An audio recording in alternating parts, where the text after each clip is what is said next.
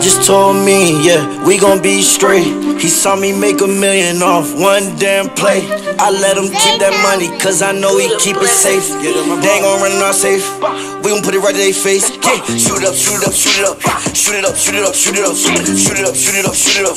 Shoot it up, shoot it up, shoot it up. Yeah, FS, Glocks, and Dracos. No, we ain't got no rules up. Yeah, I don't even play with these niggas when I'm so I'm on fuck shit when I'm booting up. I'm stiff in the club, can't loosen up. Got my Glock in, motherfucker, got two up. My niggas shoot shit, my niggas two cut. I'm in the cut, getting sucked by two sluts. Pay for the hit, kill your favorite shooter. Go on vacation, that's the power of the moolah. Elliot diamonds all on the cougar. I still owe Elliot a little moolah. You don't know Elliot, bitch, that's my jeweler. Eliante, Fonte, diamond cooler. Let's go. I got a whole lot of bands on my pants, they from France. My girl from Chicago, she said she don't like rappers. I told her, give me a chance. This is a Range Rover, this not a land. Using the money counter, I'm again. I cannot count it up right on my hand. You know my gun, it came with 100 round. Yeah, and then inside it came with a fan. Yeah, here I go again. If you try me, we gon' have to hit your mix. Shoot it up, shoot it up, shoot it up, shoot it up, shoot it up, shoot it up, shoot it up, shoot it up, shoot it up, shoot it up, shoot it up. FS, Glocks, and Dracos. No, we ain't got no rules up. Yeah, I don't even play with these niggas when I'm so I'm on fuck shit when I'm booting up. I'm stiff in the club, can't loosen up. Got my Glock in, motherfucker, got two up. Shoot it up, shoot it up, shoot it up, shoot it up, shoot it up, shoot it up, shoot it up. Pull up, pull up, pull up, pull up, pull up, go up. You know I'm drinking on syrup, yeah. You know I'm fucking your dessert, yeah. You know my necklace a blizzard. Nigga try to go inside the safe, put the gun in their face, shoot my shot just like on Dr. J. $1 million play. I don't wanna talk, yeah, I'm too still. I'm stepping in the club, got a Glock on my hip, drinking on oil, I'm down on my pill. Count it up, get delirious. What she won't do for the liberty? My money got her stiffer than the Statue of Liberty. Bitches, I'm literally some of them come from the Middle East. Drippin' on spilling, yeah, I'm the epitome. Put on my name and I'm bigger than Kennedy. Rhyme up 2 little vibes and I got 3 Glocks on my side. Niggas better run, go hide. You know you gon' die if you pop outside. Shoot it up, shoot it up, shoot it up. Shoot it up, shoot it up, shoot it up. Shoot it up, shoot it up, shoot it up. Shoot it up, shoot it up, shoot it up. FS, Glocks, and Dracos. No, we ain't got no rules up. Yeah, I don't even play with these niggas when I'm so I'm on fuck shit when I'm booting up. I'm stiff in the club, can't loosen up. Got my Glock in, motherfucker, got two up. Shoot it up, shoot it up, shoot it up, shoot it up, shoot it up, shoot it up, shoot it up. I just told me, yeah, we gon' be straight. He saw me make $1 million off one damn play. I let him keep that money, cause I know he keep it safe. They ain't gon' run it off safe. We gon' put it right to their face. Yeah, shoot it up, shoot it up, shoot it up. Shoot it up, shoot it up, shoot it up. Shoot it up, shoot it up, shoot it up. Shoot it up, shoot it up, shoot it up. Yeah.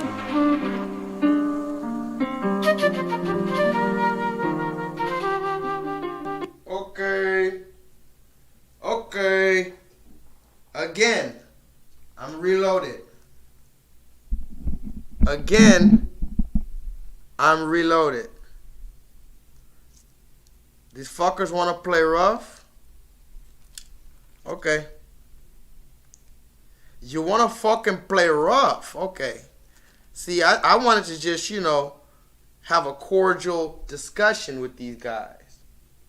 But they want to fucking play rough. Okay. That's fine. Just in case you don't know who I am, my name is J-LEETHAL. Thank you for coming in again. I have a very beautiful show today for you guys. But before I even continue, you already know I got to do the particulars. Thank you for showing up for another edition of Lethal Live, Monday nights. I'm trying to do this every Monday night. I'm trying to be consistent for a number of reasons. But I think it's important that I bring you the news that the news doesn't show. Remember, the news is supposed to tell you everything that's really going on, unbiased. But the news has been bought out. Please press the number 7 if you can hear me. Because, you know, I be having technical difficulties and stuff like that. But before I even continue or even say anything I have to say, yes, we have a jam-packed show tonight. So please tell a friend to tell a friend that J-LEETHAL is live. And before I even continue, please press the thumbs up button because YouTube hates me. And if you didn't know, my first channel was deleted. I'm going to continue to say it until the end of time. My first YouTube channel, my original YouTube channel that I had for 5 years exactly, was deleted for giving out claims in my videos about the injection that contradict the expert consensus, quote unquote, from the local health authorities or the World Health Organization. So I have to be very strategic on this new channel. Can somebody put that in the chat? I have to be hashtag strategic on this new channel. because we don't want to get this channel taken down for anything reckless, even though, you know, they're coming for our shit anyway. But I want to be a little bit more strategic on this channel. So with that being said, I just got to let you know that federal law allows citizens such as myself to reproduce, distribute, or exhibit portions of copyrighted motion pictures, videotapes, or video discs under certain circumstances without the authorization of the copyright holder. This is called fair use and is allowed for purposes of criticism, news reporting, teaching, and parody, which does not infringe of copyright 17 USC 107. Peace to everybody in the chat. I saw 7th House. She said, can you just start already? 7th House, I got to start with my music. You know, music and the vibration is key. You know, I'm always talking about vibrate higher. Well, I use music a lot of times to get my vibe right. So I'm going to be going into a lot of serious topics tonight. This stuff drains me sometimes. So I like to keep it fun. I like to keep it fresh. We all like music. So a little Future never hurt nobody. Bryce already knows I fuck with Future. I must play Future a lot, huh? Yeah, Future's my favorite artist right now. My favorite rapper, Kendrick Lamar. My favorite artist, Future. Okay? I'll say it again. Favorite rapper, Kendrick Lamar. Favorite artist, Future. Greatest rapper, Tupac. Best rapper, Nas. You heard me? Greatest rapper, Tupac. Best rapper, Nas. Favorite rapper, Kendrick Lamar. Best artist, Future. Okay, we gotta. So with that being said, how's everybody doing? Let me just go on because I got a whole full show today. I got a full motherfucking show. So let's just do this. 1, 2.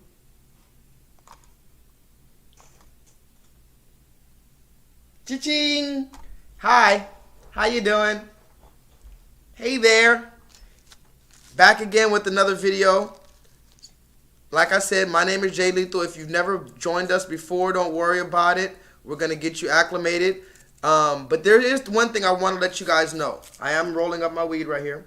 One thing I want to let you guys know. This is not a regular live stream. This is you. If you stumbled on this video and you think you're about to just watch something on YouTube, or you think you're about to see some guy digging in his nose on camera for 45 minutes while I read the comments and just look at the fucking screen, that's not what happens. Go to somebody else's channel if you want somebody to just stare at the screen all day and look at the comments and only reply to 1 or 2 comments. This is an interactive online pro bono learning course in which like-minded and some not so like-minded individuals gather in order to discuss nuanced and sometimes controversial topics so that we may all possibly gain a further level of understanding and clarity moving forward. I'll say it one more time for the people in the back. This is not a regular live stream. This is an online, pro bono, interactive learning course in which like-minded and some not so like-minded individuals gather in order to discuss nuanced and sometimes controversial topics so that we may all gain a further level of clarity and understanding moving forward. Now, we might not possibly gain that further level of clarity and understanding moving forward. We might not, but we come here in hopes that we gain a further level of clarity and understanding by discussing nuanced and sometimes controversial topics. And that's what we're going to do tonight. Again, please press the thumbs up button because YouTube hates me. And please go tell a friend to tell a friend that J-LEETHAL is live. And yeah, another thing, this is an interactive interactive pro bono learning course, which means you have to interact with me. If I'm not just going to talk all day. I'm going to talk, show some receipts. We're going to talk. You're going to give me some information. I'm going to ask you to pull up something on Google. Can you guys do that? I told you before, you need your pen and paper. I got my pen and paper already. You need a pen and paper. You need Google. Open up right now. Open up a separate bar. Open up a separate bar for YouTube or for Google or something. And I'm going to be asking you for some shit, okay? Let me get this camera right. Let me get this fucking camera right. Why is this not looking right? Why am I not looking right? Hold on.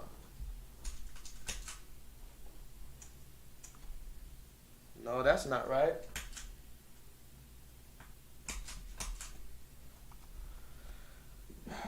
Do I look clear, y'all? Do I sound clear? Can y'all hear me? Blah, blah, blah. And by the way, before I even continue, thanks to my people on Patreon. My people down here on patreon.com/JLEETHAL7 for financially supporting black teachers. I appreciate you guys for that. I just put a new video up there. I'm going to show the video that I put on Patreon tonight. But my new receipts, like my new exclusive receipts, they go on that Patreon right there. You can subscribe for as low as $3 a month. There you're going to get all my uncensored content, because like I told you, I can't really put the uncensored stuff on YouTube anymore because they deleted my channel for that. So I have to put a lot of sensitive topics and a lot of real shit that we can't really get into on here. I have to put it on my Patreon, and it's right there, patreon.com/JLEETHAL7. You can do it for as little as $3 a month. I know I sound like a salesman when I do that, but hey, I have to do it, okay? Because if this channel gets taken down, then y'all going to be like, what happened to J-Lethal? Why didn't you back up your videos? Where's your videos? So, yeah. Does anybody know the name of tonight's online pro bono interactive learning course, in which like-minded and some not so like-minded individuals gather in order to discuss nuanced and sometimes controversial topics so that we may all possibly gain a further level of clarity and understanding moving forward? Do you know the name of tonight's? Because remember, we have a bunch of different ones. I've been doing it every Monday night for a while now. We have a lot of different lessons. Remember, we had This is Chess Not Checkers. Does anybody remember that one? We had This is Chess Not Checkers. Right? We had The Runaway Slave Gang. Of course, you guys remember that one. We had I'm Still on Your Necks, because I don't give a fuck if it's rain, sleet, snow. If I got the coronavirus, I'm still on your motherfucking necks. Classes in Session. Remember this? How about this one? It's all starting to make sense. How about They Cannot Kill the Real? Y'all remember the Walking with the Dead, or maybe Don't Drink the Kool-Aid? Or how about last week's? Y'all remember what we did last week? Whose mans is this? Y'all remember when we talked about whose mans is Joe Biden? We're still trying to figure out whose mans that is. And we're going to talk about Joe again tonight. Best believe it. What's the name of tonight's? The name of tonight's, Maximus, shout out to you, is The Side Effects of Fame. The Side Effects of Fame, okay? What up, Life of Leanne? Andrea, what up? Thanks you to everybody who comes in early and sticks with me all night. I really appreciate y'all.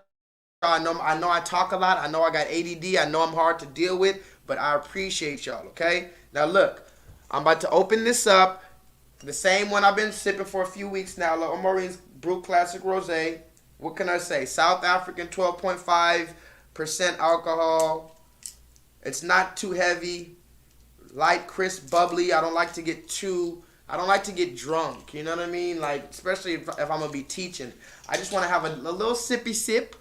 That's it. Because we're going to get into some topics tonight, guys. And as always, before I continue, the last thing I need to say is what? What am I going to say? For the people who's here every single motherfucking week, what am I about to say? I'm about to put some receipts out. I'm about to start teaching. So what do you guys need to do? I'm not talking about your notes. Yes, you should already have your notes. But what do I need you guys to do? Everybody needs to do what? Wait for it. Woo! Oh, now that's some good stuff right there. That's some good stuff when it bubbles out already.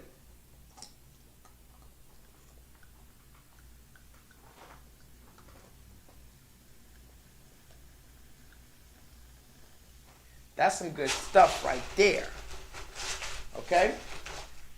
What I need you guys to do, you already know it, is buckle up and put on your motherfucking seatbelts. What up, KJ? KJ, come on in. We're about to start right now. You're just getting in. You're not late. But KJ, before the ride takes off, you know what you need to do?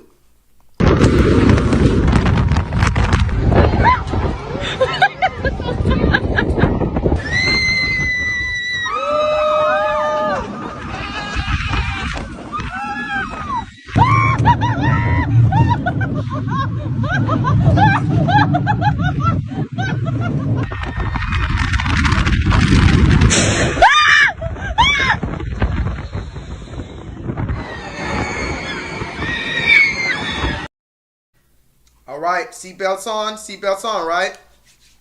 Seatbelts on, right?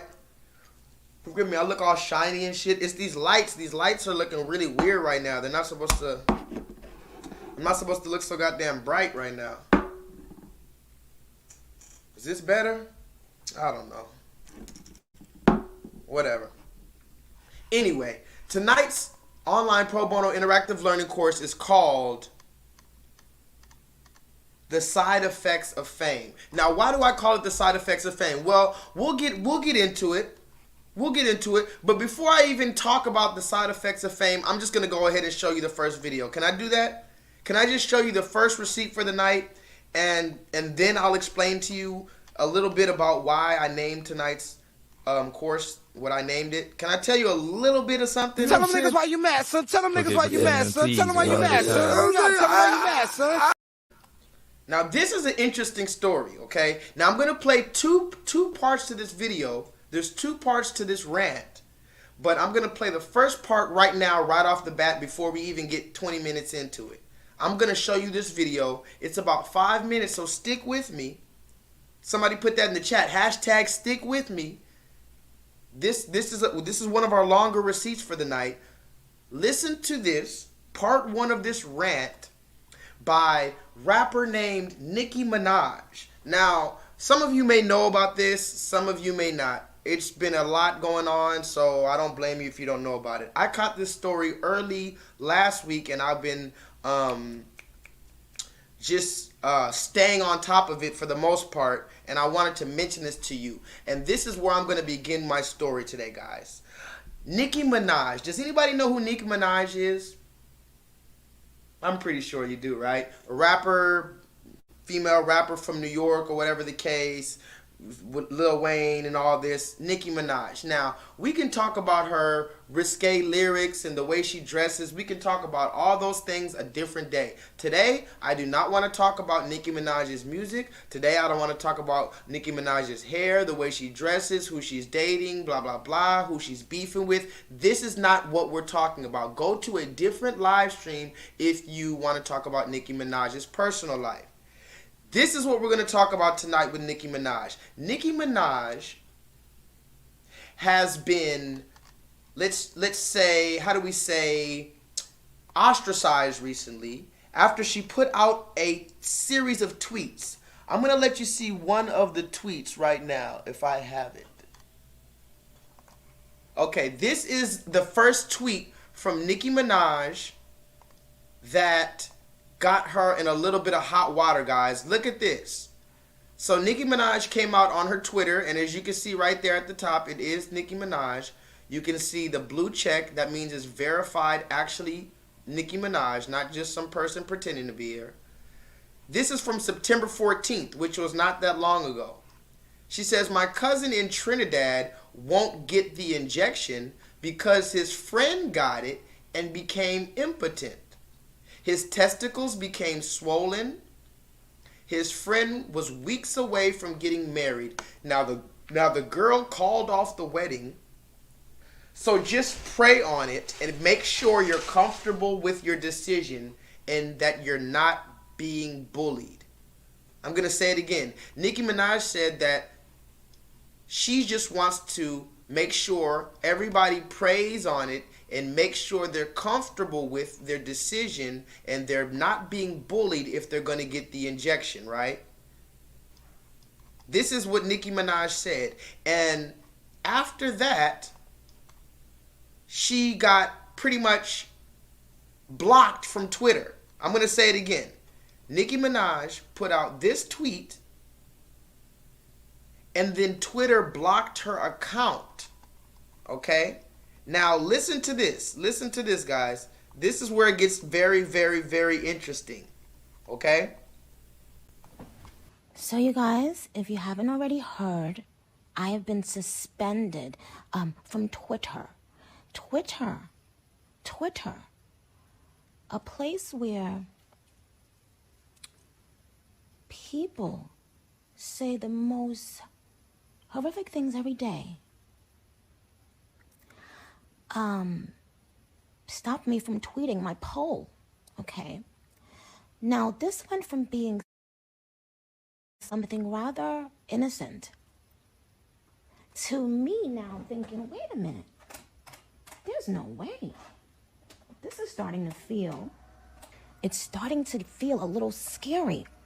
I remember when I was a little girl, and I would be taken to church, and sometimes the people in church would tell us, be happy that you're able to praise God freely, because some people in so many countries in the world can't praise the God they'd like to praise freely. They have to hide the Bibles if they are a Christian in some countries, right? And that always motivated me to want to be in church and enjoy church, because I was like, wow, some people don't get this luxury. And what's happening is that we used to talk about 50 years ago and 30 years ago and 20 years ago. We have become that place that that you can't speak. You can't speak for the fear of the mob attacking you. If that doesn't give you chills up and down your fucking spine, this is scary. You should be able to ask questions about anything you're putting inside your body. We ask a bunch of questions about the most simple thing. Oh, bitch, how that glue work? Do that glue really keep the wig down for how many hours? Oh, because if I go in the pool and if I sweat it, what? And bitch, how that? But you can't just innocently ask a question about something going in your body. Do y'all realize that? I remember going to China and they were telling us, you cannot speak out against, the people in power there, etc. And I remember all of us thinking, oh, okay, well, we understand and we respect the laws here and that it's so different where we live. But don't y'all see what's fucking happening? Don't y'all see that we are living now in that time where people will turn their back on you, not agreeing, but people will isolate you if you simply speak and ask a question. Y'all don't see what the fuck is happening?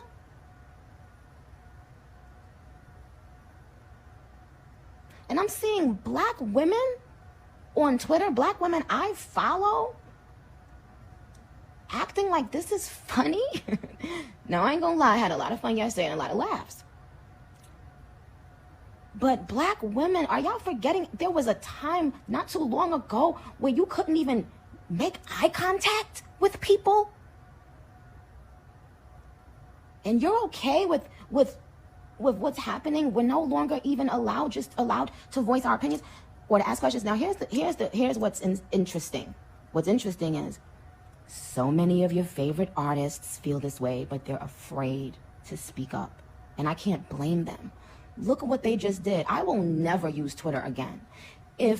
First of all, I didn't give any facts about any vaccine. I didn't give any facts about anything. I simply said, okay, well, I didn't want to travel with my tiny baby, yada, yada, yada.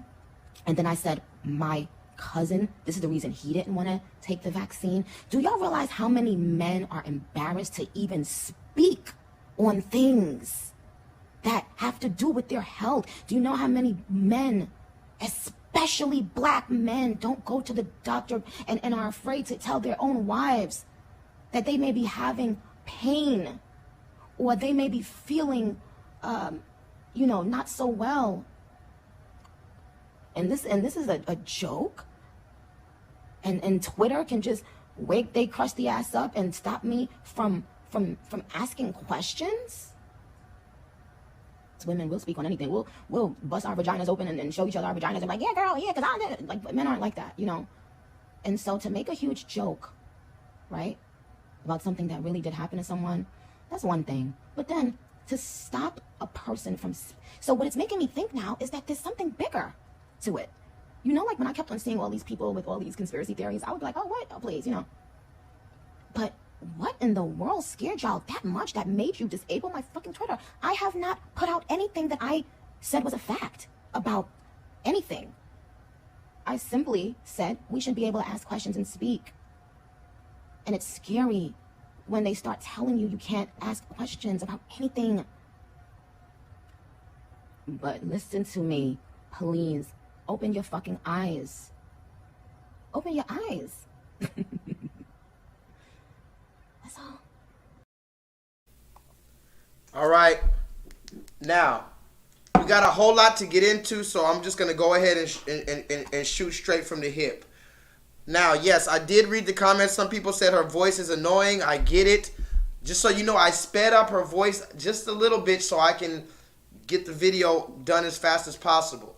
But if you're worried about how her voice sounds right now, I want to slap you in your face. And just respectfully, as I love you, I want to slap you right now just so that you can wake back up. You're obviously still asleep. You got crust in your eyes if you're talking about how that woman's voice sounded while she was saying what she was saying.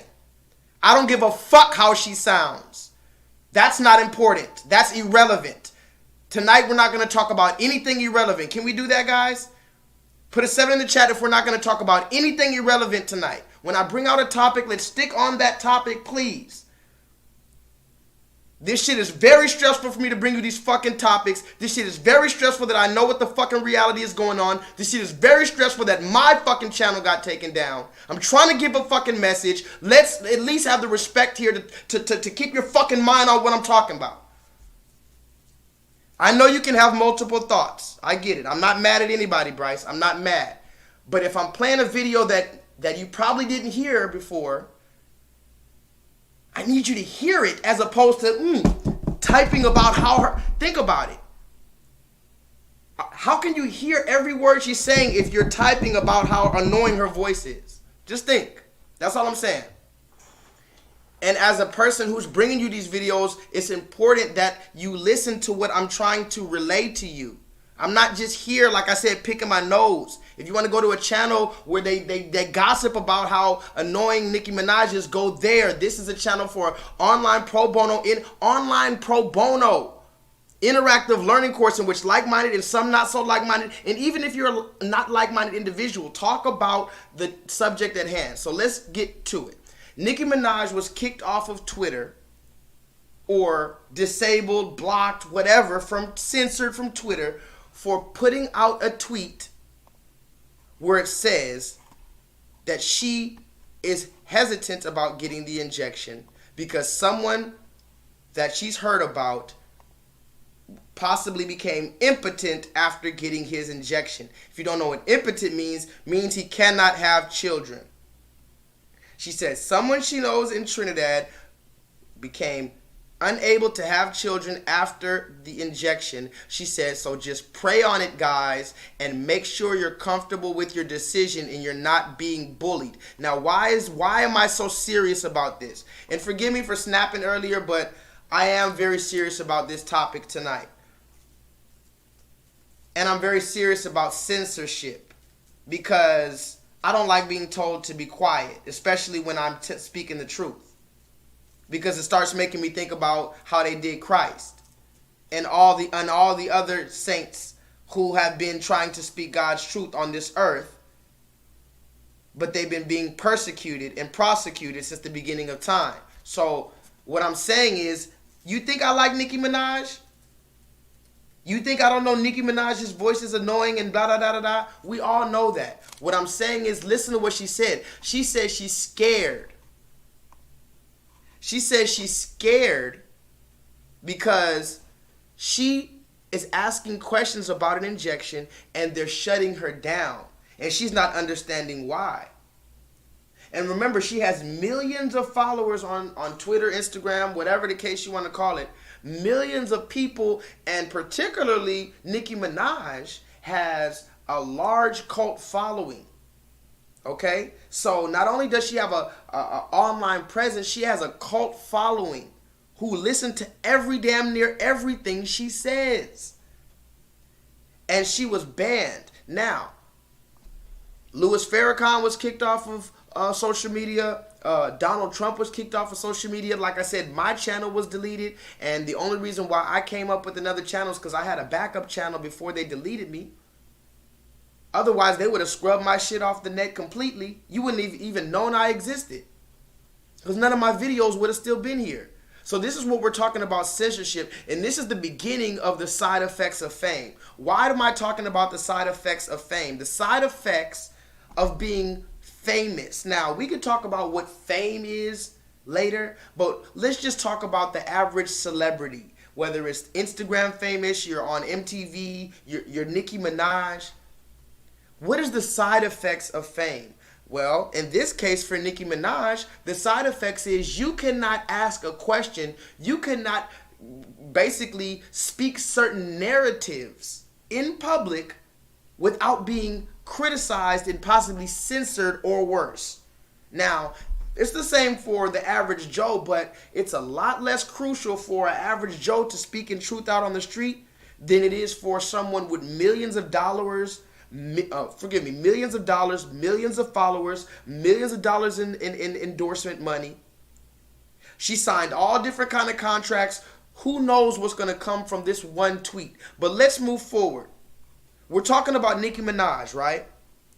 Let's look at some of the backlash that Nicki Minaj received. Now, I'm not going to talk about a lot. I just want to show you something in particular.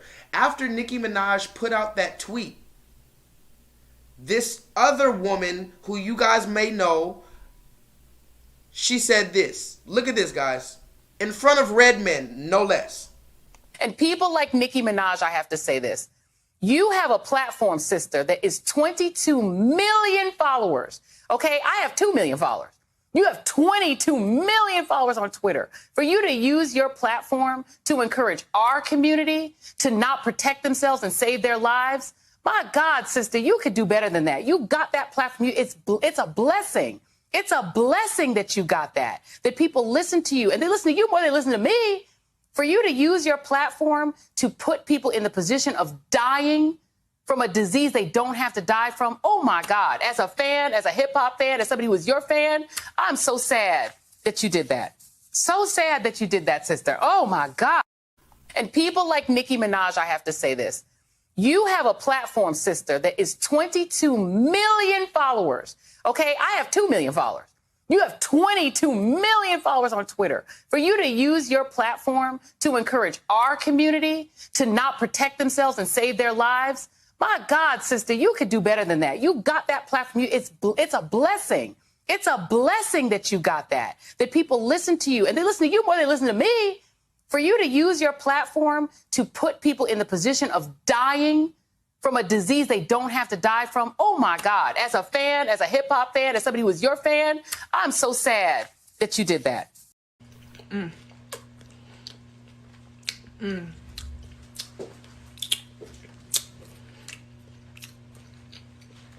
Mm.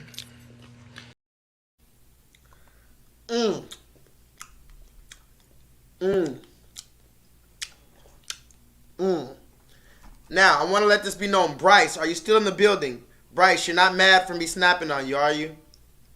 Nobody's mad at me, huh? Sorry for snapping on you guys. I need us to be focused tonight. I know I joke around a lot, and if I start joking later, maybe when this wine starts hitting right, and when I hit this weed, I might relax, but right now I'm a little tense. I spent all week making this live stream or this online pro bono interactive learning course in which like-minded and some not so like-minded individuals gather in order to discuss nuanced and sometimes controversial topics and so that we may all gain a further level of clarity and understanding moving forward.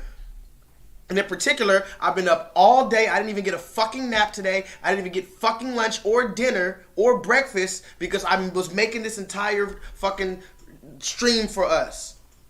So please, just listen, would ya? Fuck that! I don't need that shit in my life. You die, motherfucker! Oh my God! What do you think I am, huh? What do you think I am, a fucking worm like you? I told you, man. I told you, don't fuck with me.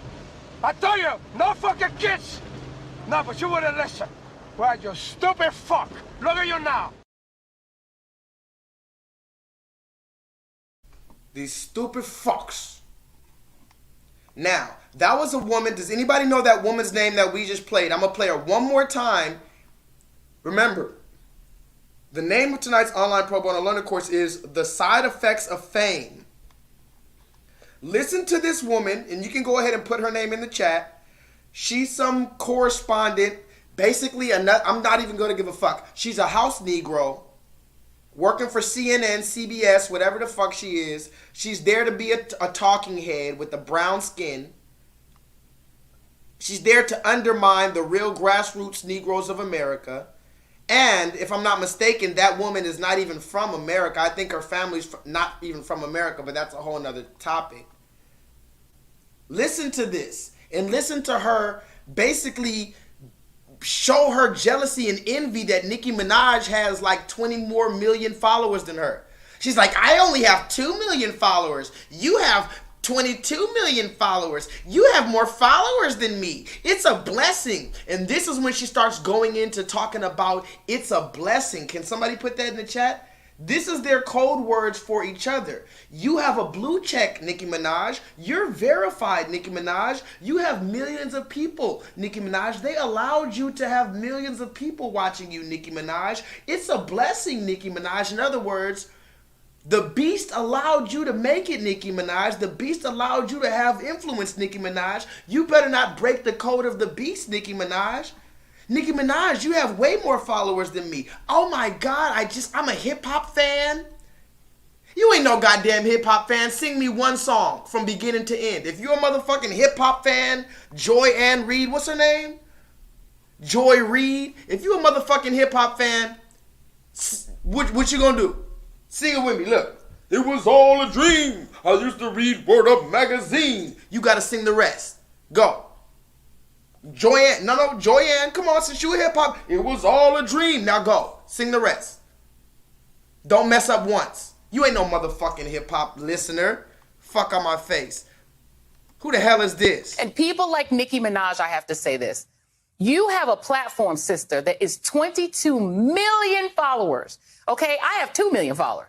You have 22 million followers on Twitter. For you to use your platform to encourage our community to not protect themselves and save their lives, my God, sister, you could do better than that. You got that platform. It's a blessing. It's a blessing that you got that people listen to you. And they listen to you more than they listen to me. For you to use your platform to put people in the position of dying from a disease they don't have to die from. Oh, my God. As a fan, as a hip hop fan, as somebody who is your fan, I'm so sad that you did that. So sad that you did that, sister. Oh, my God. Wow. So anyway, that's a woman named Joy Reid. Now, why did I play that video? Well, like I said, this is part of the side effects of fame. Nicki Minaj has already signed that contract. And so she's going against the narrative of her masters, of the beast. So now her master is going to send other people at her. And of course, who's the first one that they send? A Negro. We're going to talk about it, but somebody put that in the chat. What's this woman's name again? Somebody put that in the chat one more time for me. What was that woman's name? That woman that we just saw. What was her name? I just need to know one time real quick. Because I think I've seen her before. What up, Chaka? King Chaka in the building. Joy Reid. Her name is Joy Reid. Right?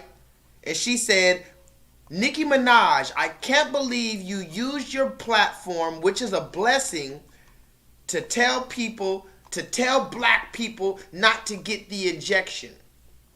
I can't believe you did that. But wait, Joyanne, isn't this you? Hold on, that's not you. This is you. Is this not you, Joyanne? Hold on, Joyanne Pro-Democracy Reid. That looks like you. That looks like you, Joyanne. It looks like a blue check. And let's read this from Joyanne Reid. She says, I mean, will anyone at all ever fully trust the CDC again? And who on God's earth would trust a injection approved by the FDA? How do we get a injection distributed after this broken Trumpist nonsense has infected everything, even if Biden wins? Wait a minute. Wait.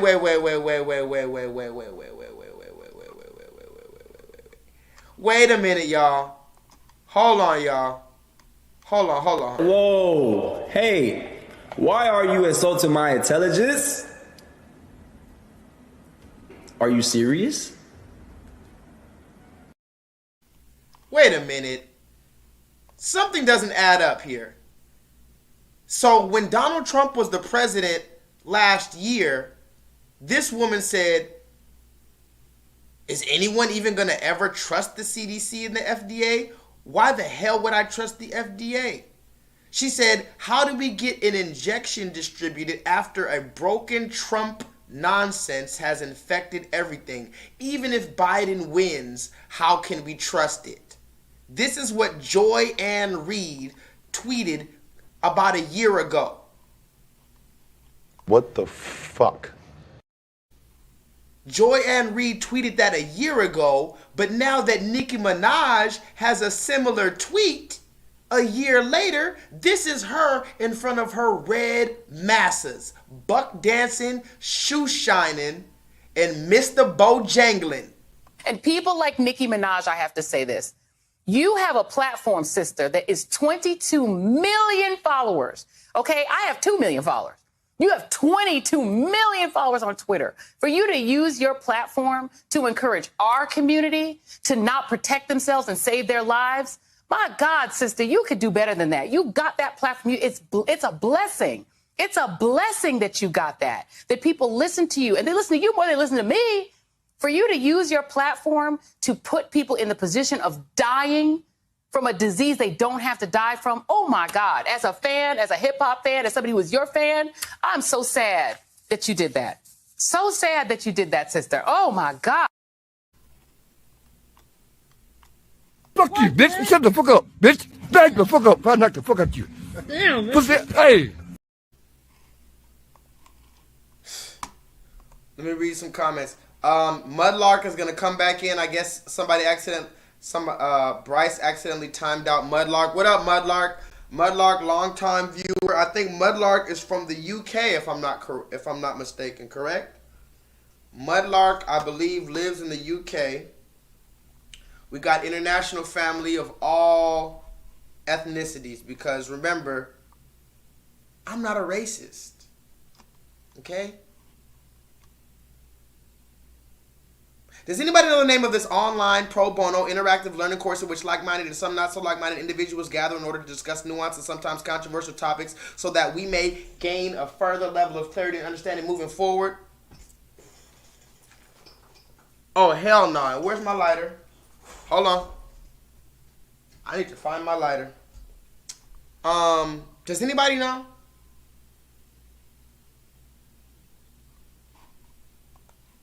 Let me know, guys. What's up in the chat? How y'all feeling?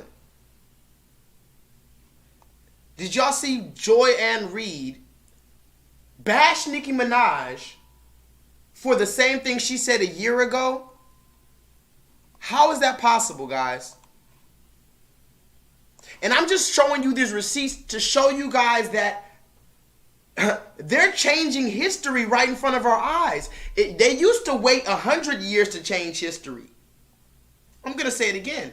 Back in the day, they used to wait about 100 years, 50 years to start changing the history books. Now, in the year 2021 of our Lord, they changed the history books a week later.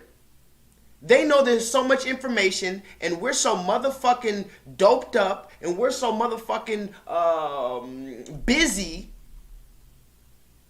We're so fucking distracted that they can say whatever the fuck they want and change it a week later. As if nobody's gonna listen, nobody's gonna remember. But they didn't think that there was a dude out there that's watching all of it that didn't sell out. And they created the Receipt King. They created the Receipt King. I wasn't born the Receipt King. They created that. They created this dude right here. I wasn't born like that. They created that dude. Y'all created this dude. America. And when I say America, of course I mean 3Ks. Y'all created that. But here's another side effect of fame. Remember I talked about Nicki Minaj's followers? Look at this. After Nicki Minaj got blocked on Twitter, her Barbies or whatever the fuck came out and did this, which I don't agree with this, but whatever. Look at this. Go ahead. What brings you here? We are here because CDC has been lying to us for so long. Nicki Minaj fans in Atlanta say they trust her medical advice about the COVID-19 vaccine. Nicki, the queen of rap, stood up. Nicki, multiple platinum plaques, stood up and said, I'm questioning this vaccine. And we should all question this vaccine. Fans even showed up to the Center for Disease Control headquarters on Wednesday in Druid Hills to show support for the platinum rapper's latest tweets. This one is for the boys with the booming system, top down AC. She claimed her cousin's friend in Trinidad had a bad reaction to the vaccine. Go ahead, what brings you here?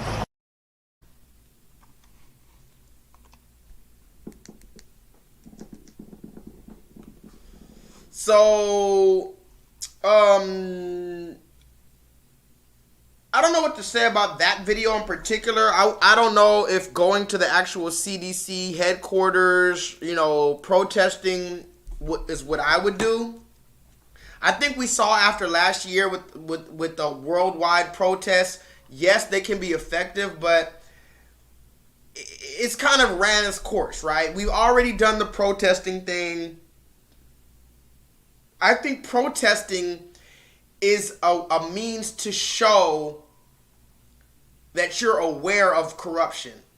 But that's not the end-all be-all. And I think a lot of people believe that protesting in the streets is the end-all be-all. Now, some of y'all remember I went out protesting in the streets during the George Floyd thing. I wasn't protesting really. I just heard that they was downtown Houston, and George Floyd is from Houston, and I heard there was a whole bunch of cops downtown trying to regulate some shit. So I got off work and I rode my bike all the way downtown, and I was out there face to face with 400 armed riot gear police. Me and my black people. And when I say black, of course, I mean those human beings absorbed with light. But I'm not out there protesting with a picket sign, really believing that the white people or the red people inside that building are looking out at me with my fucking picket sign, and that red man's really gonna say, hey, you know what? We should stop being fucking disgusting demonic pigs because these people outside are protesting. I mean, let's think about it. You're outside protesting. I get it. But do you really believe that those red people that are inside that building are looking outside like, you know what? They're right.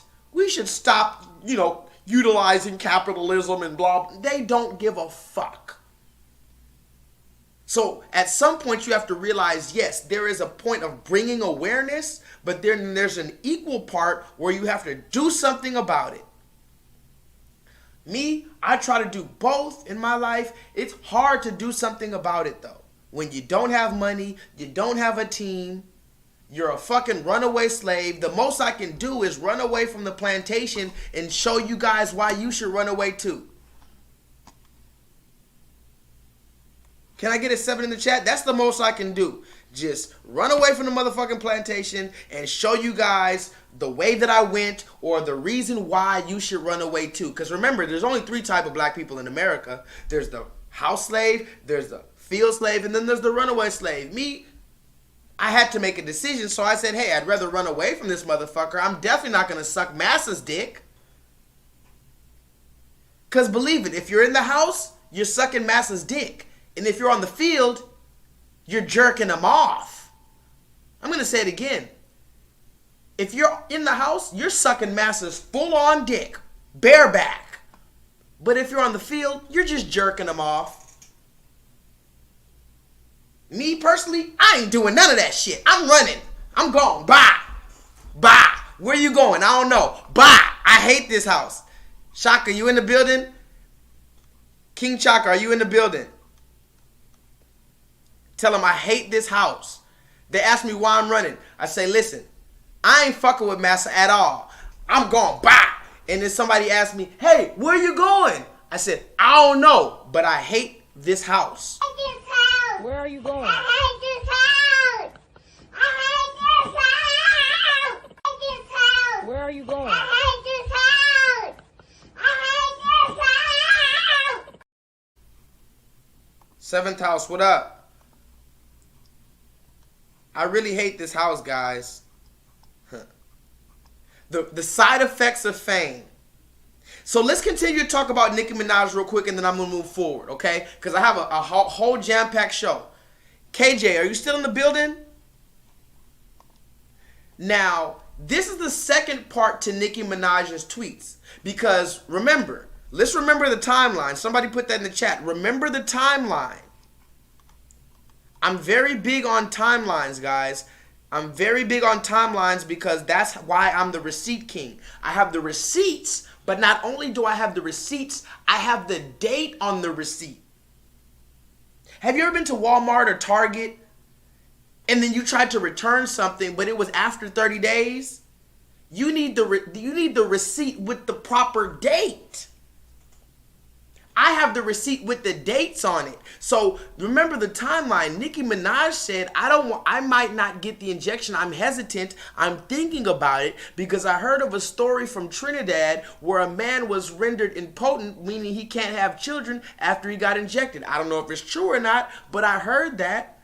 So I just want all my millions of followers to pray to Most High God on it and be sure you're comfortable with your decision and not being bullied. That's what she said. She said, just pray on it.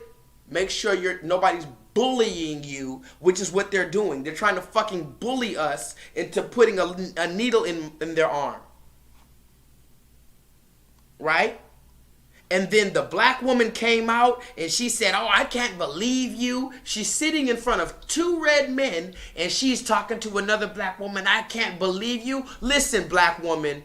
And black man, every black person under the sound of my voice, stop talking shit to black people in front of red people. Don't do that. That's off fucking code. But we know somebody like Joyanne Reid who works for CBS, works for CNN, works for NBC. We know you have no code. We know you ain't on our motherfucking side, so I'm not surprised and I'm not upset. Maybe if this was 3, 4, 5, 6 years ago, I would have been surprised, I would have been upset, I would have been puzzled, I would have been clueless, I would have been curious.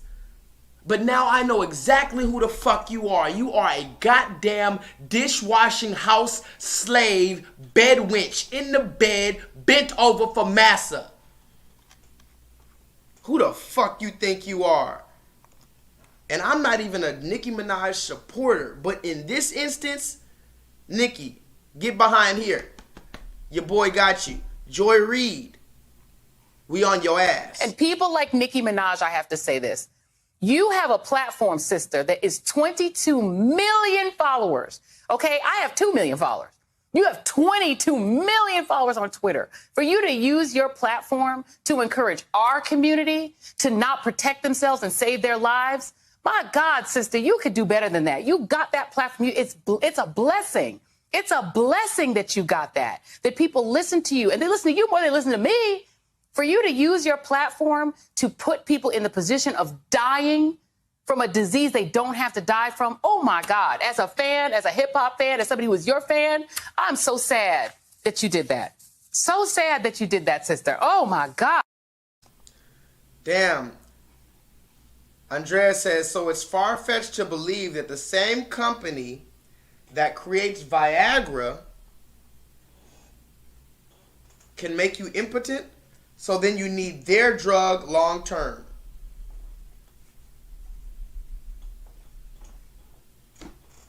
Wow. Are you talking about Pfizer? Is Pfizer the company that makes Viagra? What company makes Viagra? Seventh house, we're way too rebellious. I read your comment earlier, seventh house.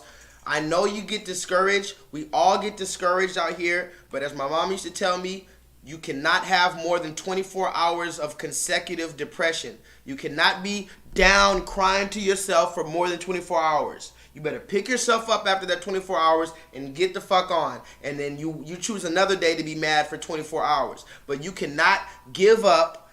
You cannot be so tired that you just don't want to fight anymore, because that is the exact thing that the enemy wants. The scripture says we have to endure till the end. That means you have to fight till you throw up, fight till you bleed, fight till you cry, fight till you sweat, fight till you pass the motherfuck out. You better fight till you pass the fuck out. We're not giving up around here. None of us. And yes, we feel like we don't want to deal with it. I don't want to deal with it. We're dealing with curses. We are under a curse. Our forefathers and foremothers have turned against the Most High God. And now you don't have to believe that, but the proof is in the pudding. Look at how we act today. Rebellious, big ass chains, big ass belt, big ass shoes, big ass rings, big ass rims, big ass gun, big ass booty, big ass titties, big ass diamonds. Because we want to be God and we don't want to give the glory unto the Most High God. So, hey, until we really have that discussion, we're going to keep on crying in the fucking streets. And let's talk about crying in the streets, shall we? Somebody put that in the chat. Crying in the fucking streets. Isn't that what we do? Isn't that what black people are so fucking good at? Crying in the streets. R.I.P. Lil Pookie. Somebody put that in the chat. R.I.P. Lil Man, Lil Pookie, Lil Ray, Lil Raekwon. Rest in peace and free my nigga and pour out a little liquor for this person, and no other fucking people on this earth celebrates debauchery like we do. No people on this earth does it. Not one people on this earth celebrates death like the black people in America. Now, the red people in America, they actually do death. They actually kill, but at least it's for a fucking reason. At least when the red man kills, he comes up on top. I'm going to say it again. At least when the red man plots to kill and rape and destroy with disease and pestilence, at least at the end, he comes up on top. He's the winner. When it's us, we kill each other and there's no fucking winner. And we think we make a fucking rap song about it. We don't own no fucking blocks. When you go get jewelry, who's the top jewelries? Ben Baller, Asian. Eliante, Saudi Arabian. Johnny Dang, Asian. You don't see no black jewelers with big ass jewelry chains for these rappers. Every time these rappers get some motherfucking jewelry, they go to the other nations. Tell them niggas why you mad, son. Tell them niggas why you mad, son. Tell them why you mad, son. Tell them why you mad, son. And I met Johnny Dang before. I'm not even, man, listen. If I'm lying, I'm motherfucking flying. I don't have to lie. I wish I had a fucking camera strapped to my chest 97% of the time, because I be meeting real people. I meet celebrities. I meet fucking spiritual demons. I meet angels out here. I meet saints out here. I meet the lost tribes of Israel out here. I ran into Johnny Dang about 6 months ago at Starbucks out here in Houston. Random meeting. Johnny Dang, that you can go look him up. Johnny Dang, he sells jewelry to Kodak Black and all these other rappers.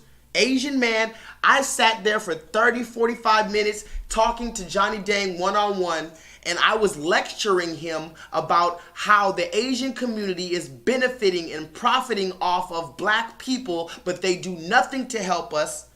And they're constantly speaking against us and doing things to keep us oppressed. I looked Johnny Dang in his Asian eyes and I told him that I need him to do better.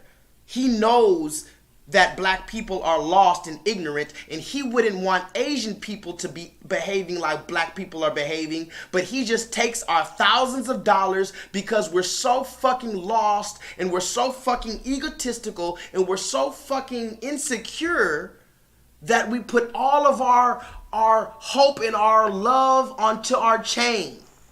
We put all of our hope and our love, and we put all of our soul onto our chain, hoping that somebody can see the value in us. Or am I wrong? Somebody let me know in the chat. Am I wrong? Oh, Jacob the jeweler. I forgot about that. You got Jacob the jeweler, Eliante. These are the ones that all these rappers rap about. The Migos and Young Thug rap about Eliante. Sauce Walker and Kodak Black rap about Johnny Dang. Back in the day, they had Jacob the jeweler. Right? You can't forget about Ben Baller. You can't forget about all these other people selling us diamonds, selling us grills. You know, the diamond grills and all this. Not one goddamn black person is profiting off of that. And it's funny, I'm not even going to speak about it since we're talking about it. Since we're talking about it, guys, Lil Baby, somebody put that in the chat. I got a little time today. We're just reaching 1 hour. Somebody put that in the chat. Lil Baby. I'm not talking about Da Baby. I'm talking about Lil Baby. You know all these stupid fucking rappers they're not even fucking creative anymore. Look at this. This is one of the popular rappers today, Lil Baby. This is a brand new story. Lil Baby's jeweler admits to selling him a fake Patek Philippe watch by quote unquote mistake. Look at that. This is a brand new story. The rapper Lil Baby, since we're talking about all these other nations who's in charge of selling us the jewelry that we worship and idolize, it says not only are you idolizing the jewelry, which is an abomination against the Most High God, but they're selling you fake jewelry. These other nations of people are selling you fake jewelry, you Negro, and you're worshiping it. And you're using it to try to stunt on another black man or woman. And you're using it to mislead another black man, woman, or child. Or am I wrong? But since we're talking about these, black people, let's go ahead and do it, because I'm one of the only people who calls out everybody. Have you ever noticed that?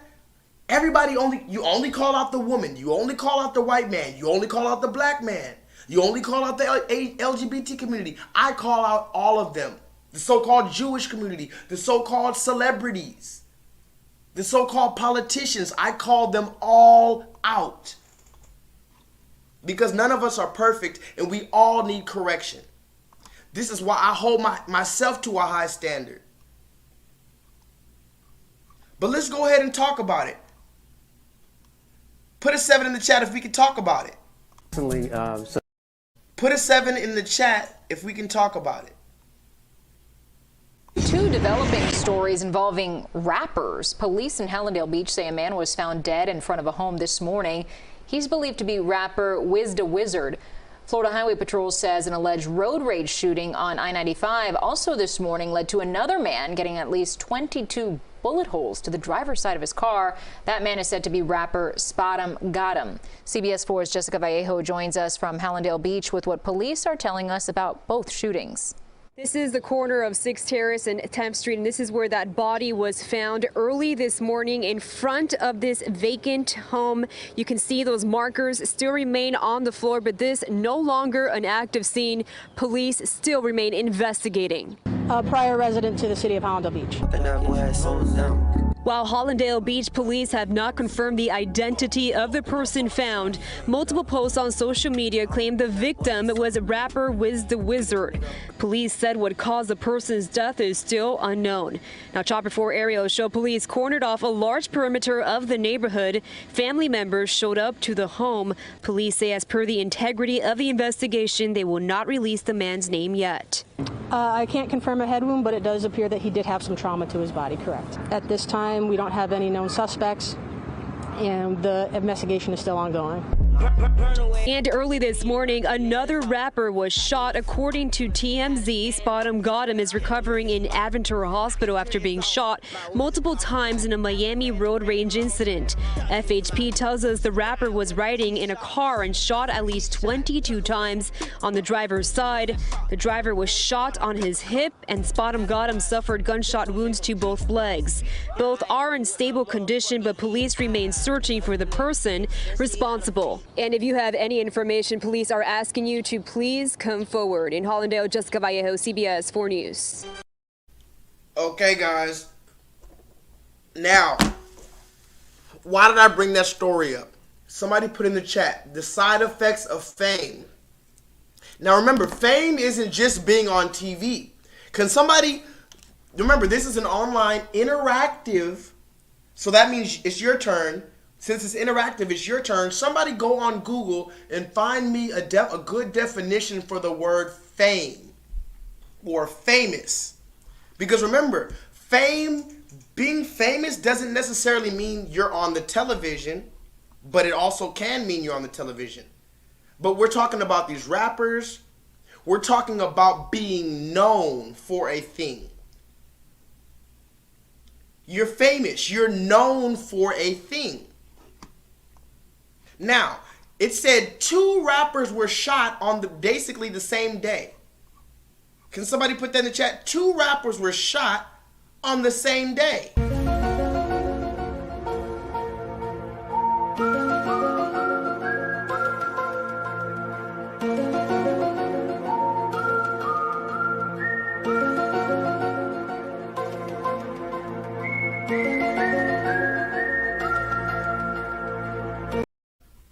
Two rappers shot on the same day.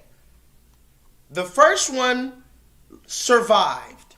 Luckily, his car was shot at 22 times and allegedly he was hit 5 times.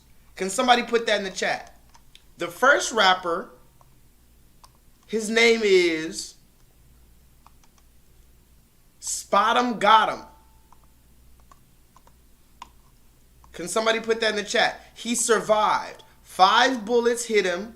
22 bullets were shot at him altogether, allegedly. The rapper Spadam Gautam. Now, if you don't know who this is, maybe you've heard his song. You might not know his face, but he had a very popular song recently on social media that got really big because people started doing a certain dance to his song. Listen to this song. Face shots to the face, don't trip on your legs. Run away, I'll carbon beam, knock your legs off. Try to get away from me. Had to stand off. Hit him in the spot. Knock his dreads off. My woods caught his body. I didn't name no random mouse. Thuggin' in my Reeboks. Ride with a G-Shock. I heard he shot. Truckle make a beatbox. He made that shot turn. Wore the spot on pepper car. I don't know. I'm not gonna lie, that shit go hard though. I'm not even gonna begin to lie. That's a hard ass song. They made a challenge off that song. Remember that dance they was doing? Knock his dreads off. But listen to what he said.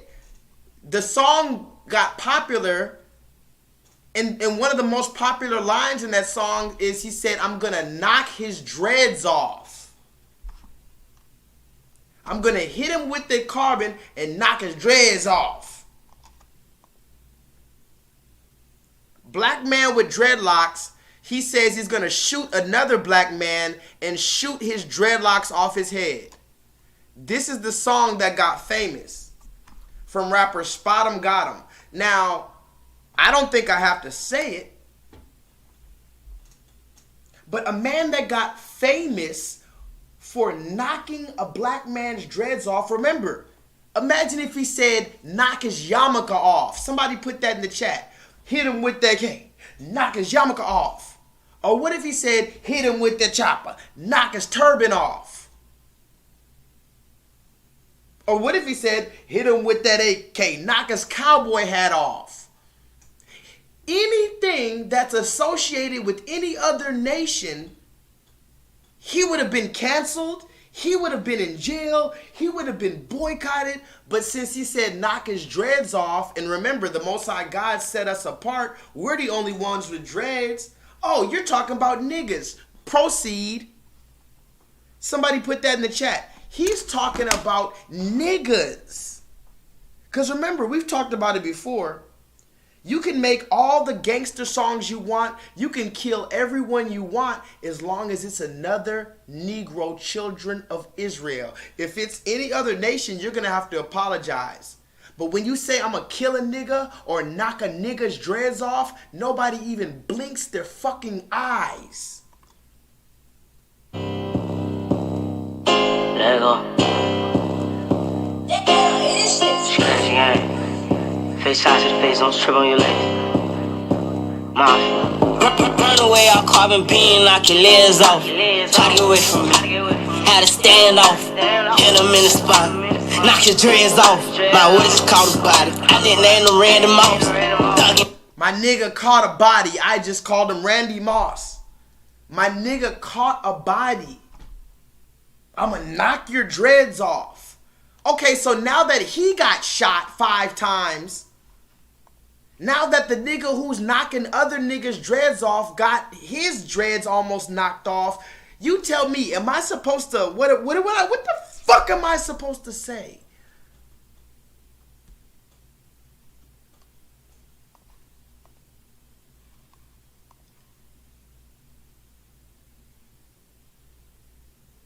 What the fuck am I supposed to say when the nigga who was knocking niggas' dreads off got his dreads almost knocked off? Am I supposed to be sad, or am I supposed to rest in peace? What am I supposed to say?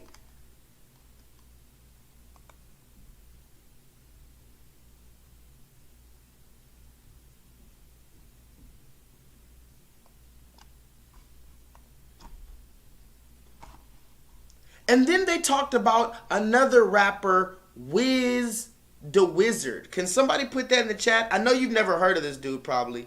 There's another rapper, and his name is Wiz the Wizard. And he, unfortunately, was shot on the same day, but he did not survive. Or he was killed on the same day, but he did not survive. Another rapper, Wiz the Wizard, and this dude is friends with Kodak Black. This dude was on Kodak Black's record label. This was one of Kodak Black's artists. Just so you know. Excuse me. The dude, Wiz the Wizard, that got killed. Mind you, when you look into his death, guys, listen. When you look into his death, they said they chopped his head off. Did you hear me? I don't think you heard me. I said when you look into his death, reports are that this rapper got kidnapped, beaten, and they found him in a bag in front of one of his old houses in his neighborhood with his head chopped off. Can somebody please tell me what the fuck is going on? I don't know. It hasn't been confirmed. So don't quote me on it. I've been doing a lot of research on it, and I haven't been able to confirm it, but there are multiple sources and multiple reports that this rapper, who was Kodak Black's rap artist, was found in his neighborhood, beaten in a bag with his head removed from his body. 2 developing stories involving rappers. Police in Hallandale Beach say a man was found dead in front of a home this morning. He's believed to be rapper Wiz the Wizard. Florida Highway Patrol says an alleged road rage shooting on I-95 also this morning led to another man getting at least 22 bullet holes to the driver's side of his car. That man is said to be rapper Spot 'em Got 'em. CBS 4's Jessica Vallejo joins us from Hallandale Beach with what police are telling us about both shootings. This is the corner of 6th Terrace and 10th Street, and this is where that body was found early this morning in front of this vacant home. You can see those markers still remain on the floor, but this no longer an active scene. Police still remain investigating. A prior resident to the city of Hallandale Beach. And that boy had sold them. While Hollandale Beach police have not confirmed the identity of the person found, multiple posts on social media claim the victim was rapper Wiz the Wizard. Police said what caused the person's death is still unknown. Now, Chopper 4 aerials show police cornered off a large perimeter of the neighborhood. Family members showed up to the home. Police say as per the integrity of the investigation, they will not release the man's name yet. I can't confirm a head wound, but it does appear that he did have some trauma to his body, correct. At this time, we don't have any known suspects, and the investigation is still ongoing. And early this morning, another rapper was shot. According to TMZ, Spadam Gautam is recovering in Adventura Hospital after being shot multiple times in a Miami road rage incident. FHP tells us the rapper was riding in a car and shot at least 22 times on the driver's side. The driver was shot on his hip, and Spadam Gautam suffered gunshot wounds to both legs. Both are in stable condition, but police remain searching for the person responsible. It's just like Raheem said. Where you at? Raheem said the Most High God is judging Jacob.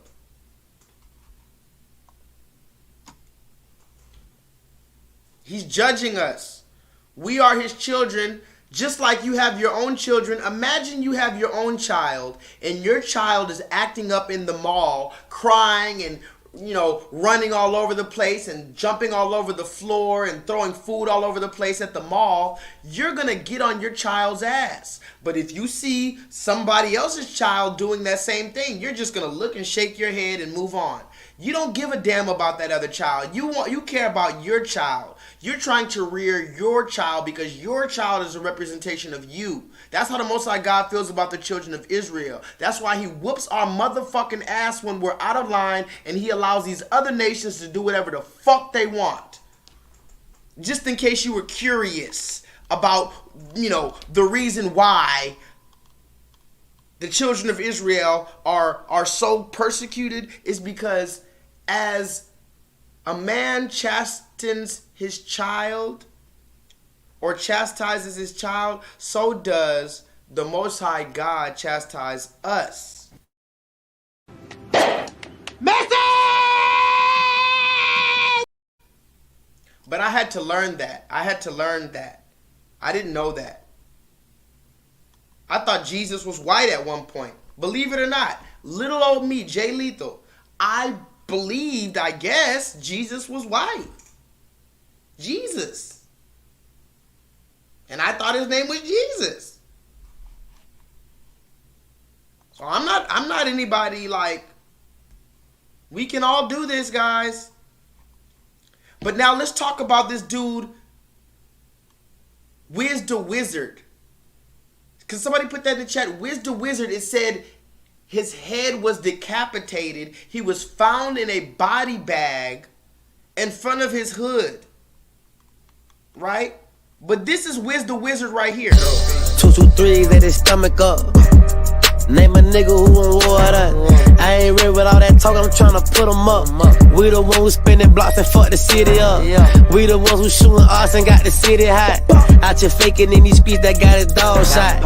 Out your loafing in these streets that got his butter pop. I got control up out this bitch, I'm still calling shots. And I still kick your door and run inside your spot.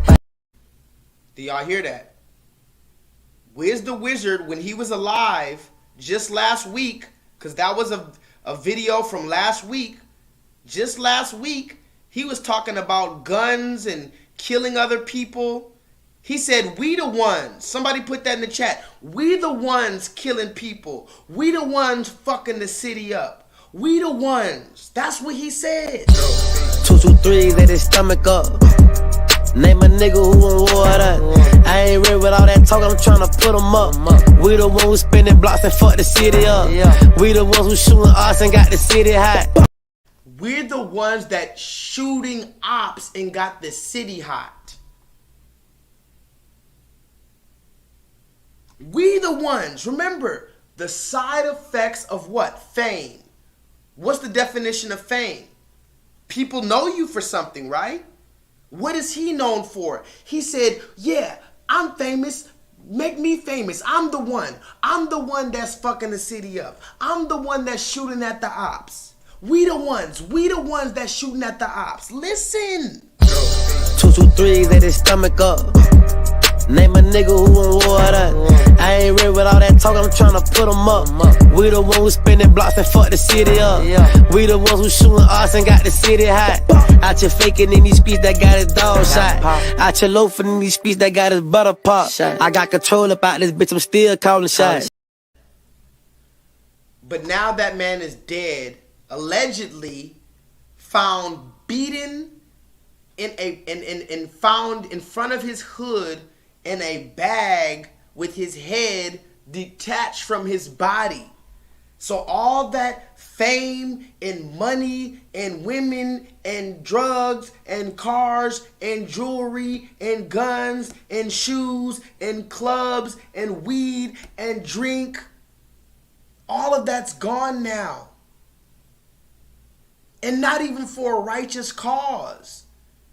When they look back on your story, they're not going to say he was trying to liberate human beings and find the word of the Most High God. They're going to look back on your story and see that you were living a demonic lifestyle and killing other black men. Somebody put Kodak Black in the chat. Hashtag Kodak Black. Somebody put Kodak Black in the chat. Since we're talking about these rappers, this rapper, Wiz the Wizard, he was on the same label as Kodak Black. He was Kodak Black's rapper. Look him up. Wiz the Wizard was under Kodak Black. 223, let his stomach up. Name a nigga who on water. I ain't ready with all that talk, I'm tryna put them up. We the ones who spinning blocks and fuck the city up. We the ones who shooting arts and got the city hot. Out your faking these speeds that got his dog shot. Out your loafing in these speeds that got his butter pop. I got control about this bitch, I'm still calling shots. And I still kick your door and run inside your spot. These niggas capping for the... He said, I'll kick your door and run inside your house. I'll shoot at the ops. We the ones that shooting at the ops. We the ones got the block hot. I'll kick in your door. I'll rob inside your place. And then when he dies in a gruesome, disgusting manner that no human being should have to endure that trauma, my question to you is, what the fuck did you expect? What the fuck did you expect? Now let's talk about Kodak Black, because he was a rapper that was under Kodak Black. Now Kodak Black is very complicated. I'm not going to go deep into Kodak Black. I've already made a video about Kodak Black on my last channel. My last channel was taken down. The video was called Pray for Kodak Black, because I showed about how Kodak Black said that black people are the true Israelites of the Bible. Can somebody put that in the chat? I don't have time to pull up the receipts. I got to keep moving forward. Kodak Black said from his mouth on multiple occasions that he is an Israelite, that he posed with the black Israelites. He said black people are the true Israelites, all of that. Kodak Black said that, and then he went to jail after he said that, and then there was reports that he was being traumatized and beaten by the police, where they were messing with his genitalia. You can look all of this up, everything I'm saying. The police were messing with Kodak Black's genitalia in prison, starving him and messing with his body. This is allegedly from Kodak Black's team that said this. And then he got out because Donald Trump pardoned him. I don't have time to go down the receipts. I talked about it before. Catch up. But the reason why I'm talking about Kodak Black is because, like I said, Kodak Black is another one of these influential rappers. Put in the chat, hashtag influential rappers that is guiding the youth. But listen to Kodak Black, because like I told you, he said over and over that black people are the true children of Israel. But look at this. Somebody put that in the chat. Hashtag look at this. Somebody explain this shit to me. Oh, shalom, shalom alaikum to all my Jews, my Hebrews. You know, I love y'all even. Oh, shalom, shalom alaikum to all my Jews, my Hebrews. Oh, shalom, shalom aleichem to all my Jews, my Hebrews. Oh, shalom, shalom aleichem to all my Jews, my Hebrews. Hold on 1 second. Let me refresh this page real quick, because this shit acting like it don't want to play. Let me refresh this.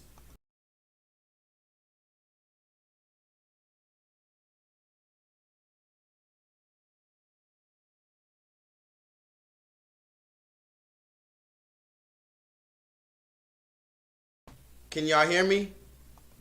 Listen to this, y'all. Listen to this. Kodak Black. Oh, shalom, shalom aleichem to all my Jews, my Hebrews.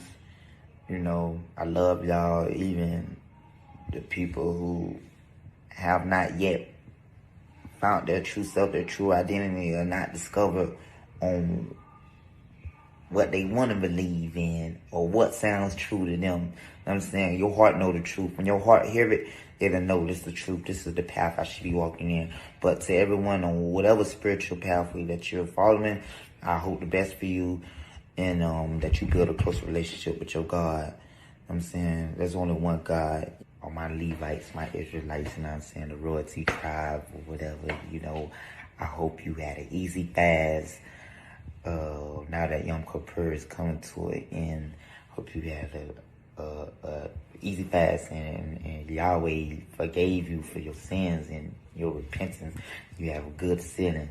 What I supposed to stay worried about is that Yahweh loved me for real, for real. Yahweh brought me home. You know what I'm saying? Yahweh there for me. He was always there for me. You know, he the one used Trump as a vessel to speak on my behalf, to free me. You know what I'm saying? So if he got me, it don't matter what anybody else doing. And I lost track of that, just eventually start hanging around the wrong people, letting the wrong spirits around me, the Jezebel spirit, you know what I'm saying? People uttering things that, you know what I'm saying, and all kind of hateful energy around and stuff like that knocked me off my balance a little bit. Just start worrying about things that I shouldn't have been worrying about. A few moments later. The Lord is our God, the Lord is one. May He who blessed our fathers, Abraham, Isaac, and Jacob, bless all our friends, all our family, the entire country, everybody who protects us, everybody who does acts of goodness and kindness here and throughout the world. And together, He will continue blessing us and our families to bring peace and harmony amongst us, especially at the time of New Year. Rosh Hashanah, Yom Kippur, He guarantees us a happy and successful year, just like any parent does for their children. And together we say, Amen. Amen. That's it. Together we're going to be in the third temple. And that's where we're going to see awesome, awesome miracles, where there will be peace once again in this world.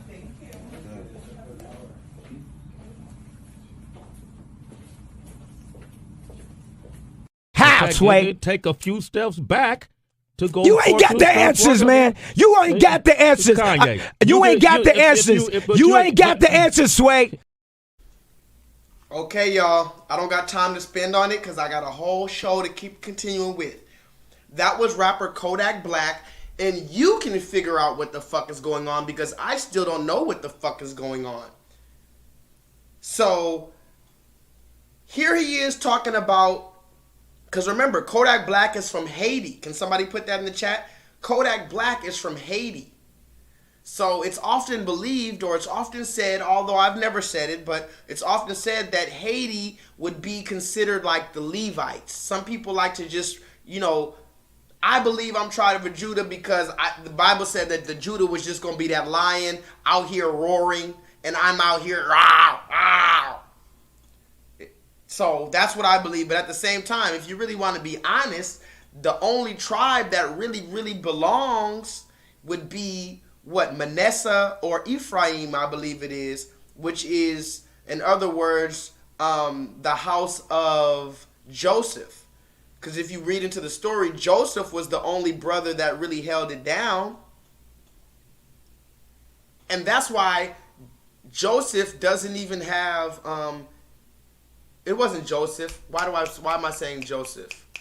What was the brother's name that they threw into the ditch? He had the colorful coat. His brothers threw him into the ditch. Why am I saying Joseph? Is it Joseph? Hold on. No. I'm having a freaking brain freeze. That's weird. I need y'all guys to let me know who was the main brother that out of the 12 brothers that they threw into the ditch, and even Judah was trying to kill him and stuff.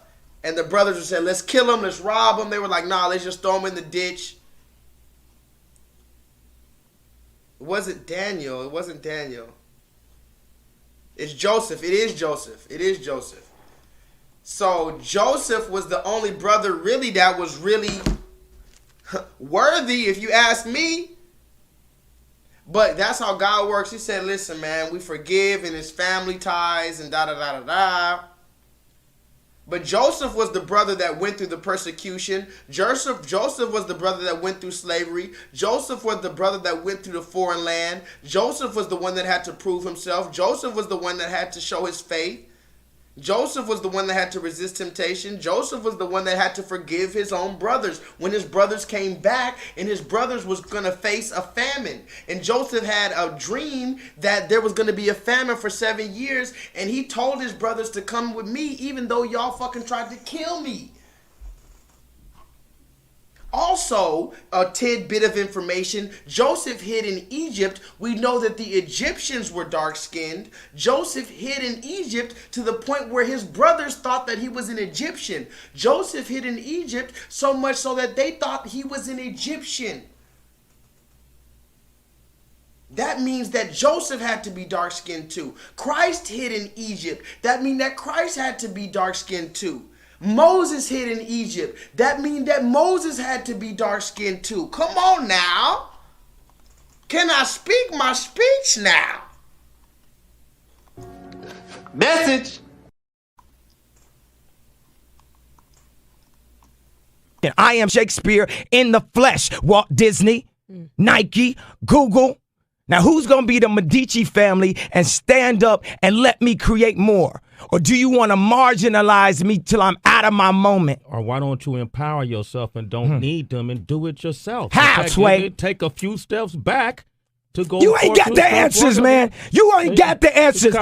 You ain't got the answers. You ain't got the answers, Sway. Let's move forward, shall we? Because we got a full show still. You thought I was fucking done?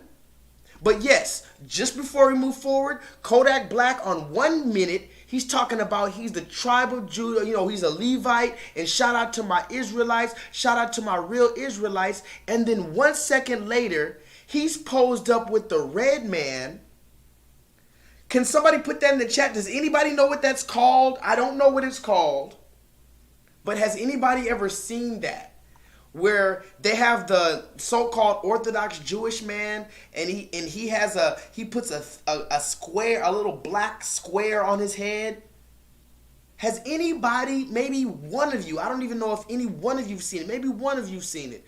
The Orthodox, very, very, very Orthodox, strict so-called Jewish man, the one with the curls on his side, the one with the big hat, the one with the big beard. Those so-called Jewish men, when they so-called worship, they put a little black box on their head and they wrap this little fucking thing around their arm and they say some prayer. None of this which can be found in the Bible to my knowing. But this is what Kodak Black was doing with a so-called red Jewish man. So how on one instance can you talk about shout out to the real Israelites and you know we're being persecuted and prosecuted, but on the same instance you're out there praying with the same red man who allegedly took our identity? You know this, Kodak. What is going on? 46, 47, 48, 49,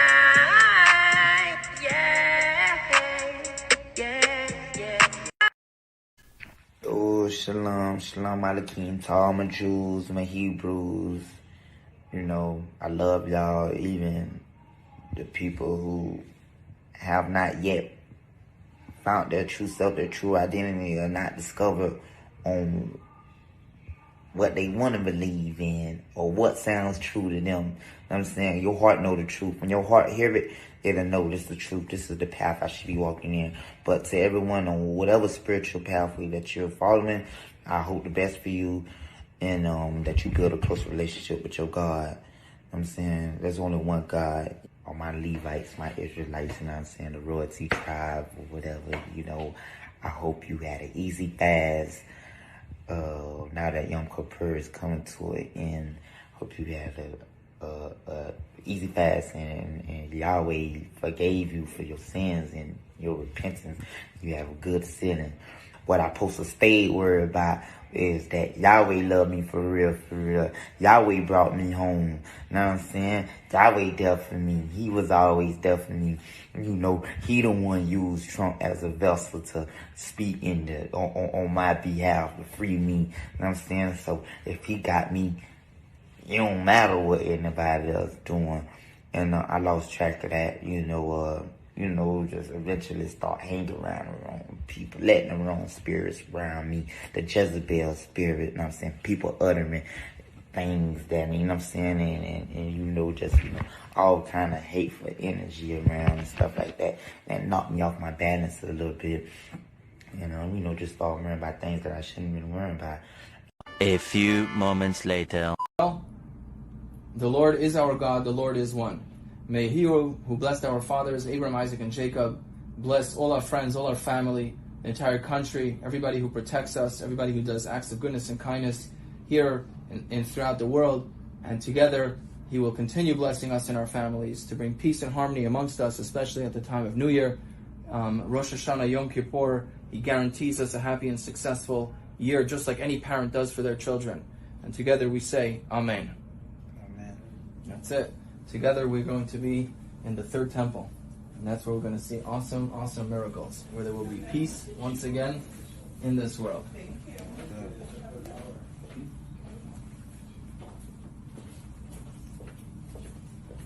Halfway. Take a few steps back to go. You ain't got the answers, man. You ain't got the answers. The red man said to Kodak Black, our fathers. Can somebody put that in the chat? How did the red man tell Kodak Black in a prayer something about our fathers, Abraham, Isaac, and Jacob? I don't understand. He's either your father or he's our father.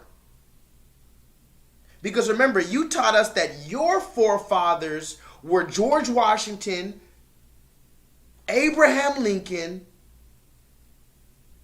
Andrew Jackson, those were Christopher Columbus, those were your fucking forefathers, and you tried to teach us that those were our forefathers, and you made us do tests in fucking curriculum that told us that we had to regurgitate that George Washington was our fucking forefather. But now your forefather is Abraham and Jacob too?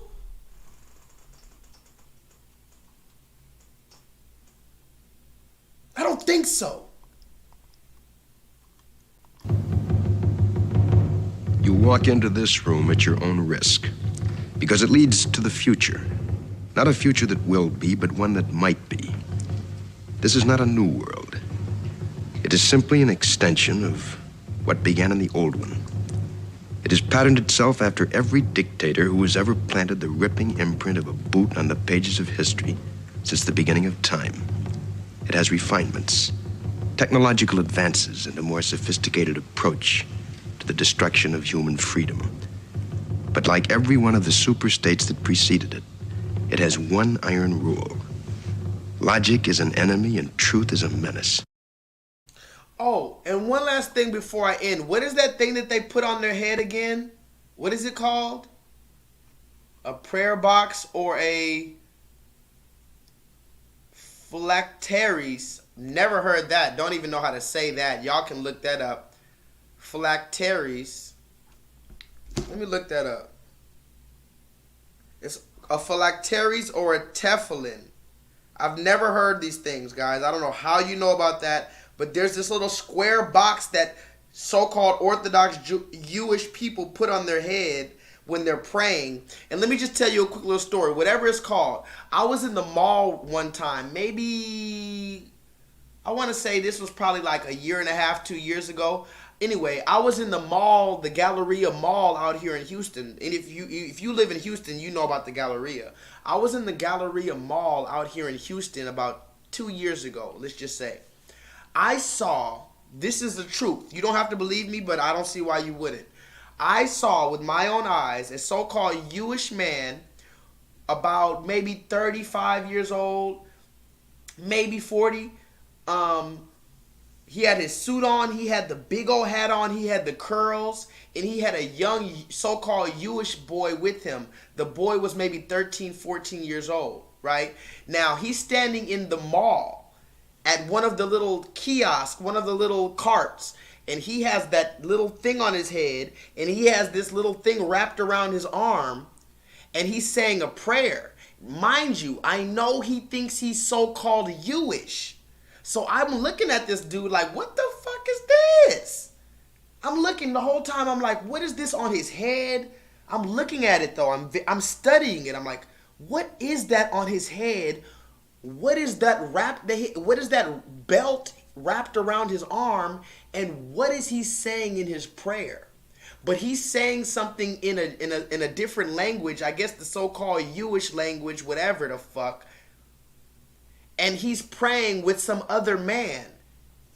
And they're going back and forth. The dude has the thing wrapped on his head, and then the dude takes it off his head, wraps everything up, and then he offers him like some donuts or a bagel or whatever he offers him some little piece of pastry. And if anybody's watching this that knows about the ceremony, you know that this actually happens. After the prayer, he offered him some little bagel or some shit. And then they went on their day. Now, I went up to that man immediately. I said, hey, would you mind praying with me? Remember, he had a 14-year-old boy with him. I looked him dead in his eyes. I said, hey, sir, would you pray with me as well? And he said, oh, listen to me, guys. Listen closely. He said, oh, this prayer is only for Jewish people.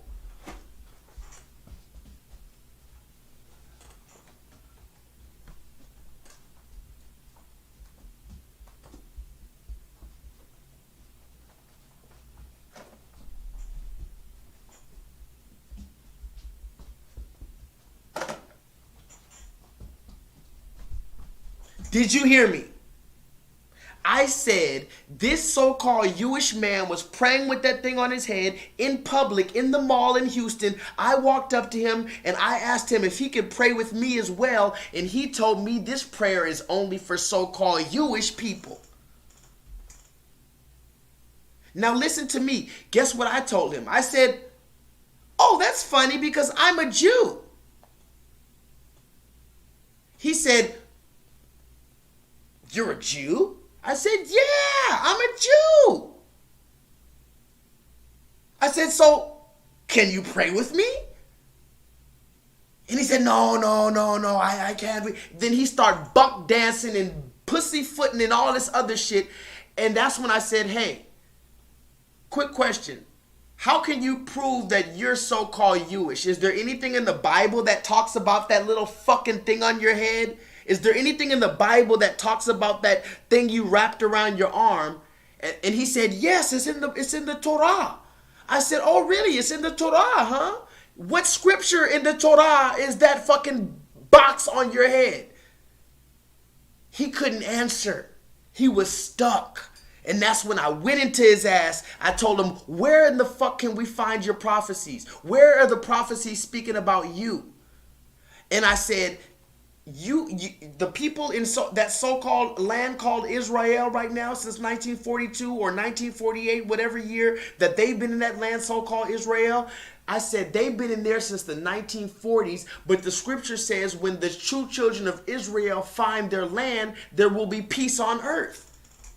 Yes, in the book of Revelations, it says when the children of Israel find their land, there's going to be peace all on the earth. No more nuclear warfare and rumors of war.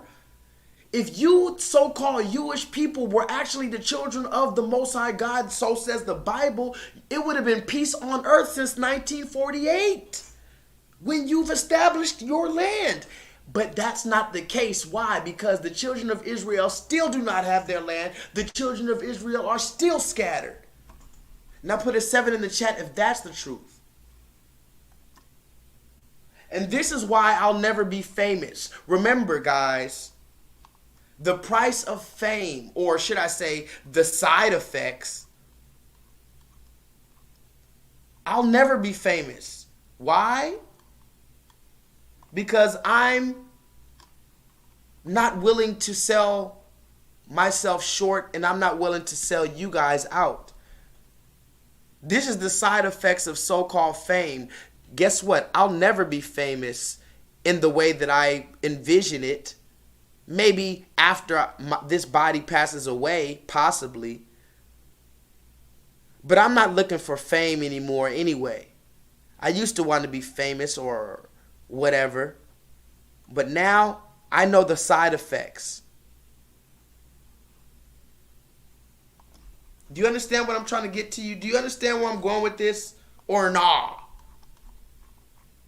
Believe me, we got a little bit more. Let's move forward. Speaking about the so-called Jewish community, look at this. Tell me what you see wrong with this picture. I'm going to give you 70 seconds. I'm going to give you 70 seconds to tell me what's wrong with this goddamn picture. Speaking of the so-called Orthodox, so-called Jewish community, I need you to look very closely at every single character in this picture and tell me what looks off to you. Does anything look off to you?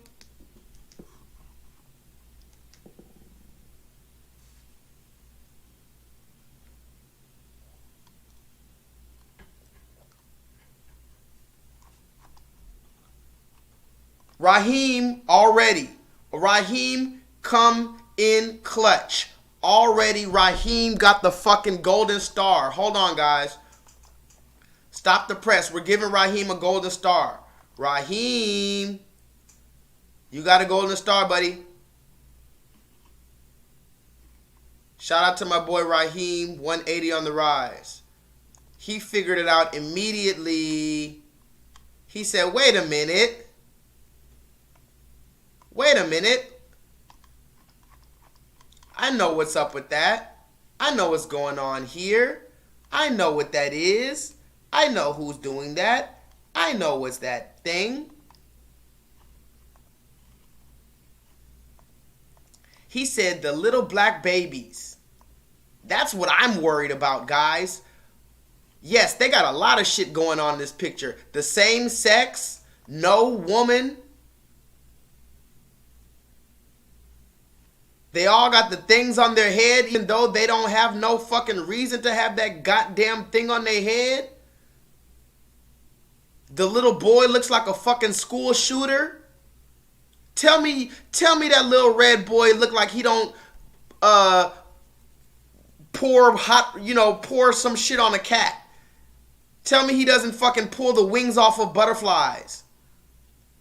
You can't tell me that little boy don't eat boogers. That little boy is going to go to Columbine College. Somebody put in the chat, Columbine College, that's where he's going. And look at the little black babies. What is going on here? Wait a minute, hold on.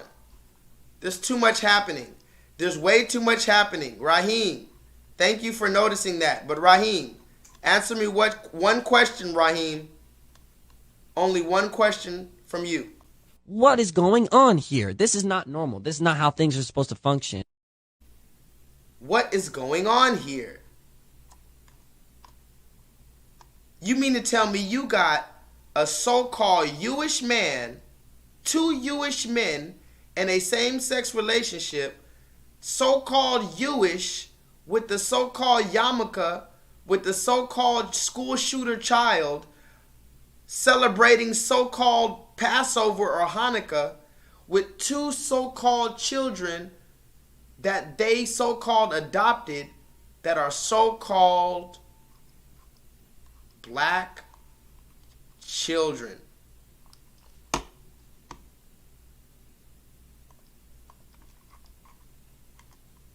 That's suspicious. That's weird.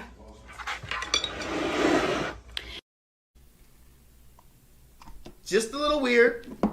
I'm not saying anything. I'm not saying anything at all. As a matter of fact, YouTube, don't take me down because I'm not saying anything.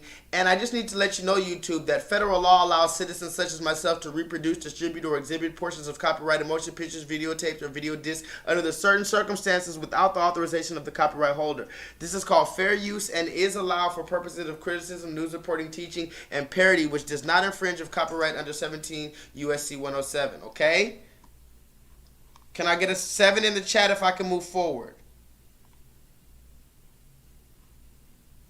Oh, The Good Son. Oh my God, KJ. This is how I know you are part of the team. Do you remember that movie, The Good Son, with Macaulay Culkin? You just unlocked a memory. KJ, the movie, y'all need to go watch the movie The Good Son. I'll probably go fucking look it up on YouTube or something. The Good Son. Go look up the movie The Good Son with Macaulay Culkin, the dude that played Home Alone. Oh my God, that was such a good movie. Remember at the end by the cliff? Remember they were on the cliff at the end? KJ.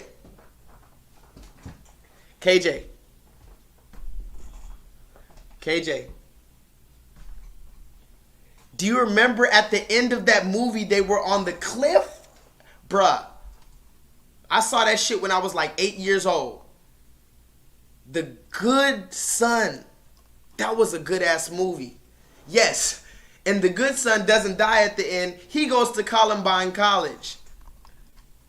Or he becomes a police officer. Or he becomes a judge. Or he becomes a teacher. Can somebody put that in the chat? The good son becomes a teacher. You ever thought about that? The good son doesn't die at the end in real life. He becomes one of our teachers. Have you ever thought about that? Have you ever thought about Karen and Ken? What if you don't think that none of the teachers in public school are Karen and Ken? Let me be honest with you guys. Is that what you think? Do you think that we're sending our children to these schools and none of these teachers are acting as Karen or Ken to our children? You know, we call them Karen in the streets when we capture it on a camera. Oh, that's Karen. You don't think Karen is teaching any of our children? Okay, so during third period, we have announcements and they do the Pledge of Allegiance. I always tell my class, stand if you feel like it, don't stand if you feel like it, say the words if you want, don't have to say the words. So my class decided to stand but not say the words. Totally fine. Except for the fact that my room does not have a flag. It used to be there, but I took it down during COVID because it made me uncomfortable. And I packed it away and I don't know where, and I haven't found it yet. But my kid today goes, hey, it's kind of weird that we just stand and then, you know, we say it to nothing. And I'm like, oh, well, you know, I gotta find it. Like, I'm working on it. I got you.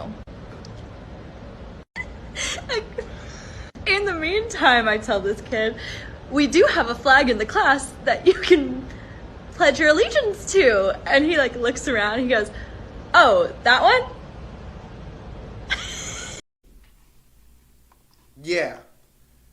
Yeah.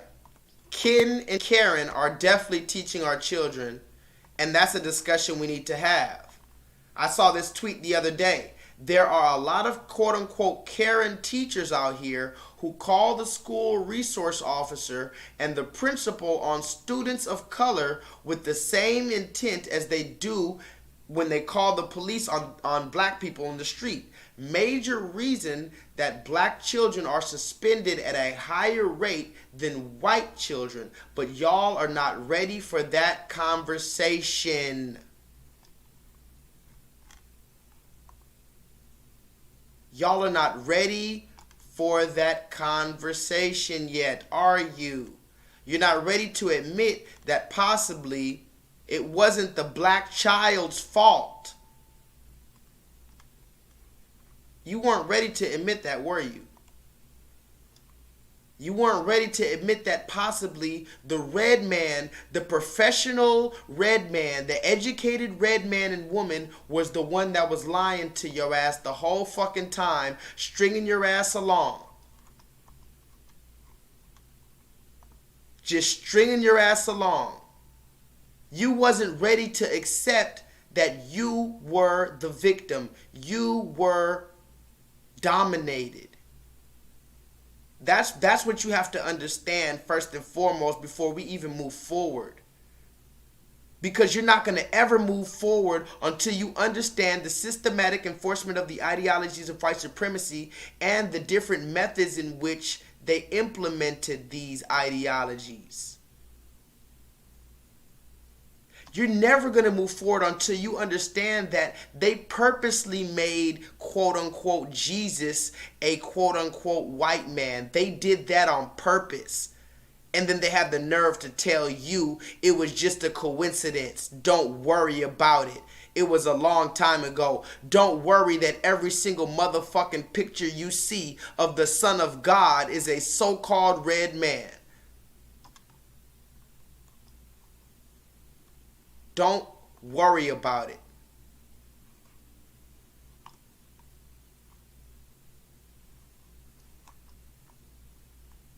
Don't you damn worry about it, guys. Okay?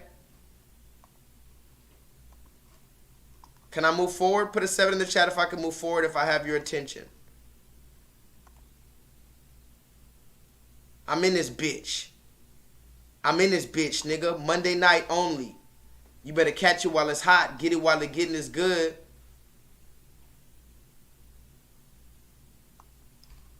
You understand? Speaking of Karen teachers, look at little J-Lethal and his Karen teacher. You see me right there? Look at me right there. That's me. J-Lethal, 5th grade, 10, 11 years old, right next to my fucking massa. This woman was the hell of me. She used to, I got about 50-11 whoopings because of this fucking curly, blonde-haired, blue-eyed Viking woman. This fucking child of a Viking. The Scandinavian woman. Deep from the Caucasoid area. She made sure my life was a living fucking hell. And I wasn't out here skinning cats and you know, fucking setting fires and shit. I was just making the kids laugh in class. It wasn't that fucking big of a deal, Mrs. Chernoff. It wasn't that big of a deal, you fucking German. If you told me Mrs. Chernoff was the descendant of Adolf Hitler, I wouldn't be surprised. This woman made sure I got my ass whooped over and over again. Simply because I wasn't listening to her in class, I guess.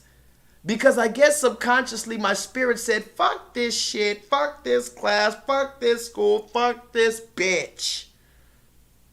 But I got physically beaten because of you, Miss Chernoff. But thank you, because I got stronger. I'm so much stronger than I was before. And I'm so much stronger than you will ever be. And I'm so much stronger than your weak-ass husband or your weak-ass red man counterpart. I'm telling you, I'm about 150 pounds on a good day, and I am so much more powerful than anything you can bring at me. I guarantee you, on a physical plane and on a spiritual plane. Mrs. Chernoff.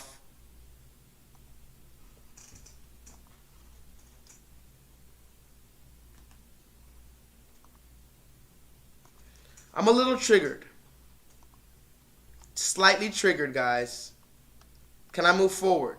Do y'all remember this show called The PJs? Y'all ever heard of this show called The PJs? Remember, I'm just moving forward. There's no particular order. Just moving with the flow. Is Solo Dolo still in here, man? I think he left again, man. Oh, Solo's in this bitch. I don't know, man. Solo, the reason why I fuck with Solo Dolo, he's just been there since the beginning, and he's literally seen every single show for like a year straight. So when Solo's in here, that's how I know I can literally bring out the big boy things, you know? But I love everybody in this course, this online pro bono interactive learning course in which like-minded individuals gather to discuss nuanced and sometimes controversial topics so that we may all possibly gain a further level of clarity and understanding moving forward. But there are side effects to the fame. But before I move forward, do you guys ever seen that show, The PJs? This is for people who grew up a while ago. This is kind of an old show. It's called The PJs. Let me see if I can find this. The PJs. This is from, actually, Eddie Murphy created this show.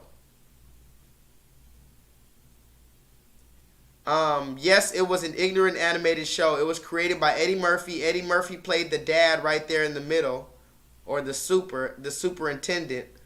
If y'all don't remember this show, go look it up on YouTube. They actually have all the episodes on YouTube for free, which I just found out when I was doing research.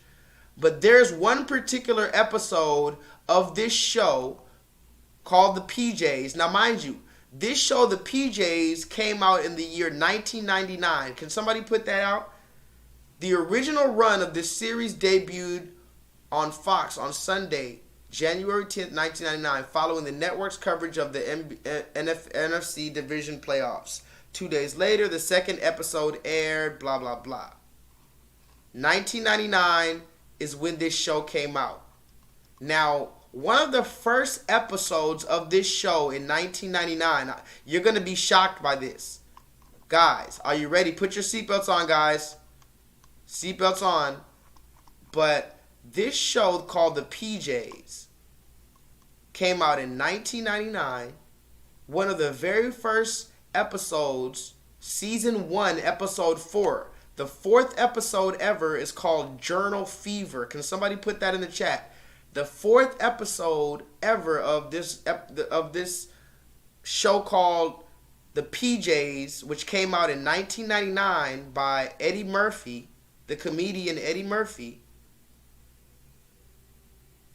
This is one of the episode, a clip of the episode, guys. Check this out and tell me what the fuck is going on here. Just tell me what's going on when you see this. The council says the measure would effectively repeal the 14th Amendment. Now in weather, meteorologists are predicting a massive storm system they're calling El Negro. All right, they finally named one after us. This storm threatens to break all records for destructiveness. Go. All right, people, you heard the man. There's a storm coming and we need to get this building in shape. If that snow hits these projects hard, it could cause tens of dollars of damage. Okay then, let's fight the powder.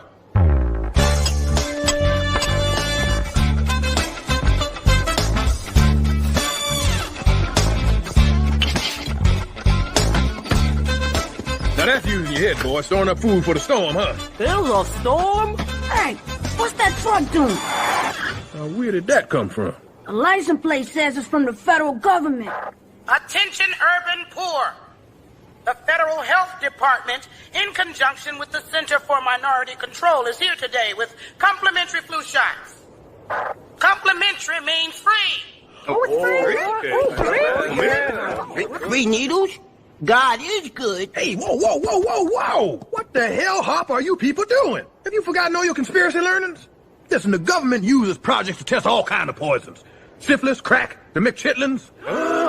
Those chitlins made me mix sick. Now you see what I'm talking about. Hold on, everybody. This is a government of the people, by the people, and for the people. And we, the people. I'm sure there's nothing to fear. Thank you, Mrs. Stubbs. How do you know my name? Because we're your friend. Now come on over here and drop your pants. How do you know my name? Because we're your friend. Now come on over here and drop your pants. No, Muriel, it's a trick. It's just a flu shot. Don't listen to that fool. Aha! Flu! F-L-U! Fool! F-U-L. Coincidence? I don't think so. Come on, people. Let's tell them they can take their flu shots and shove them up their arsenioles. Yeah, just leave me my Medicare, Medicaid, food stamps, and Social Security, and I'll be fine with no help from nobody. Yeah. Hold up. Step back. Go black. Go black. All right, we'll just find another way to get your DNA. Good riddance.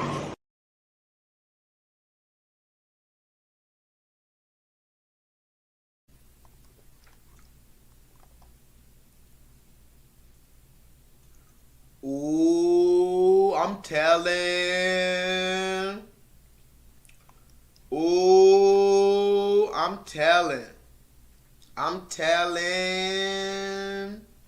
I'ma tell somebody. I'ma tell my people on my YouTube channel. I'ma tell the people on my YouTube channel. Did y'all see that? That was from the year 1999. I'll let y'all go rewind that later. I'ma just leave that right there. Somebody put that in the chat. I gotta move forward, but I'ma just leave that right there. From the year 1999, talking about the Center for Minority Control. Ooh, that's deep. Then they said, just drop your pants. They were gonna stick the needle below her pants. Isn't that funny? Because remember, now they're putting anal swabs in your butthole to get a fecal sample of your doo-doo, because they said that the so-called bovid sickness, they can easily detect it in your anus, in your boo-boo, so they're gonna make you bend over where they stick a fucking cotton swab 2-inch deep with a Q-tip right down your butthole. Yeah, I talked about that too on my channel. But remember, federal law allows citizens such as myself to reproduce, distribute, or exhibit portions of copyrighted motion pictures, videotapes, or video discs under certain circumstances without the copyright authorization of the copyright holder. This is called fair use, and it is allowed for purposes of criticism, news reporting, and teaching, and parody, which doesn't infringe under copyrights of the U.S. Okay. Drugs are bad. Okay.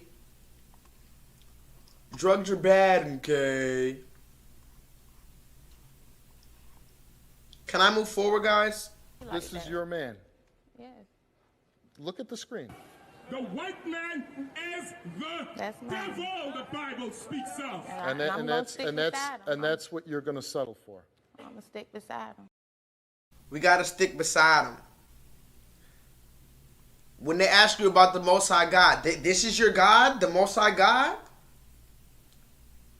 I'm going to stick beside him. I'm going to go ahead and stick beside him. I have set you apart. Oh, glory, I can't get no help in here.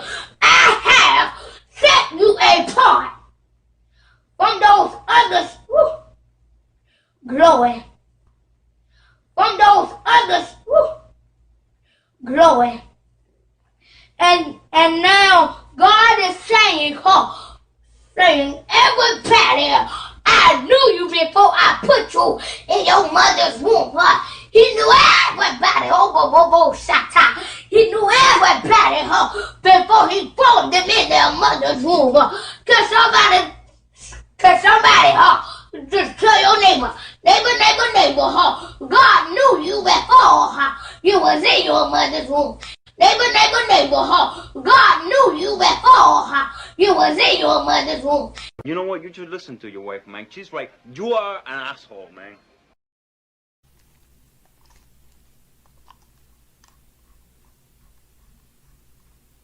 We're not even halfway through. We're almost halfway through. Now I gotta show you this other shit. Now I gotta show you some other shit. Nah, I'm not gonna show you that shit yet. Just look at this. I'm gonna take it easy. Look at this. Hey! Greg, get control of yourself and let go of my flag. Let go of my flag, lady. Lady, let go. You should get informed about who you're supporting. Lady, you need to get control of yourself. I wish you would be an adult. Be an adult. I'm not going to stop him. Look. Biden loves minors too. Oh. But his sign. I'm not stopping him. I want wanted him to tell me who heads up Black Lives Matter. He doesn't know. So he shouldn't have waved the flag unless you know. You're an adult. You don't know. You're an adult. Act like one. You're an adult. You have kids? You're an adult. Act like one. Act like one. Act like an adult. Oh, how sad. How sad, how sad. Please just don't grab the mask. Hey, can you not do that? Can you not do that? Let go. Hey, can you let go? Can you let go? What are you doing? Let go. Every Black Lives Matter, not the ones who are criminals, who are walking. All of them. All of them. All lives matter. You're a Christian woman. All lives matter. All Black Lives Matter. Yes. Not just the Every life matters, but Black Lives Matter right now. No, not these people. Do you know who heads up the Black Lives Matter? It feels like everyone's forgotten Black Lives Matter. Do you know who heads that up? And do you know who's... I'm holding up this flag right now. Do you know who's in charge of BLM? I'm holding up this flag right now. Do you know who's in charge of BLM? I'm holding up this flag. But do you know who? Because I believe Black Lives Matter. Do you know what you represent? Do you know who represents BLM? Do you know who's the head of it? It's 2021. It's 2021, and you're holding up a Trump 2020 flag, shirt, okay? What are you talking about? Do you know who runs the Black Lives Matter? They're terrorists. You don't know who you're representing. All Black Lives Matter, not them. I don't care. No, from the womb to the tomb. You can stop talking. I don't care what you have to say. You should care. No, I don't. Care You're an uneducated woman. I am too. You're uneducated. You're talking about the Bible. Do you know that all Black Lives Matter, not these guys? From the womb to the tomb. Guess what, guys? Somebody put in the chat, what a time to be alive. Because at the end of the day, look, that's why I sip this little Weezine, you know what I'm saying? I smoke this little Weezy. Because you ain't going to shame me, motherfucker, for my little weed and my little wine. It's a lot going on right now. And I'm trying my best to maintain. And I've even gone as far as to hold a weekly Monday night fucking online interactive learning course in which like-minded and some not so like-minded individuals gather in order to discuss nuanced and sometimes controversial topics so that we may all possibly gain a further level of clarity and understanding moving forward. But this is a crazy time to be alive. Have you ever played that game Grand Theft Auto? Maybe some of the homies in the chat have played that game Grand Theft Auto San Andreas, Vice City, Grand Theft Auto 4, Grand Theft Auto 3, Grand Theft Auto 5, any of the Grand Theft Auto games. If you've played that game, you know how crazy the world is. When you play the game Grand Theft Auto, the people in that world is just crazy. The commercials are crazy. The advertisements are crazy. The people on the street is crazy. Everything's crazy. It's just a fucking craziness. I believe that game, Grand Theft Auto, has came to life. If you go play that game, any of the game, go play any Grand Theft Auto game for 30 minutes and come back and tell me that is not 2021 America when I say America 3Ks. Nothing makes sense. All the commercials are just fucking ridiculous. We are in the Twilight Zone. But at the end of the day, what a time to be alive, right? Where you have two non-black people fighting, physically fighting over a flag that says that Black Lives Matter. Wow. Wow, guys. Two non-black people fighting from two different nations, broad daylight, over black issues. Now, you may say that, you know, we don't see any change. You may say that Black Lives Matter isn't a good organization. I believe all of that to an extent. But what I always say is we have to take baby steps and we have to see the small changes, the small implementations. This is a big thing. I don't think you would have saw two non-black people from two different nations physically fighting over black issues back in the day. I mean, to an extent you would, but I mean, damn. This is average Joe and average Jane out here in the streets. And she has the nerve to try to yank his fucking flag down while she's wearing a Donald Trump shirt. And this is also the delusion. I'm going to need all of you Trump supporters to shut the fuck up. It doesn't matter if you stole the election, it doesn't matter, none of that shit. You look stupid still wearing Trump merchandise. I mean, but you know what? Fuck it. I don't care. I don't care how stupid you fucking are. The Joe Biden supporters, fucking stupid. The Donald Trump supporters, fucking stupid. I've said it from the beginning. So now by process of elimination, that means you have to listen to me. Do you understand what process of elimination is? That's not right. That's not right. That has to be right. I said from the beginning of my career on YouTube, fuck Joe Biden, fuck Barack Obama, fuck Bill Clinton, fuck Hillary Clinton, fuck fucking Donald Trump, fuck Richard Nixon, fuck fucking J. Edgar Hoover. But that's my opinion. This is me. I'm going to put my chest out. You could do what you want. You could shoot, you could stab, you could lynch. I'm here. You know where the fuck I'm at. But it's also a runaway slave gang. But I'm not running away from you. If it was just you, I would beat your fucking ass and drag you in the hot concrete. But you had to team up with them. So I got to go retaliate. I got to go recalibrate. Somebody put that in the chat. I got to retaliate and I got to recalibrate. Now we're halfway through with this shit. Let's get it popping. Now let's get it fucking popping. I connect dots that maybe shouldn't be connected. I don't know. It's like when I see that they put every black man in a dress at some point in their career, I'll be connecting them down like, why all these brothers gotta wear a dress? Why are they putting us in these dresses? This happened to me. I'm doing a movie with Martin. So I walk in a trailer. I'm like, man, this must be the wrong trailer because there's a dress in here. So the writer comes in. He's like, Dave, listen, we got this hilarious scene where Martin's sneaking out of jail. So he disguises you as a prostitute.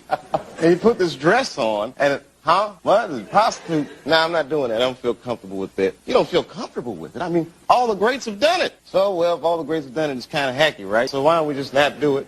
Oh, come on, Dave, listen, we got it all set up. Every minute you waste costs this much money. Nah, I'm not wearing no dress, man. I'm funnier than a dress. I don't need to wear no dress to be funny. And then finally he's like, and he leaves. And then, like, the director comes, Dave, it really would be great if you wear the dress. What is wrong? What is this, Brokeback Mountain in here? I want to wear this dress. You know, it's like, so you got to take a stink.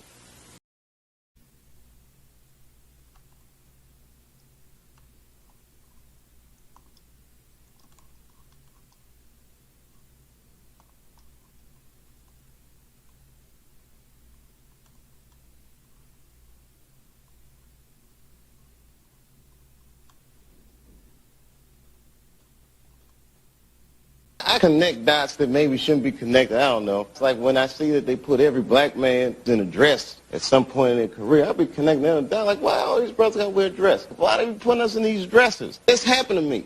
I'm doing a movie with Martin. So I walk in a trailer. I'm like, man, this must be the wrong trailer because there's a dress in here. So the writer comes in. He's like, Dave, listen, we got this hilarious scene where Martin's sneaking out of jail. So he disguises you as a prostitute. And he put this dress on and what? A prostitute? Nah, I'm not doing that. I don't feel comfortable with that. You don't feel comfortable with it. I mean, all the greats have done it. So, well, if all the greats have done it, it's kind of hacky, right? So why don't we just not do it? Oh, come on, Dave, listen, we got it all set up. Every minute you waste costs this much money. Nah, I'm not wearing no dress, man. I'm funnier than a dress. I don't need to wear no dress to be funny. And then finally he's like, and he leaves. And then, like, the director comes, Dave, it really would be great if you wear the dress. What is wrong? What is this, Brokeback Mountain in here? I want to wear this dress. You know, it's like, so you got to take a stink.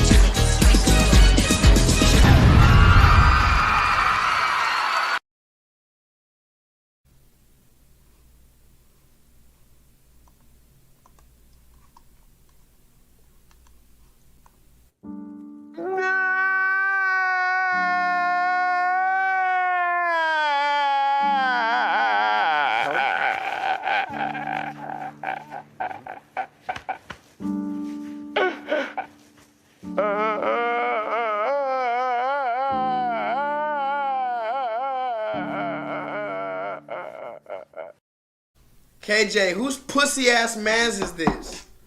KJ, is that your pussy ass mans? It's gotta be somebody's mans. I'm tired of people telling me they don't got no mans. You can't tell me Steve Harvey, you know, Tyler Perry, you know, Oprah Winfrey, you know, Barack Obama, Joe Biden, Tay Diggs. You can't tell me none of these was nobody's mans. And no, you can't tell me y'all women wasn't, you know, watching Stella Got Her Groove Back. Let's talk about it, guys. So you don't remember Stella Got Her Groove Back with Tay Diggs when he was a sex symbol? Or what was that movie, The Bachelor or whatever the fuck? What was that movie back in the day? The Bachelor Party or something with Mike, with Morris Chestnut, Tay Diggs and them. This was a black male, dark chocolate, well in shape sex symbol. Now he's blonde haired, dancing to Madonna, talking about it makes no difference if you're a boy or a girl. How, Sway? That's suspicious. That's weird.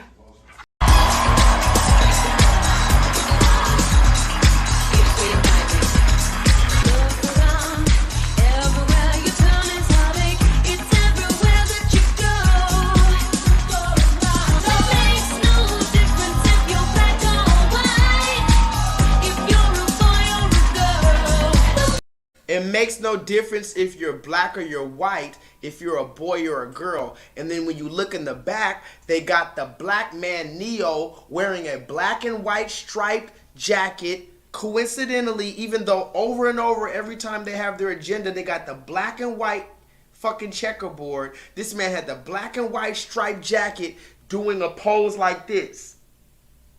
Okay. But remember, Dave Chappelle said something strange is going on. Remember, we're talking about the side effects of fame. Can y'all remember this with me, guys, please? Can y'all stick with me? Can y'all stick with me? The reason why I'm talking about all this is because these are the side effects of so-called fame. You see Kobe sitting here? He got the trophy, but for some reason, he's just not happy. And this is kind of how I feel when I'm a conspiracy theorist and now all my conspiracy theories are coming true. So technically I'm right. Technically I won. Technically I'm the guy. Yeah, my conspiracy theories were right. But what do I get from my conspiracy theories being right? That's just a fucking sad reality, a scary reality. Especially when nobody wants to rise up with me. Nobody wants to listen. People try to judge me for it still. People still trying to hold on and cling on to this fake ass reality even though it's crumbling before their very eyes because they don't want to invest any time into the possibility of creating anything new for themselves. They'd rather live as a slave than to possibly die free. The side effects of quote-unquote fame. And guess what? J-Lethal will never be famous while he's living because I'm a real-life fucking runaway slave. I am a fugitive. On the run. Do you understand what that means when you're on the fucking run? Do you even know what this means? On the fucking run? I'm literally on the run. Police! Police! Police! Help! Police! Help! Police! Help! Help! Police! I'm just trying to tell y'all how I live my life. This YouTube thing or this J-Lethal thing, this is like part of my therapy. Like, you don't understand. Like, I'm giving you a piece of my diary right now, a piece of my journal right now. I'm literally letting you read some pages from my fucking diary. You understand? 46, 47, 48, 49. Yeah, yeah.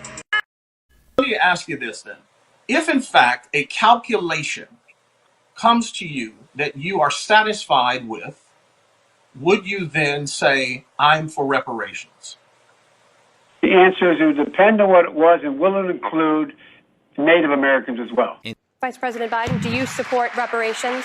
Look, let me ask you this then. If in fact a calculation comes to you that you are satisfied with, would you then say, I'm for reparations? The answer is it would depend on what it was and will it include Native Americans as well. Let me ask you this then. If in fact a calculation comes to you that you are satisfied with, would you then say, I'm for reparations? The answer is it would depend on what it was and will it include Native Americans as well. Vice President Biden, do you support reparations? Look, let me, since I haven't spoken on this, got a chance. Number one, the reason we're the country we are is because of immigration. We've been able to cherry pick the best from every single continent. The people who come here have determination, resilience. They are ready to stand up and work like the devil. We have 24 out of every 100 children in our school today is Hispanic. The idea that we are going to walk away and not provide every opportunity for them is not only stupid and immoral, but it's bad for America. They are the future of America, and we should invest in them. Everybody will benefit from it, every single American, and you should get used to it. This is a nation of immigrants. That's who we are. That's why we're who we are. That's what makes us different, and we should invest in them. Thank you, Mr. Whoa, hey. Why are you insulting my intelligence? Are you serious? Let me ask you this then. If in fact a calculation comes to you that you are satisfied with, would you then say, I'm for reparations? The answer is it would depend on what it was and will it include Native Americans as well. Vice President Biden, do you support reparations? Look, let me, since I haven't spoken on this, got a chance. Number one, the reason we're the country we are is because of immigration. We've been able to cherry pick the best from every single continent. The people who come here have determination, resilience. They are ready to stand up and work like the devil. We have 24 out of every 100 children in our school today is Hispanic. The idea that we are going to walk away and not provide every opportunity for them is not only stupid and immoral, but it's bad for America. They are the future of America, and we should invest in them. Everybody will benefit from it, every single American, and you should get used to it. This is a nation of immigrants. That's who we are. That's why we're who we are. That's what makes us different, and we should invest in them. Thank you, Mr. Biden. Senator Klobuchar. If you have a problem figuring out whether you're for me or Trump, and you ain't black, and you ain't black, and you ain't black. Really, nigga?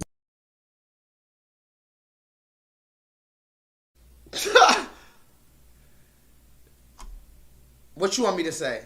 I told you, fuck both the masters. I told you, fuck both the masters. Now this massa, who you said was the nice massa, he said, black people reparations? Well, I'll see if we could include Native Americans. Well, wait a minute. Are black people included in the so-called Native American reservations? Are black people allowed to get the so-called checks or the so-called the luxuries that the so-called Native Americans can get for proving that they're Native Americans? Are we included in they shit? Why the fuck you including somebody else in our shit? You decrepit sarcophagus?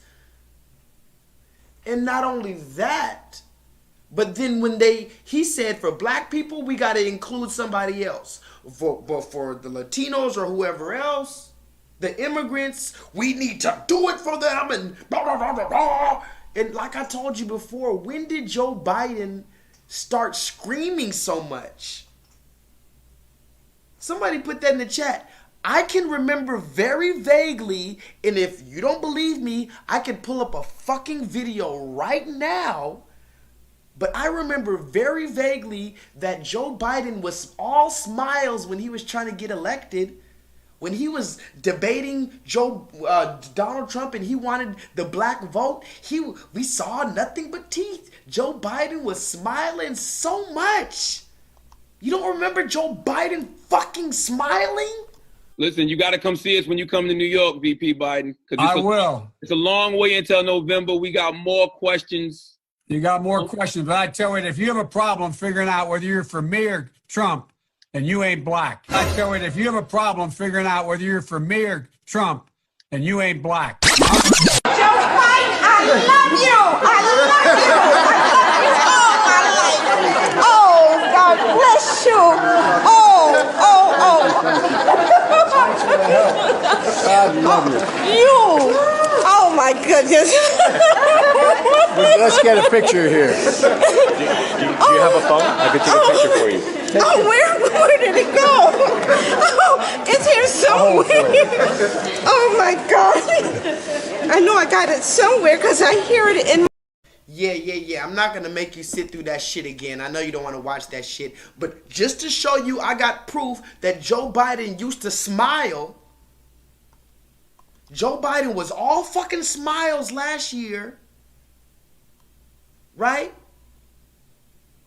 Then the moment he got in here, now he's, oh, and you better get used to it. Somebody put that in the chat. America is a land of immigrants, and you better get used to it. And they're going to work like the devil. And listen to me. He wasn't doing that when he was trying to get the vote from the lost children of Israel. Let me ask you this then. If in fact a calculation comes to you that you are satisfied with, would you then say, I'm for reparations? The answer is it would depend on what it was and will it include Native Americans as well. Vice President Biden, do you support reparations? Look, let me, since I haven't spoken on this, got a chance. Number one, the reason we're the country we are is because of immigration. We've been able to cherry pick the best from every single continent. The people who come here have determination, resilience. They are ready to stand up and work like the devil. We have 24 out of every 100 children in our school today is Hispanic. The idea that we are going to walk away and not provide every opportunity for them is not only stupid and immoral, but it's bad for America. They are the future of America, and we should invest in them. Everybody will benefit from it, every single American, and you should get used to it. This is a nation of immigrants. That's who we are. That's why we're who we are. That's what makes us different, and we should invest in them. Remember, I don't have a problem investing in anybody at all. My problem is, when are you going to make that same type of effort to invest in only black Americans the same way you're targeting everybody else? And when I say targeting everybody else, you might not even understand what I mean, guys. But I've talked about it before. But I'll just show you another thing. Receipt King, I'm going to just keep moving forward. Hold on. Where's the receipt? Where's the receipt? Because I know I got it. Where's my receipt? Sorry, guys. Look at this. This is from the Secretary Anthony Blinken. Today we announced $64 million in new humanitarian assistance for the people of Afghanistan. The United States remains engaged through our full diplomatic, economic, and humanitarian assistance toolkit to support a stable future for the Afghan people want and deserve. So this is $64 million in additional so-called humanitarian assistance, which is on top of the other $500 million that they've already given to them, which is on the side of the $2,600 that they're giving to every single individual so-called Afghan refugee that steps foot on American soil. I'm saying all that to say I don't have a problem with investing in Afghanistan. I don't have a problem with investing in the Latino community. I don't have a problem with investing in anybody else. My question is, when are you going to spend that same time, that same energy highlighting only black people? That's I mean, I feel like that's a legitimate question, don't you? Don't you guys feel like that's just kind of a legitimate question?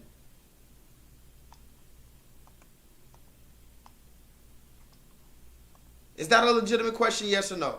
When are they going to spend that much time focusing on black people. That's all I want to know. But in the meantime, let's look at this. How's everything been with you with COVID? Because I know at one time when it first started, it was like, look, Chris Rock is serious about this COVID thing. If any interview, he's shooting outside. He doesn't want to be inside. He wants, they said you were very serious. So how are you now with COVID? Are you starting to let go a little bit? I'm vaccinated. They call me 2 shots rock, Two shots rock. So, I got my Moderna, and I might even get the Pfizer as a backup. What about Johnson and Johnson? Would you get the Johnson and Johnson? Yeah, Johnson and Johnson, the food stamps of of vaccine. It's interesting because now the CDC is saying that if you are vaccinated, right, you can go out with no mask, no social distancing, indoors and outdoors. Are you comfortable with that? No, you know what? I'm gonna carry the mask. I mean, that's like a weird policy because it's like we're on an honor system all of a sudden. Right. There's a lot of people still ain't vaccinated, and they still, I don't know what's up with people not wanting to get vaccinated. I don't know what's in there. I don't know what's in Fruit Loops, okay? You know what I mean? I don't know what's in a lot of stuff. And you know how many drugs I've bought at strip club bathrooms? You know what I mean? Like, how many times you haven't used a condom? Yeah, like, I'm having sex with a girl I met a half an hour ago at Freaknik. I'm not going to take a vaccine. I have done far more dangerous things. Right, because you recently got a tattoo. You don't know what's in that needle. I don't know what's in that needle. I don't know, Angela. Was that your first tattoo? No. I had a Jerry curl. What the hell was in my You think I knew they were putting in my scalp? And now all of a sudden I'm farm to table. Now. That's Chris Rock, guys. The legendary comedian Chris Rock, right? He said, "I got both my injections. I would get an injection from the Johnson and Johnson and the Pfizer and the Moderna. I'm getting my injection. I don't see why you don't want an injection. There's no reason not to want an injection. I didn't know what I ate earlier. So you should just go in and get an injection." That's what he said. Now, how's everything been with you with COVID? Because I know at one time when it first started, it was like, look, Chris Rock is serious about this COVID thing. If any interview, he's shooting outside. He doesn't want to be inside. He wants, they said you were very serious. So how are you now with COVID? Are you starting to let go a little bit? I'm vaccinated. They call me 2 shots rock, 2 shots rock. So, I got my Moderna, and I might even get the Pfizer as a backup. What about Johnson and Johnson? Would you get the Johnson and Johnson? Yeah, Johnson and Johnson, the food stamps of of vaccine. It's interesting because now the CDC is saying that if you are vaccinated, right, you can go out with no mask, no social distancing, indoors and outdoors. Are you comfortable with that? No, you know what? I'm gonna carry the mask. I mean, that's like a weird policy because it's like we're on an honor system all of a sudden. Right. There's a lot of people still ain't vaccinated, and they still, I don't know what's up with people not wanting to get vaccinated. I don't know what's in there. I don't know what's in Fruit Loops, okay? You know what I mean? I don't know what's in a lot of stuff. And you know how many drugs I've bought at strip club bathrooms? You know what I mean? Like, how many times you haven't used a condom? Yeah, like, I'm having sex with a girl I met a half an hour ago at Freaknik. I'm not going to take a vaccine. I have done far more dangerous things. Right, because you recently got a tattoo. You don't know what's in that needle. I don't know what's in that needle. I don't know, Angela. Was that your first tattoo? No. I had a Jerry curl. What the hell was in my You think I knew they were putting in my scalp? Blah, blah, blah, right? Somebody put in the chat, blah, blah, blah, ha, ha, ha. Can somebody put that in the chat from Chris Rock? Oh yeah, blah, blah, blah. I got the injection, ha, ha, ha. Blah, blah, blah, ha, ha, ha. All y'all out here talking about the Tuskegee experiment. Nobody's worried about you. Blah, blah, blah, ha, ha, ha. I got both my injections, and I might go get some more injections from different companies. Blah, blah, blah, ha, ha, ha.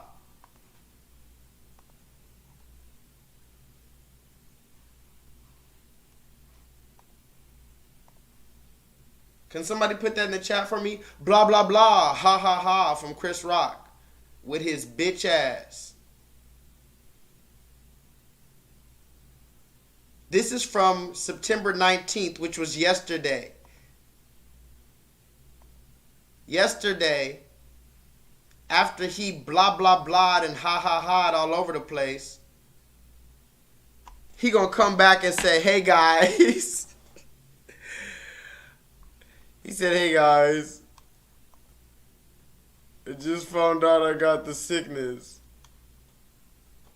Trust me, you don't want this. Get vaccinated. He said, get vaccinated. Wait a minute. Hold on. How the hell? Somebody. No. This doesn't make any sense. What the fuck? What the fuck? What the fuck?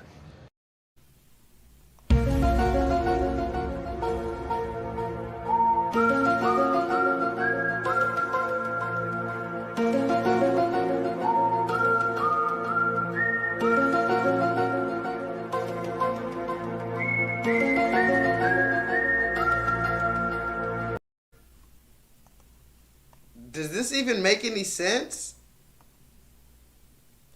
I've been sipping a little bit of champagne, so maybe I'm just tripping, but he said he got both injections, then he laughed at us, then he got sick anyway, and then he said, get injected anyway, even though I got injected and I got sick?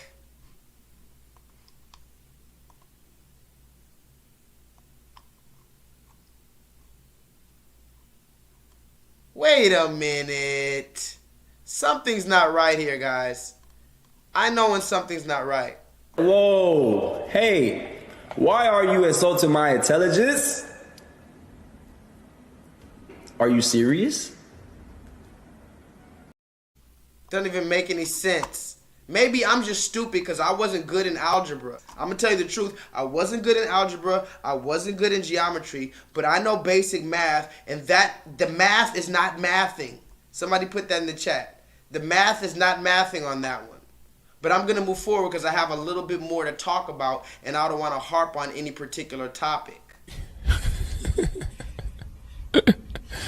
Sensational. Press 7 if I can move forward. Recently, Senator Mitch McConnell, the Senate Majority Leader, a powerful Republican from Kentucky, came out against reparations for African Americans who had been enslaved. So we looked into his family background, and it turns out that both of his great-great-grandfathers were slave owners in Limestone County, Alabama. Between the two of them, they owned at least 14 slaves. Reparations means that there's a feeling that African Americans need to be reimbursed for the generations of free labor they provided that helped make this country the economic powerhouse that it was. Mitch McConnell's objection to this whole issue is that it would be hard to figure out who would get the payment, and he went on to say that, well, this is an original sin that the United States has already pretty much dealt with, and as part of the proof, we've had a black president. There have been a number of hearings on the subject, and it's something that some members of Congress have been pushing for decades. It's sort of gained traction recently at a recent hearing, and basically it was in response to what was happening at that hearing that Senator McConnell weighed in. And because he weighed in, we started looking into him. It just occurred to me that, well, if he's got an opinion, maybe there's some mystery behind it. I know he had family in Alabama, so I took a shot and thought, well, maybe they might have been slave owners themselves. I simply typed into Google, how do you find out if your ancestors were slaves or slave owners? And up pops a bunch of genealogical sites, including Ancestry.com. And I went back, 3-4 generations, and I looked for the ancestors that would have been around during the Civil War. And there you have it. I'm not a political reporter, so I really couldn't tell you how this is going to play out politically. And I don't know how this will affect the debate over reparations, but I think he is probably the most prominent Republican to come flat out against it. And I think the supporters for reparations will take notice. Senator McConnell responded to all of this, likening himself to President Obama on the issue of reparations. Were you aware that your great-great-grandfathers were slave owners in Alabama before the Civil War, and has that revelation caused you to change your position on reparations? You know, I find myself once again in the same position as President Obama. We both oppose reparations, and we both are the descendants of slaveholders. NBC News has an independently verified McConnell's claim about the former president's family owning slaves. Although it was reported by The Guardian and The New York Times back in 2007, we've reached out to the former president's office to see if they have a response. We will keep you posted. You heard that, right? I'm not going to play it again. You can backdoor it, reverse it later. I got to keep moving forward. I've already wasted enough time. This senator, this so-called Republican senator that worked with Donald Trump named Mitch McConnell, they asked him about the fact that they found out that his family allegedly owned slaves, and he smiled and smirked, and he said, oh, you know what? I'm just like Barack Obama, because Barack Obama's family owned slaves too.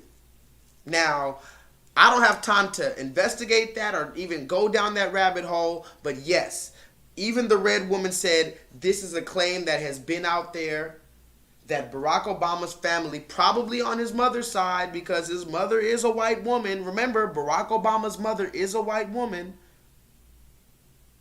So it seems as though Barack Obama and all these other people have a history and a vested interest in denying us reparations, denying us opportunities, denying us what's rightfully ours. This is why you cannot get caught up on the skin tone of a person. You cannot get caught up on the brown skin of a person. I got to move forward, guys. I got more shit I got to talk about real quick.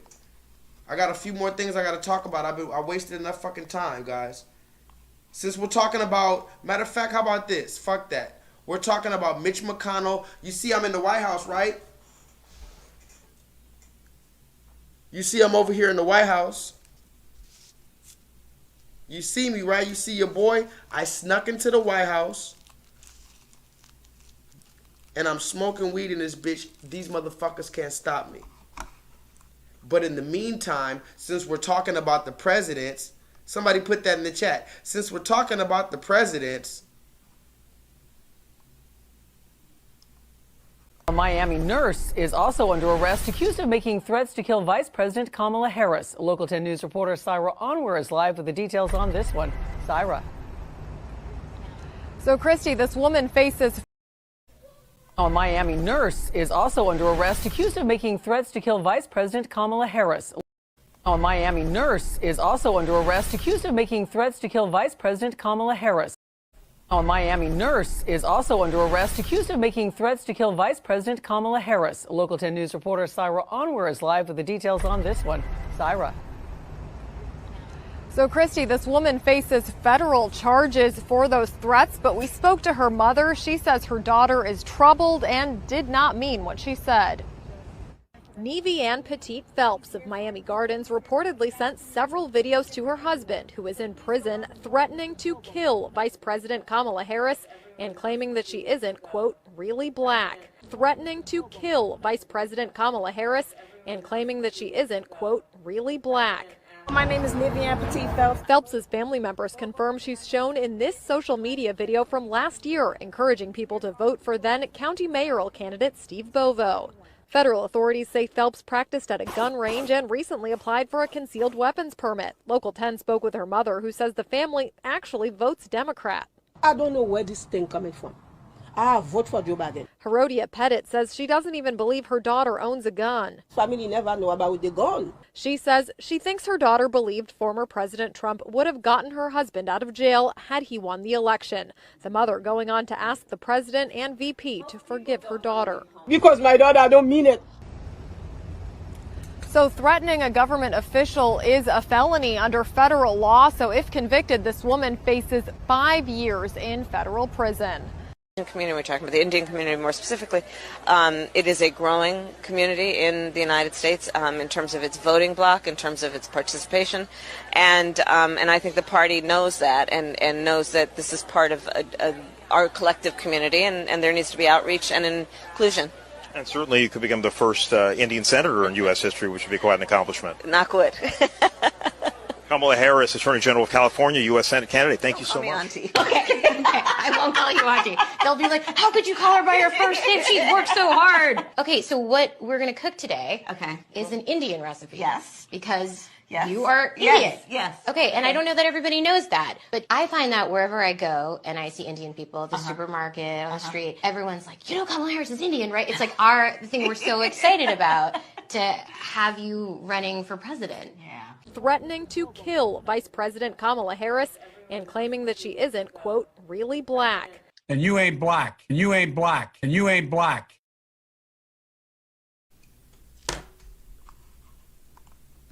Ta-da! Ta-da! Do you like my trick? Did you like my video? Ta-da! Did you like my video, guys? Did you like the video I put together about that random Indian woman? Well, anyway, I gotta move forward, so I hope you liked it. I really do hope you like my videos. Guys, seriously, tell me the truth. Do you like my videos or not? Tell me the truth. Do you like my videos or not? Should I stop doing YouTube or not?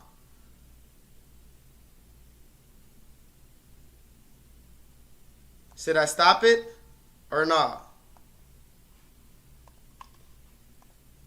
Can I continue or not?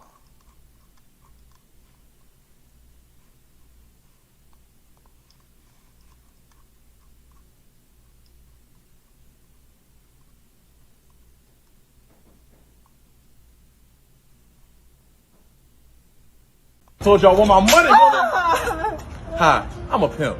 I don't have the energy to disrespect my women if I'm disrespecting my body. Please, get the vaccine.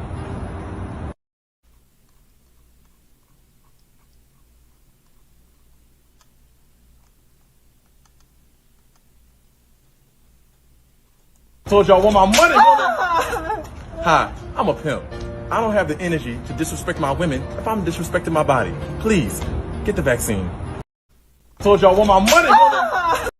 Told y'all I want my money. Told y'all I want my money. Told y'all I want my money. Hi, I'm a pimp. I don't have the energy to disrespect my women if I'm disrespecting my body. Please, get the vaccine.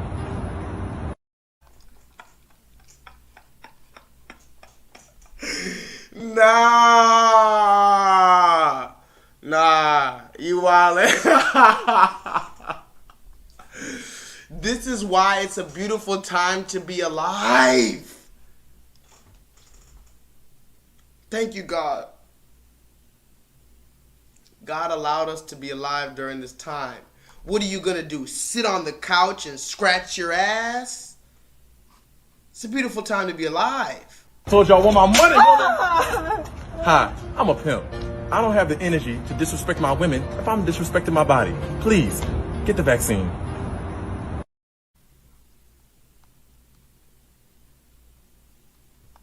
Came to a screeching halt. You have to understand, I'm a hustler. I'm a legit entrepreneur. I sell things. I come in contact with people all the time. I have to stay safe.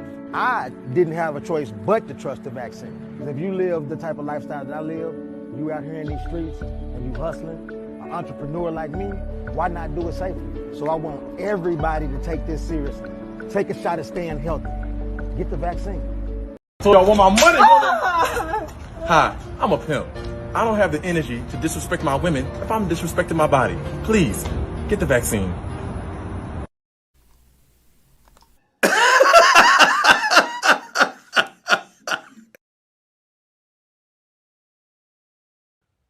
Yeah, man.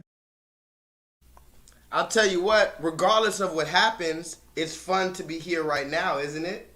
It's fun to be alive in the moment. Isn't it fun to just rebel against them just for one Monday night every week? Because we know they're full of shit already, don't we? I'm not the only one who knows they're full of shit. I'm just the only one that can articulate it in such a entertaining fashion. Mwah. I'm here to brief the results of the investigation I directed following the report of civilian casualties from our strike in Kabul on 29 August. Having thoroughly reviewed the findings of the investigation and the supporting analysis by interagency partners, I am now convinced that as many as 10 civilians, including up to 7 children, were tragically killed in that strike. Moreover, we now assess that it is unlikely that the vehicle and those who died were associated with ISIS-K or were a direct threat to U.S. forces. I offer my profound condolences to the family and friends of those who were killed. This strike was taken in the earnest belief that it would prevent an imminent threat to our forces and the evacuees at the airport. But it was a mistake, and I offer my sincere apology. As the combatant commander, I am fully responsible for this strike and this tragic outcome. I'm here to brief the results of the investigation I directed following the report of civilian casualties from our strike in Kabul on 29 August. Having thoroughly reviewed the findings of the investigation and the supporting analysis by interagency partners, I am now convinced that as many as 10 civilians, including up to 7 children, were tragically killed in that strike. Moreover, we now assess that it is unlikely that the vehicle and those who died were associated with ISIS-K or were a direct threat to U.S. forces. I offer my profound condolences to the family and friends of those who were killed. This strike was taken in the earnest belief that it would prevent an imminent threat to our forces and the evacuees at the airport. But it was a mistake, and I offer my sincere apology. As the combatant commander, I am fully responsible for this strike and this tragic outcome.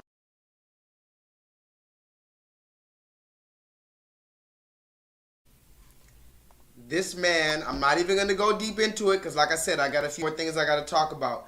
This man says he killed up to 7 children on his watch on accident because they had a belief that there were some terrorists in the area and they thought that may have been allegedly, possibly, likely the car. So they just fucked it up. Oops, 7 kids dead. But remember, when they come back here, they expect us to fucking put our hands on our fucking head and salute them and tell you thank you for your service. Now, I know this is a touchy subject. A lot of us have family in the Army, in the Navy, or whatever, the armed forces. A lot of us actually served in it. But just to be fucking honest, it's a terrorist organization. I've said it from the beginning. I'll say it to the end. That's my personal belief. Only a terrorist organization could, quote unquote, accidentally kill 7 children and look at you with a fucking plain face and say, well, I had a belief. It was my earnest belief. You gonna kill 7 children and talk about your earnest belief, you stank rank son of a bitch? That's not how it works. It was an accident, Leonard. Whoopsie. 7 innocent children. Whoopsie, I guess that's in the name of democracy, right? I mean, but what do I know? I've never been on the fucking battlefield. You know, they'll be quick to tell me, you don't fucking know what you're talking about. I've lost friends. I've lost my brothers in arms. All this other shit that you try to tell me to try to make yourself Because that's the only person that you have a chance of fooling. You're trying to make yourself believe that shit. I don't believe that shit. And every time I see an old black man walking around with that Vietnam veteran hat, whatever the fuck, the Cold War, whatever hat, whatever veteran, whatever you served in, hey, guess what? You were used as a pawn. I don't hate you for it, but that's what it is. And when you're wearing that hat, it is a mockery of yourself. That might as well be a fucking dunce cap. I'm going to say it again. When you're walking around with that United States veteran hat on, that might as well be a fucking dunce cap. But you don't even, you don't have to agree, but that's just my opinion. Message! Can we move forward? We're about 3 hours in. We got maybe 1 hour, a little bit more than 1 hour. You know I don't like to go too longer than 4 hours. But I do got a few more things I want to talk about. Now watch me win. Now watch me nay. Now watch me win. Watch me nay. Now watch me win. Now watch me nay. Now watch me win. Watch me nay. Ooh, watch me, watch me. Ooh, watch me, watch me. Ooh, watch me, watch me. Ooh, ooh, ooh, ooh, ooh. Watch me, watch me. Ooh, watch me, watch me. Ooh, watch me, watch me. Ooh, ooh, ooh, ooh. Watch me, watch me. Yeah, and we already know about how they drill it in your head over and over. I talked about it on one of my last live streams, how the drill sergeants, the moment you get to basic training, they're screaming at you, calling you names, making you exercise on demand, making you wake up on demand. They're messing up your bed. You got to clean up your bed. They're fucking traumatizing you from the beginning so that you don't have a fucking conscience anymore, so that you're dissociated from your fucking intuition and your discernment, so that when they give you a fucking mission, quote unquote, you do it without questioning it, and you do it without thinking about who you're affecting. Effectively, they dissociate you from being a human. You are no longer a human being as God intended it to be. But that's just my opinion. And of course, that's not a popular opinion because you've been watching the be all you can be fucking commercials ever since you were a child. Join the Navy, join the Army. You get all these perks and everybody salutes you when you go out. And everybody fucking all these Memorial Day and all whatever the fuck. I call it a terrorist organization from the beginning. That's what I've always called it. You can call it whatever the fuck you want to call it. Either way it goes, I got to move forward.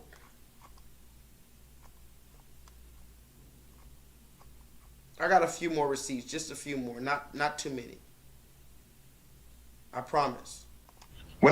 Look, I'm about to play this receipt, but I haven't watched the receipt yet. Can somebody put that in the chat? I saw this receipt. I saw this person's face. I heard 2 words out of their mouth, and I stopped the video. I saved it for later. I haven't even watched this receipt.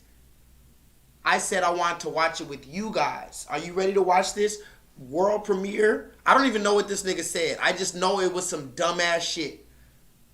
Are you ready? Thank you. When I brought up the term black supremacy, people went nuts. Martin Luther King Jr. said that in 1965, that black supremacy is just as dangerous as white supremacy. This is Martin Luther King Jr. I didn't say it. He said it.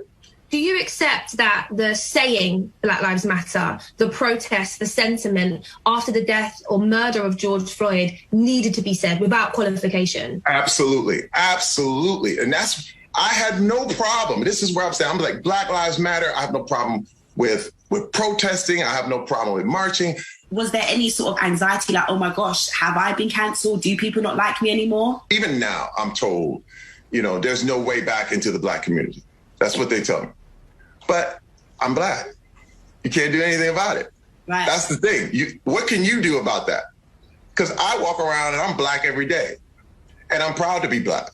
And I'm strong. And I'm ready. And I'm famous. And I'm rich. There has been no one in history who has ever stood for anything right that hasn't been canceled.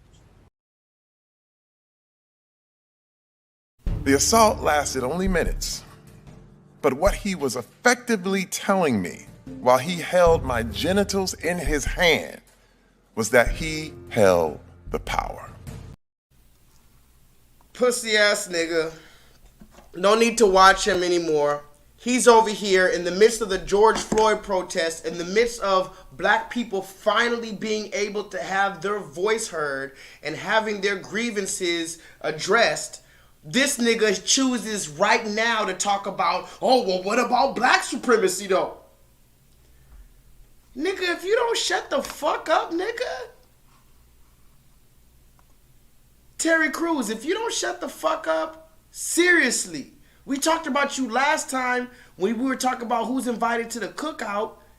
He said, I'm glad I'm not invited to the cookout because I didn't drink the Kool-Aid. Terry Crews, whose mans are you and who fucking paid you? And why do you keep talking about black issues? What you need to do is keep on twerking your fucking titties and dressing like a woman and putting a fucking wig on with your big buff ass for your massa, for your fucking cuck massa. Yeah, I said it. You got your fucking cuck massa paying you a good penny to stay strong and put some baby oil on your big titties and twerk on your titties. You want to do the male titty twerk. The testosterone, somebody put that in the chat. Terry Crews, Terry does the testosterone titty twerk. Terry doing the testosterone titty twerk. They got you titty twerking with baby oil on your chest on every single video. And you have the nerve to come out your mouth and actually step into this realm. You're an actor, bro. And yeah, you'll probably beat me up in a fight because you're literally fucking the Incredible Hulk. But that doesn't change the fact that you're a bitch ass nigga to the core. That has nothing to do with your physical fighting abilities. You're just a bitch ass nigga. A strong ass bitch ass nigga. You're not new. We've seen you before. A strong ass bitch ass nigga. That ain't new. We've seen you before. Somebody put in the chat, we've seen him before. I've already seen this dude before. Many different times. There's nothing new under the sun. He's just a fucking field slave turned into a house slave, big buff, mandingo fighting ass nigga. There's nothing new about you, Terry Crews.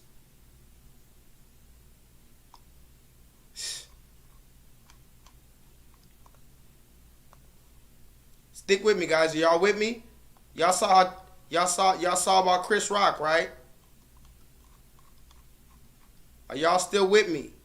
Or should I stop the live stream right now? Should I stop the live stream right now, or are y'all still with me?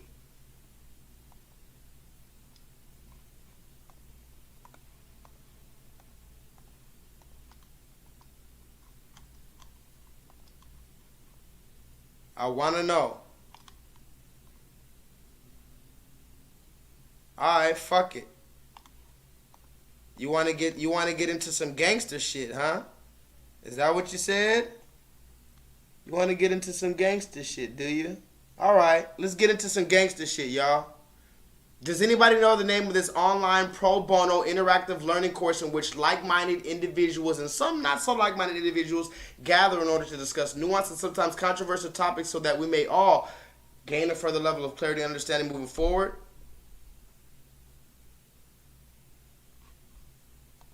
The name of tonight's.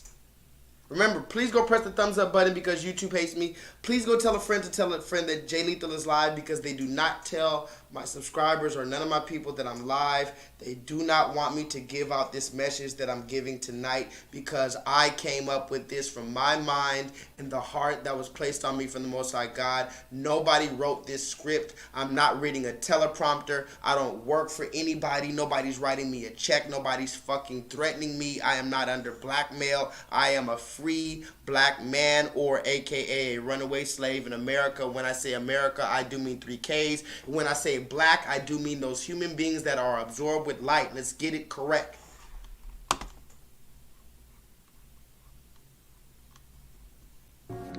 Message. Y'all ready to get it popping or not?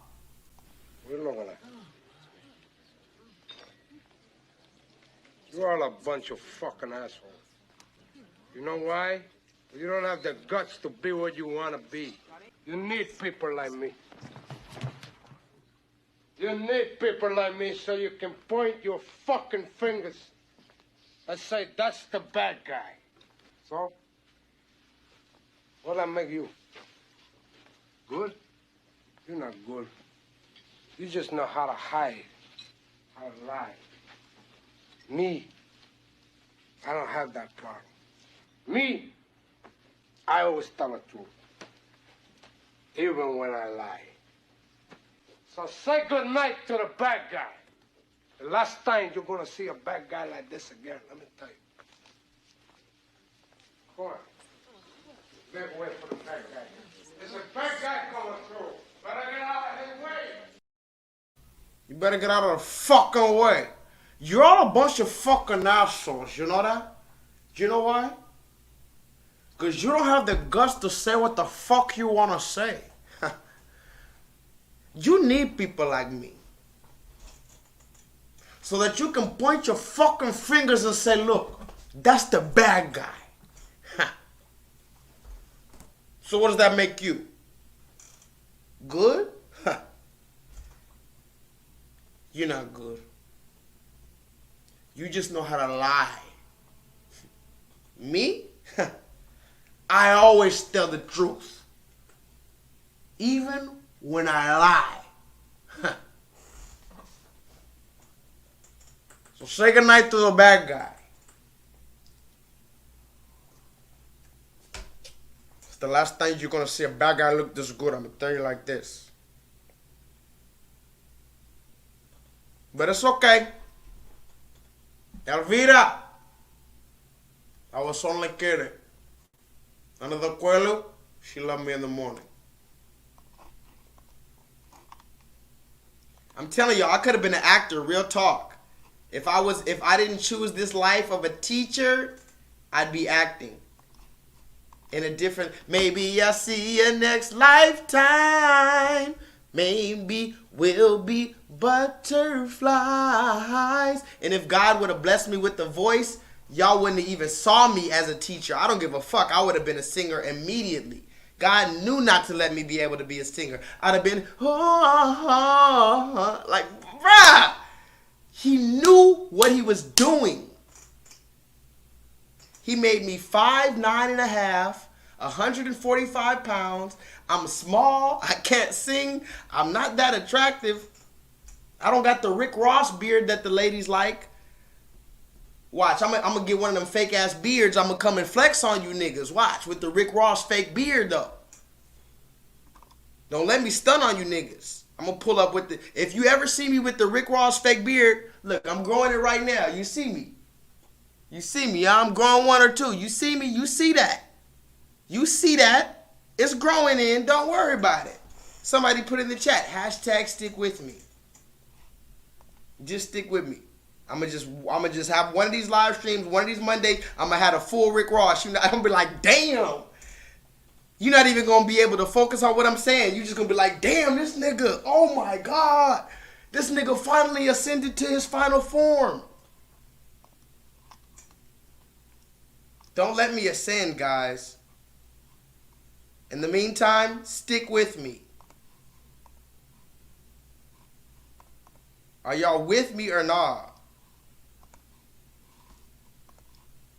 I'm really just asking. That's really what it is. I don't mean to be a burden to you guys, but I do have a few more receipts, and I don't want you to leave. That's why I'm saying stick with me. And you know, I like to talk a little bit to ease the mood, but this is the next one that I need you guys to watch. Press 7 if you're ready for it. This is very serious. I was joking, but now I got to be serious. Press 7. I just want to see 1 7 in the chat. Whoop, there it is. Do you feel the pressure of, I see it all the time, parents will be like, you know, you have a responsibility because kids are watching. You hear that Cardi B had that same problem and Nicki had that same problem. Do you feel that same way, like, raise your own kids? I feel like I used to, but now it's just like, so? Like fuck your kids. Like fuck your kids. Like fuck your kids. Like fuck your kids. Like fuck your kids. I feel like I used to, but now it's just like, so? Like fuck your kids. Not like fuck your kids. That's exactly what you just said. but like, you just gave them another headline, Montero. Okay, what agenda is that? The fuck your kids agenda? It's like we really get one chance to do this, at least to my knowledge. I don't know like what happens when we die or not. So it's like I'm not like about to pander to your kids. I'm not like about to pander to your kids. I'm not like about to pander to your kids. You know, I'm finna do the biggest show of my life, and it's gonna be great.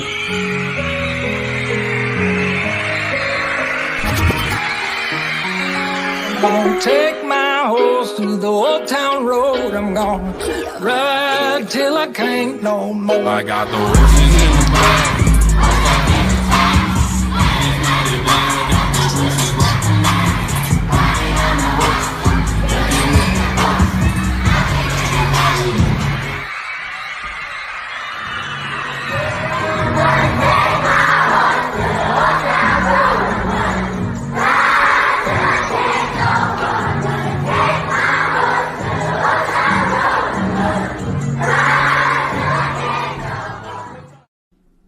I'm not like about to pander to your kids. Like fuck your kids.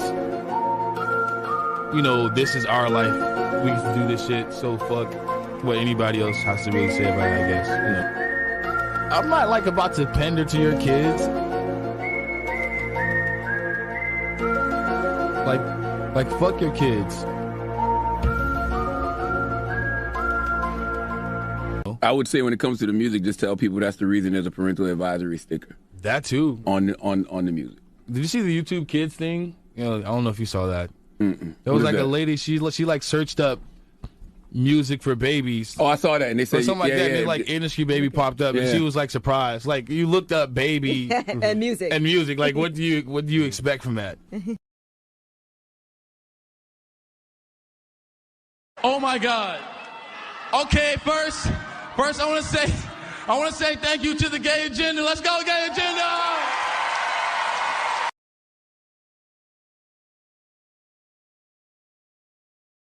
Look at this. Somebody come look at this. Look at this. Somebody come and look at this. Look at this. You know, like, I'm because of the emasculation of the black man. I didn't know that I had that much power, but now that I know I do, you can expect me to be wielding it every chance I get. Oh, hell no! Come on, man. And this is why I'm staying on their necks, because, like I told you, I'm not going to mention this dude's name. I've already made a pack out of him, but the reason why I'm staying on your necks is for this reason. Because I knew I was going to have to be the receipt king for a reason. I had to stay on their necks.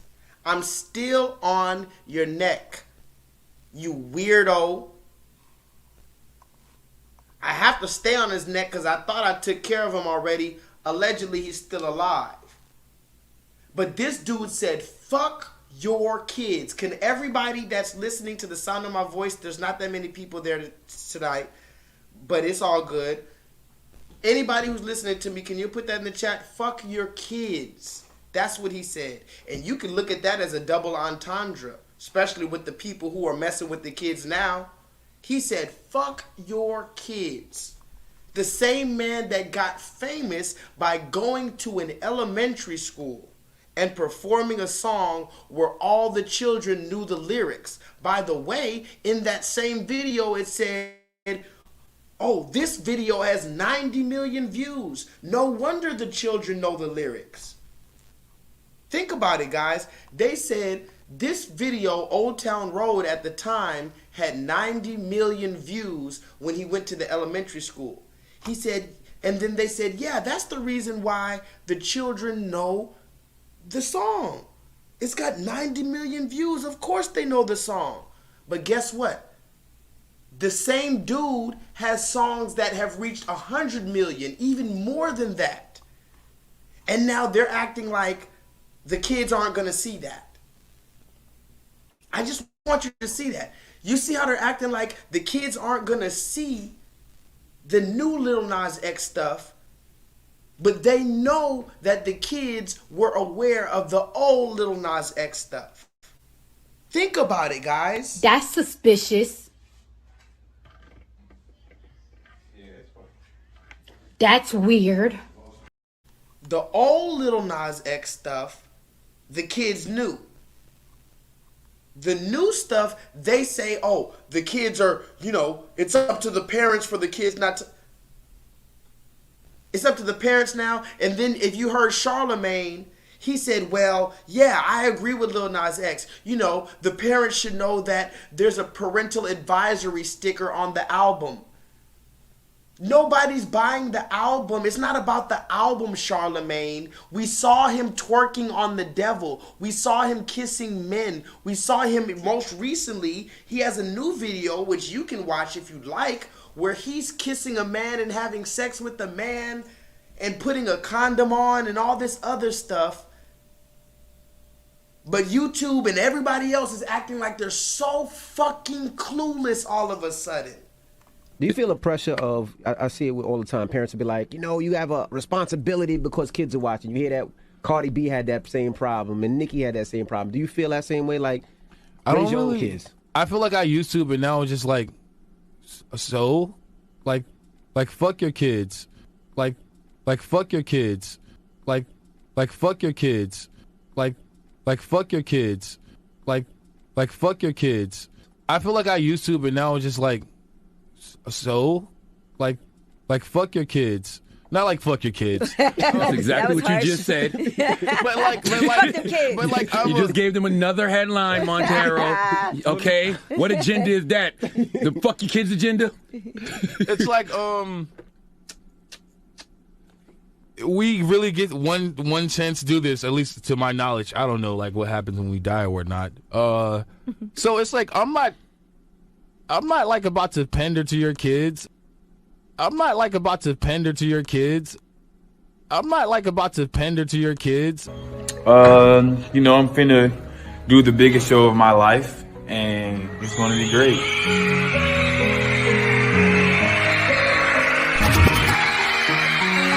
Gonna take my horse through the old town road. I'm gonna ride till I can't no more. I got the horses in the back.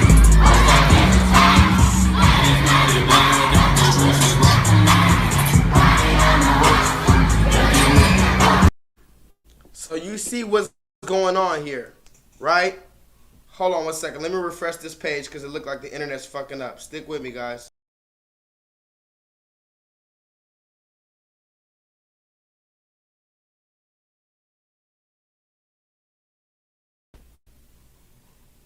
So do y'all see he literally made a children's book? He said, fuck your kids. Somebody put that in the chat. He said, fuck your kids. I'm not trying to pander to your kids. I don't want to pander to your kids. I'm not going to pander to your kids. Fuck your kids. But the same dude this same year, he says he made a children's book. I'm dropping the best kids book of all time soon. C is for Country. Out January 5th, 2021 from blah, blah, blah. I can't wait to share it with you all. You can pre-order it right here. Lil Nas X, C is for Country. This is an actual children's book that this man made this year called C is for Country, and he had the audacity to say, fuck your kids, I'm not gonna pander to your kids. I'm just saying, like, how? What is... Whatever. Whatever, guys. I gotta move forward. I gotta move forward. Are y'all with me, guys? This is a good story. Remember, I told you I was gonna try to bring you good stories every now and then. This is a good story right here. This is a really good story. Look at this. Rapper Scarface, his son gave him a kidney. Rapper Scarface, if y'all don't know, this is from the group The Ghetto Boys. This is really dope because I actually met Scarface before. Quick story, I'm a server in a restaurant, and he came into the restaurant I was working at. At the time, I was working at a restaurant called BJ's Brew House, and this was in Pearland, Texas. And this is when Scarface came in, and he sat at the table, a big table, and I was serving him. I didn't even recognize him because he had lost a lot of weight. If you know anything about Scarface the rapper, he used to be kind of heavy when he was really popular, you know, and he lost some weight. I guess he was doing some healthy things, and then he had some trouble with his health. Anyway, he needed a new kidney. Scarface needed a brand new kidney, and his son, his flesh and blood, gave him a kidney. And I just thought this was a cool story I wanted to share with you guys, because remember, we have to stay balanced, and I wanted to show you that the world isn't just full of negativity. There are positive things going on. People still love each other. People still sacrifice for each other. People still believe in each other. People still will fight for each other. So everybody put your favorite emoji in the chat for the rapper Scarface, who survived another day. Remember, like John Witherspoon said, you live to fight another day. And give another emoji for Scarface's son, who gave his dad a kidney and put his chest out like a man, and he's still up here riding hard. And since we're talking about John Witherspoon and Friday, You Live Another Day, did you guys know the dude Ezell from Friday, he died today? I don't know if you know that. I saw that right before I got on this stream. It said the dude Ezell, y'all can look into it. I don't know his name. You can put it in the chat. The dude who played Ezell in Friday. My neck, my back, my neck and my back. Hey, Smokey over here taking a shit. Well, I ain't gonna tell nobody else. You remember Ezell from Friday? He died today, allegedly. What a time to be alive, guys. What a time to be alive.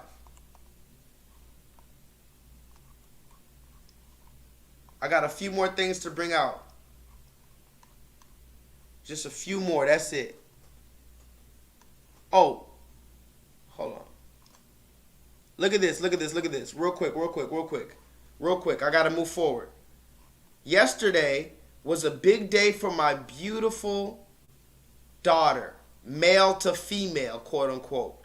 She, quote unquote, got her hormone blocker. Can somebody put that in the chat?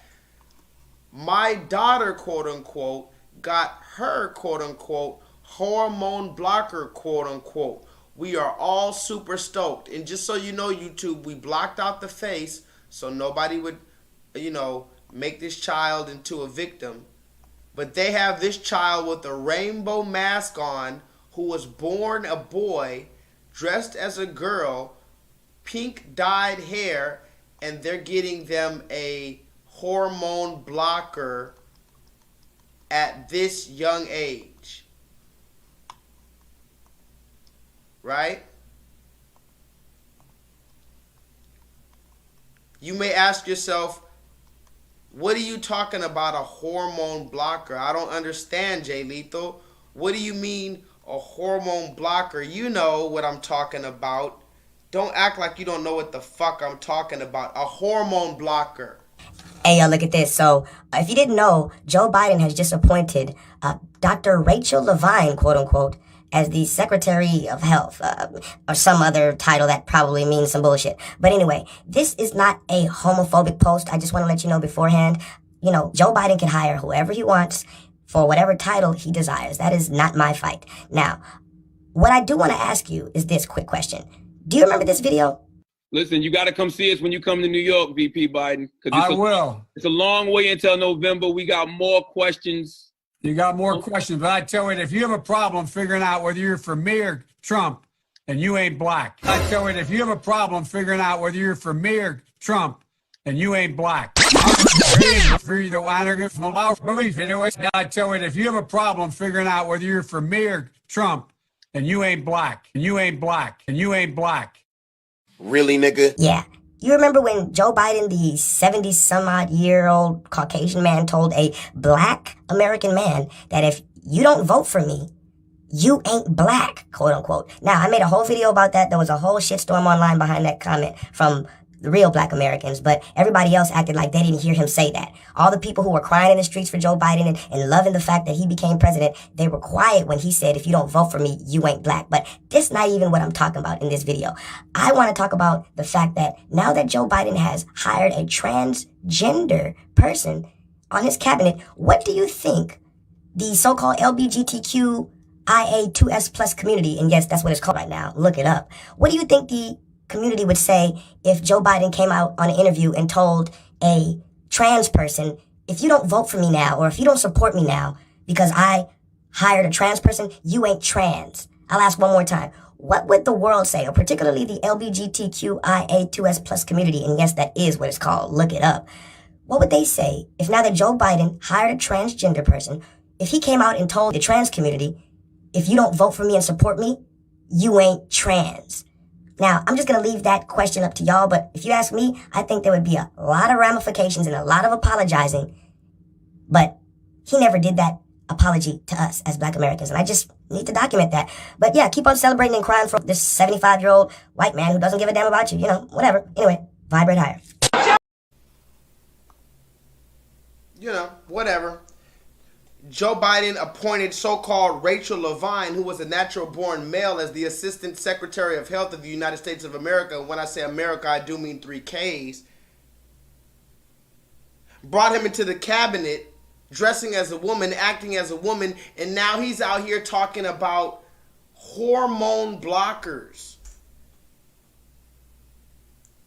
And you can look into the video where he's talking about changing the puberty of a person, stopping their puberty, stopping their natural cycle of puberty with pills.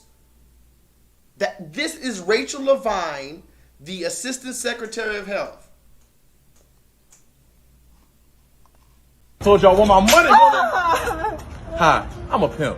I don't have the energy to disrespect my women if I'm disrespecting my body. Please, get the vaccine.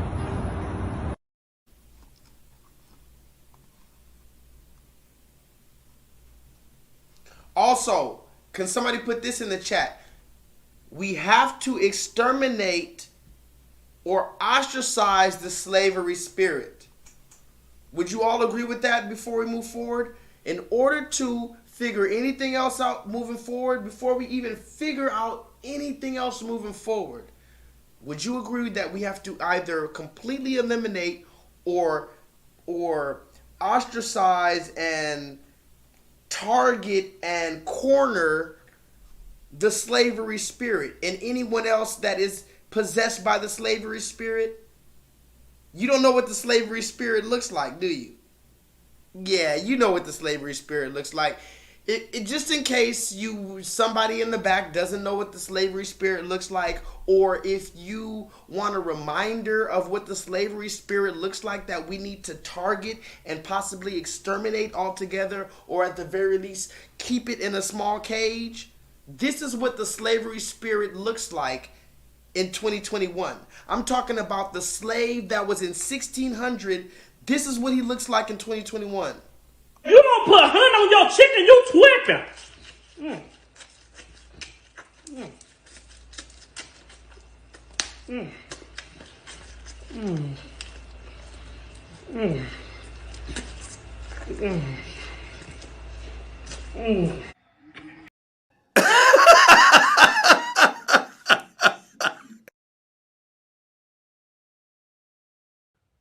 Yeah, man.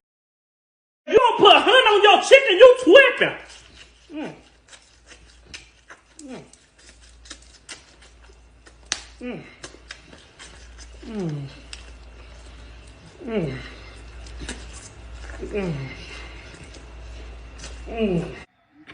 Oh my God, we finna die. We all finna die. We finna die. Nah, that last part was ridiculous. Did y'all see the last part? Watch the last part again. Hold on. Look at the last part. You don't put honey on your chicken, you twipping.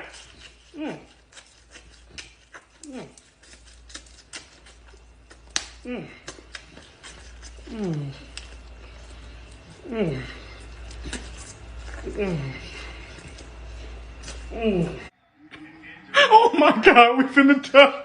We all finna die. We finna die.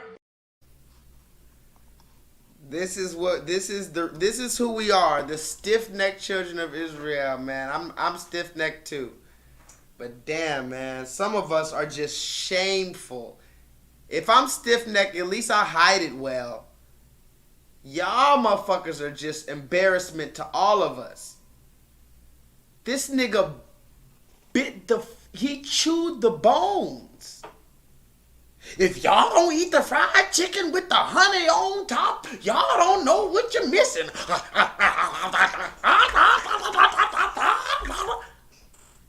Really, sir? In 2021, the year of our Lord, really, sir?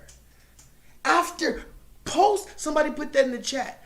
Post George Floyd, post Sandra Bland, post Breonna Taylor.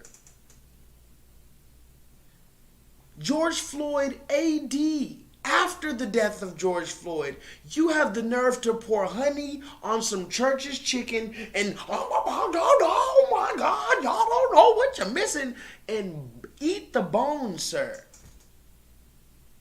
What do they say what do the young people say? Clout is one hell of a drug, I guess, huh? Clout is just one hell of a motherfucking drug, sir, I guess. But if I'm going to be famous, remember, what is the name of tonight's online pro bono interactive learning course in which like-minded individuals gather to discuss nuanced and sometimes controversial topics in order to gain a further level of clarity and understanding moving forward? What's it called? It's called The Side Effects of Fame.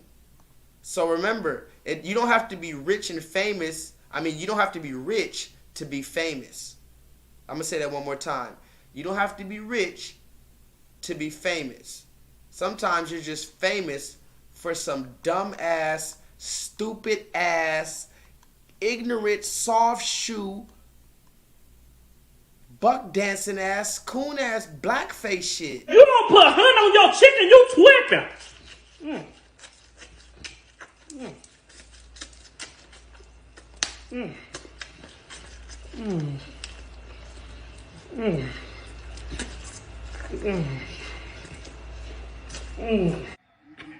Oh my God, we finna die. We all finna die. We finna die. We finna die.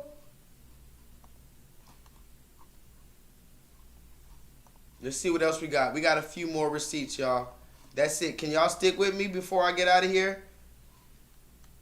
I know it's my day one people in here, the 7 gang, runaway slave gang in here right now. I know that's who's watching right now, so I'm not even worried about y'all leaving. But I just like to make sure y'all that I'm not boring you guys. Let's continue real quick. Let's look at some of the actors on the new Proud Family show. Now, I talked about the Proud Family on one of my videos. You can watch it on my channel. I talked about Keke Palmer and the other people that are on the new Proud Family reboot. I don't have time to talk about it now, but you can look into how on the new Proud Family show on the Disney Channel, they have Keke Palmer, so-called playing a quote-unquote activist, and they also have Billy Porter, of all people. You know Billy Porter, right? They have Billy Porter playing the father on this new show. Y'all remember Billy Porter, right? Clearly everybody remembers Billy Porter. I mean, it's not like we don't know who Billy Porter is, right? You know, it hit me when I was on the set last week how profound it is that I am playing the fairy godmother, the fairy godmother, the fairy godmother. They call it the Fab G. Magic has no gender. We are presenting this character as genderless. At least that's how I'm playing it. And it's really powerful.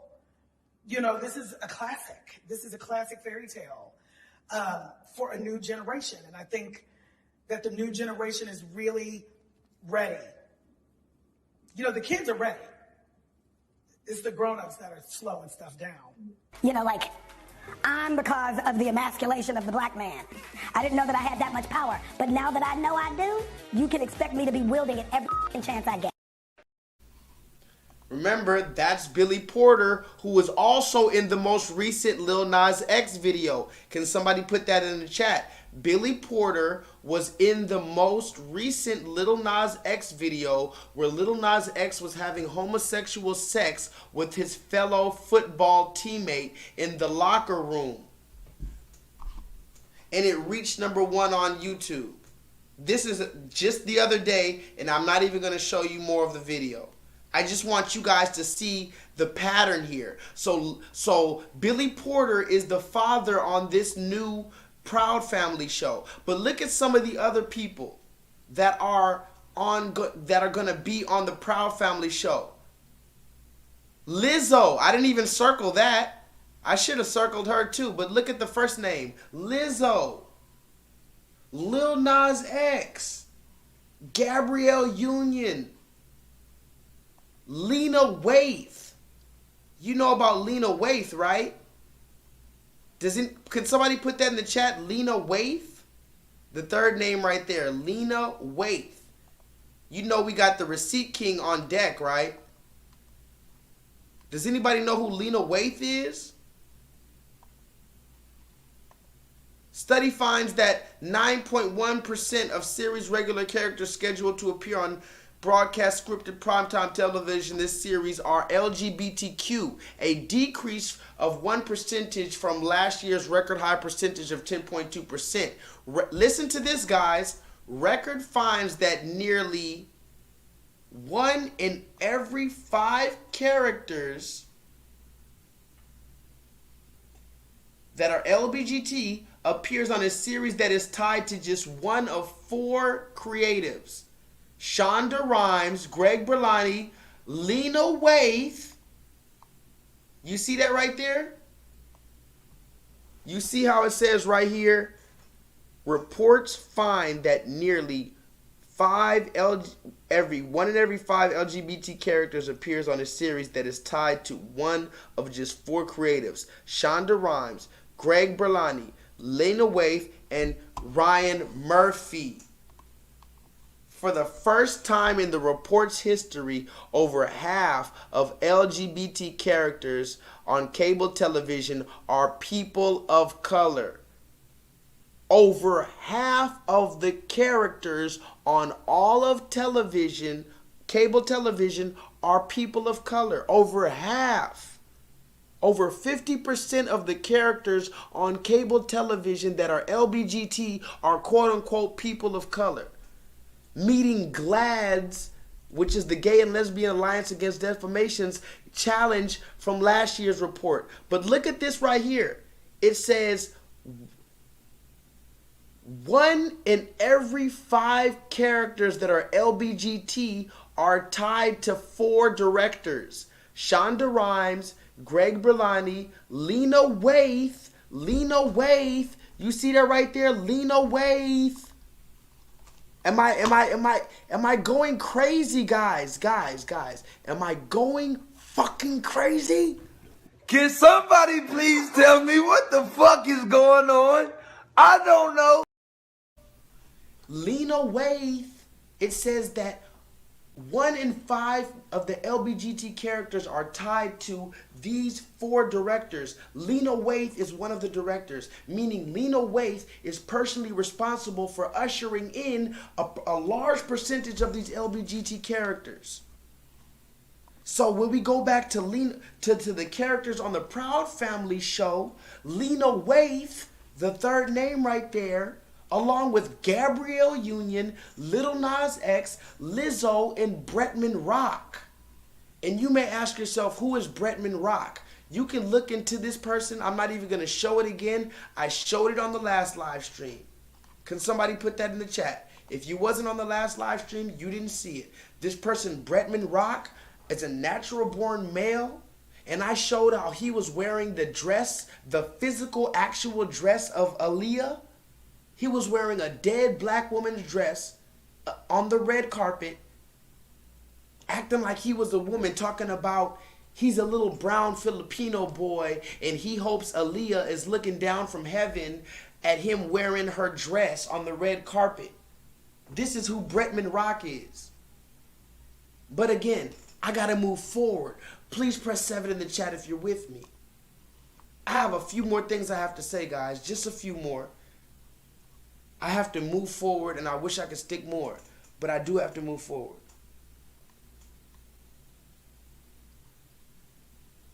Look at this. This just in. Wendy Williams has tested positive for a breakout case of the sickness. Can somebody put that in the chat? Wendy Williams has just tested positive for a breakout case of the thingy thing.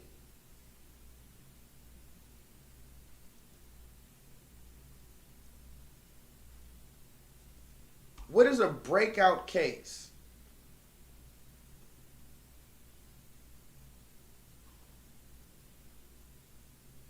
What is a breakout case? It says, while continuing her health evaluations, Wendy has tested positive for a breakthrough case of the sickness. To allow Wendy time to quarantine and fully recover and ensure that our production abides by all SAG blah blah blah blah blah protocols, we expect to begin the 13th season of the Wendy Williams Show on Monday, October 4th. In the meantime, the repeats will be scheduled. Okay? So, what is a breakthrough case? Does anybody know? Can somebody put that in the chat, or can somebody let me know what a breakthrough case is in the chat? Remember, this is an online interactive pro bono learning course in which like-minded individuals gather in order to discuss nuanced and sometimes controversial topics so that we may all possibly gain a further level of clarity and understanding moving forward. So I can't look at it right now, but can somebody tell me what a breakout case is? A breakthrough case is when the juice doesn't prevent the jabbed up person from getting the illness. So it says here that Wendy Williams got a breakthrough case, meaning she was injected, right? Let me know. I'm not trying to be wrong. YouTube, please don't take me down.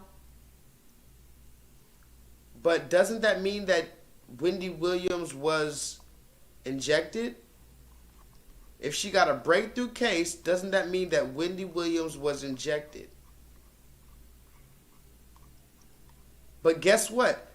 This was Wendy Williams 6 months ago. Somebody put this in the chat.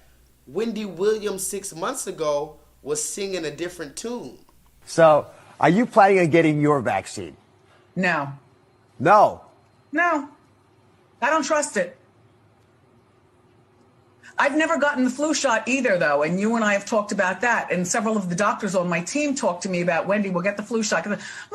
I've never had the flu. I'm not getting a flu shot. I very rarely get a cold. I never have headaches. I don't take an aspirin because I feel my heart murmur or something like that. I'm not getting, no, I don't trust it. There, I said it. Yeah. So let me go back to vaccines for a second, because what you say and believe is so important to a lot of people. I mean, millions and millions of Americans are going to say, Wendy Williams didn't get a vaccine, so I don't want to get a vaccine. So let me just ask you, if there's anything that could happen that would make you feel comfortable. 10 million people get vaccinated without a problem. Your neighbor gets vaccinated, a sibling, your son gets vaccinated, someone that's dear to you gets vaccinated and does well, that might make you think, you know, just to get past the hassle of having to lie on my back, recovering from COVID-19, or maybe not recovering, is not worth the risk, that I might actually consider this vaccine. I'm not getting the vaccine. Listen, 10 million people and more have the flu vaccine, and how many people per year catch the flu? You know, no, I'm not getting the vaccine, Dr. Oz. I'm not. I don't trust it. And is there something in particular you don't trust about it? The fact that it was made quickly, the fact that we don't have enough follow-up? What specifically is bothering you about it? Doctors are really smart people, but doctors don't know everything. And that's been proven as well. I'm not getting the vaccine. And I'm not saying that you shouldn't get the vaccine, everybody watching. I'm just saying I'm not getting the vaccine. This is your man. Yes. Look at the screen. The white man is the devil, the Bible speaks of. And that's what you're going to settle for. I'm going to stick beside him.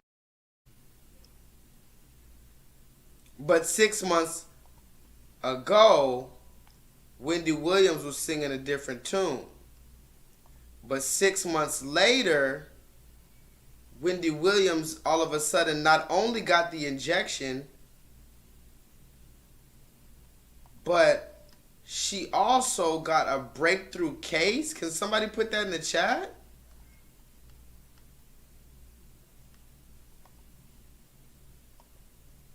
A breakthrough case. It says Wendy Williams is further delaying her show return after being diagnosed with the sickness.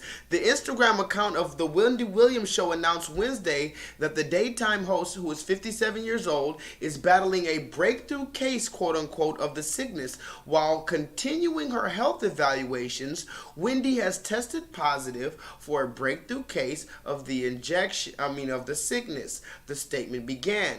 To allow Wendy time to quarantine and fully recover to ensure that our production abides by all of the protocols, we expect to begin the 13th season of the Wendy Williams show on Monday, October 4th. The show will air repeats on the interim. The announcement comes after Williams had to bow out of promotional activities because of ongoing health issues that required further evaluations. In a conversation with Dr. Oz in March, Williams expressed her hesitancy about getting the jab. No, I don't trust it, she said. I've never got the flu shot either, though. And you and I have talked about that. Several of the doctors on my team have told me blah, blah, blah, blah, blah, blah, blah, blah, blah, blah. Look at the bottom. In May, however, Williams announced that her live studio audience would be able to return on June 1st only if they were fully injected. A source confirmed to page 6 on Wednesday that Williams has received the COVID injection since publicly airing her skepticism.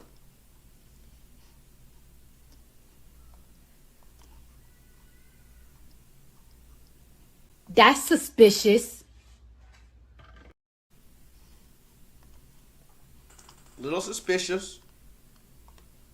Just a little suspicious. Stick with me, guys. We're almost done. At this point, you might as well not even leave. You might as well just sit back for the final 30 minutes because I got a good finale for you. I'm pretty sure I got one or two more videos at the very least. I don't know if it's a finale, but I mean, you know, I'm not going in order. I'm just playing the receipts I got. But I mean, I do got some more surprises for you, like this one. This has nothing to do with anything. Somebody put that in the chat. This has nothing to do with anything, but I found it hilarious and triggering. Look at this. Tell me if you can relate. Mommy, can you help me? Of course I can help you with your homework, sweetie. Yeah, it's this question right here. I don't get it. What's Okay. Okay, as you see right here, come on, we did this before with the hands, come on.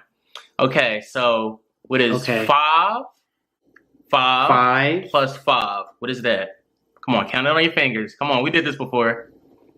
And 5. That's 10. That's right. That's 10. Come on, you know this. Okay, what about this one? Okay, this is easy. This one is real easy. Okay, so you got 5, and then you take away 3. What's that? 5 take away 3. Come on. You take away 3. 2. It's 2. That's right. See, come on, you know this. You know this. You know you smart. Hey, Mom, what about this one? Okay, what's this one? Okay, come on. Same stuff, pretty much. Okay, so if there are 5 turtles in the pond and 3 leave the pond, how many are left in the pond? Okay, if there was 5 turtles in the pond and 3 left, how many would be left in the pond?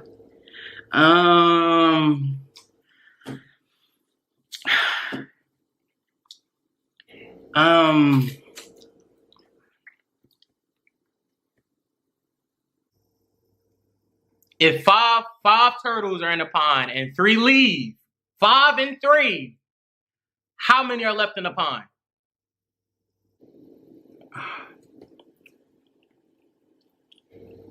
If 5 turtles are in the pond and 3 turtles leave the pond, how many are left? If there was 5 turtles in the pond and 3 left. If 5 turtles are in the pond and 3 leave, how many are left? If there was 5 turtles, if there was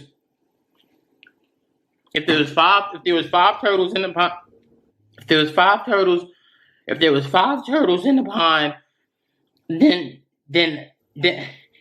oh no, because you think it's a game. Why you getting up, Mom? You think it's a game. Mom, why you standing? What? If 5 turtles are in the pond and 3 of them niggas leave, okay, how many are left in that pond? In the pond and 3 left. It'll be 26 turtles left in the pond.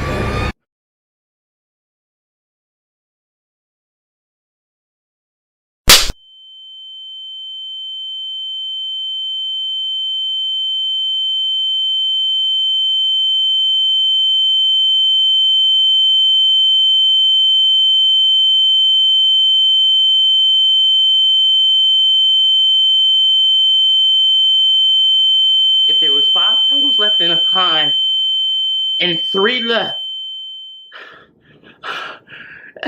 it'd be a gun?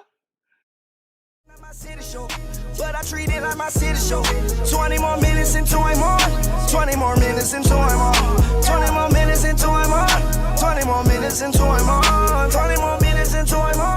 20 more minutes into I'm on. Yeah, that shit had me dead, dog. I'm not gonna lie. I'm still laughing at that shit. That shit was fucking hilarious, bro. And tell me that's not the truth. Nigga, she said, if it was 5 motherfucking turtles and 3 of the motherfuckers left, how many nigga turtles? It's like, I don't know math just because you started yelling at me, ma'am. Just because you started cursing at me, that doesn't teach me math. I am 4.5 years old. I am 7 years old.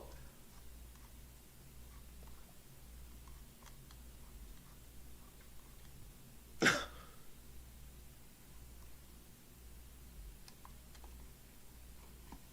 me read some comments real quick. What up, y'all?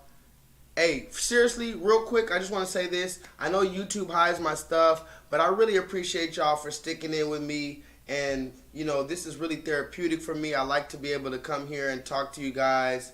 I really appreciate you guys for, you know, showing an interest in what I'm talking about. I could be on here on the internet literally talking to nobody, and I'm not worried about having thousands of views, because if you ever watch those live streams where they have thousands of thousands of viewers, they can't even read their comments. The comments are going so fast. At least here it's a little smaller, but we got an intimate thing where we could at least read each other's comments. We can see each other on a constant basis. So I appreciate you guys showing up. Let me refresh my page because it looks like my internet's fucking up. Hold on, stick with me, guys.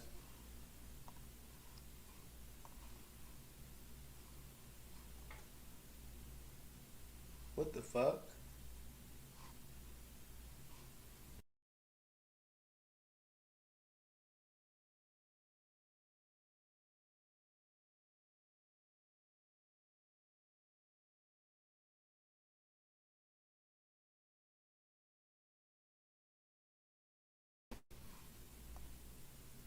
Y'all still with me? Are y'all still with me? I'm about to get out of here.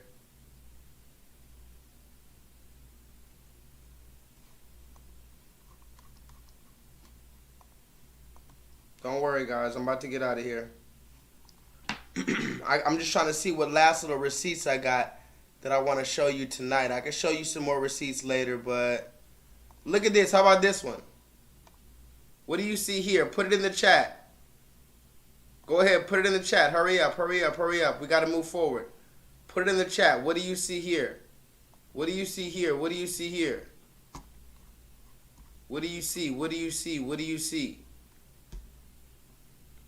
Hurry up. Put it in the chat. What do you see? What do you see? What do you see?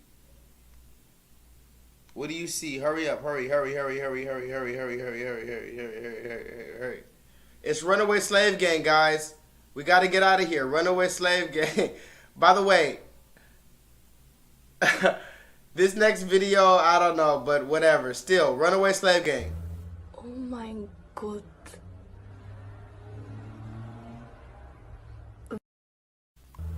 Oh my God.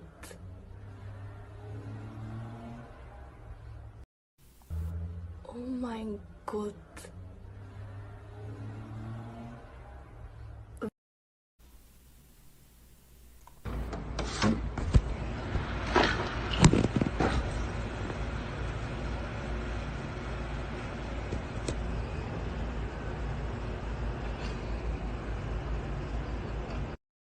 He like, yo, how?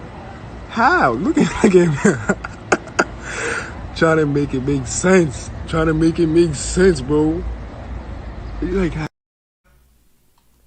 Yes, and I'm at this point I'm moving back and forth. But yes, this is one of those soccer players. I don't know if y'all know her name, but this is one of those soccer players, and I knew that she was part of the agenda when I saw that she won a championship ring, or she won a championship in boxing, in soccer, and they were putting her all over the screen, and she was smiling with her I knew exactly what was going on, and now we see exactly what's going on. You see this, right? Do y'all see what I see? All I'm asking you, I'm not even worried about telling you or teaching you any fucking thing. I'm just asking you, do you see what I see? Don't worry about, I'm not even teaching you nothing. I'm just simply asking you, are your eyes working?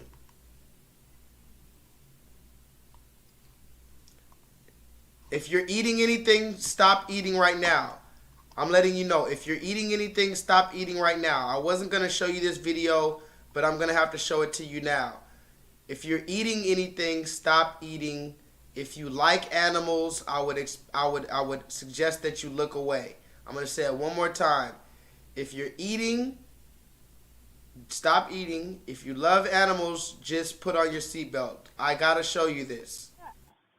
Burung. Entah, apa ini? Nak buat sesak apa kali ini? Baiklah. Iya, What is that? Oh, that's cute. Look. I'm gonna be sick. Why the fuck with you, nigga. Jesus, take the wheel, please.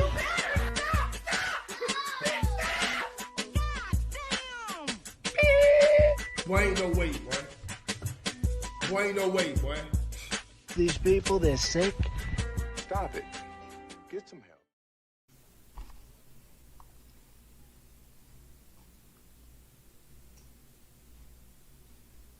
Leonard, that's exactly what I said, Leonard.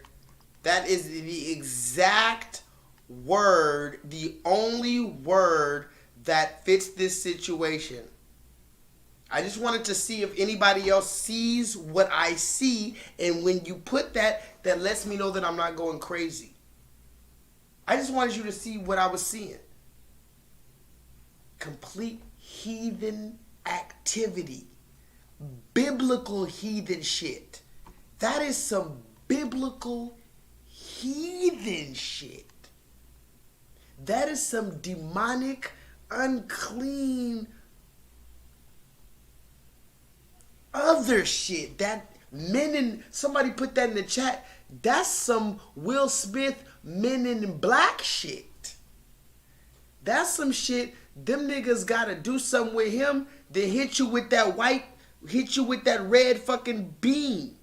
You don't remember nothing after that on the Men in Black shit. Burung.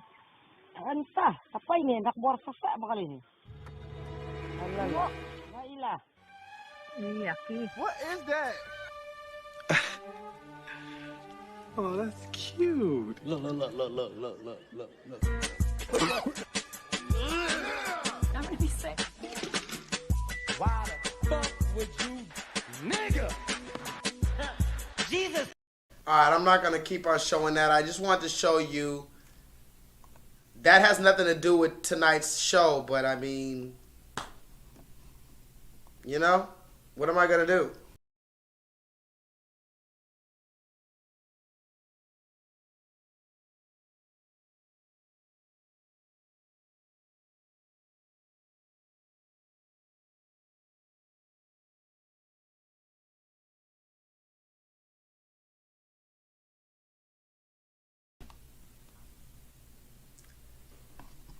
So, who wants to go to the Chinese restaurant?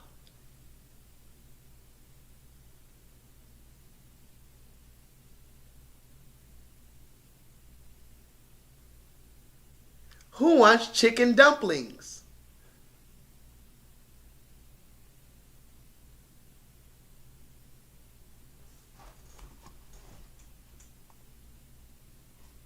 Can y'all see me? Press 7. I'm about to get on out of here. I'm trying to...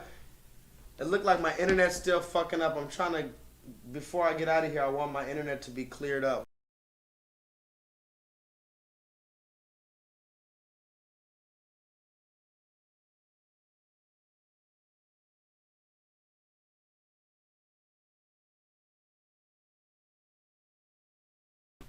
Thank y'all for sticking with me. I really do appreciate y'all. I promise I do.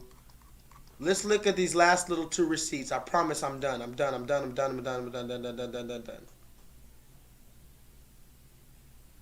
I know I got something else. Oh, this is the second receipt from Nicki Minaj. Somebody put that in the chat. I forgot to play the second receipt. I guess I might as well play it right now. So after all the backlash that Nicki Minaj received for going against the injection, this is what she had to say. I guess I just felt it was important to show it. I guess whatever. But listen to what she was saying, because she was actually spitting some facts. I'm not going to lie.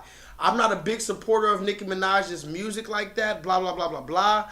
But what Nicki Minaj had to say, I played the first video earlier, so if you weren't here earlier, go back and listen. But this is the second video she put out after she got her backlash. And she was saying some real shit. I can't even lie. And she was actually sounding kind of woke. I'm going to say it like this. Nicki Minaj was actually I know this is going to sound crazy. I'm about to get out of here, but just listen to me before I go. Nicki Minaj, I'm about to play this last video, and you tell me that Nicki Minaj wasn't sounding kind of woke.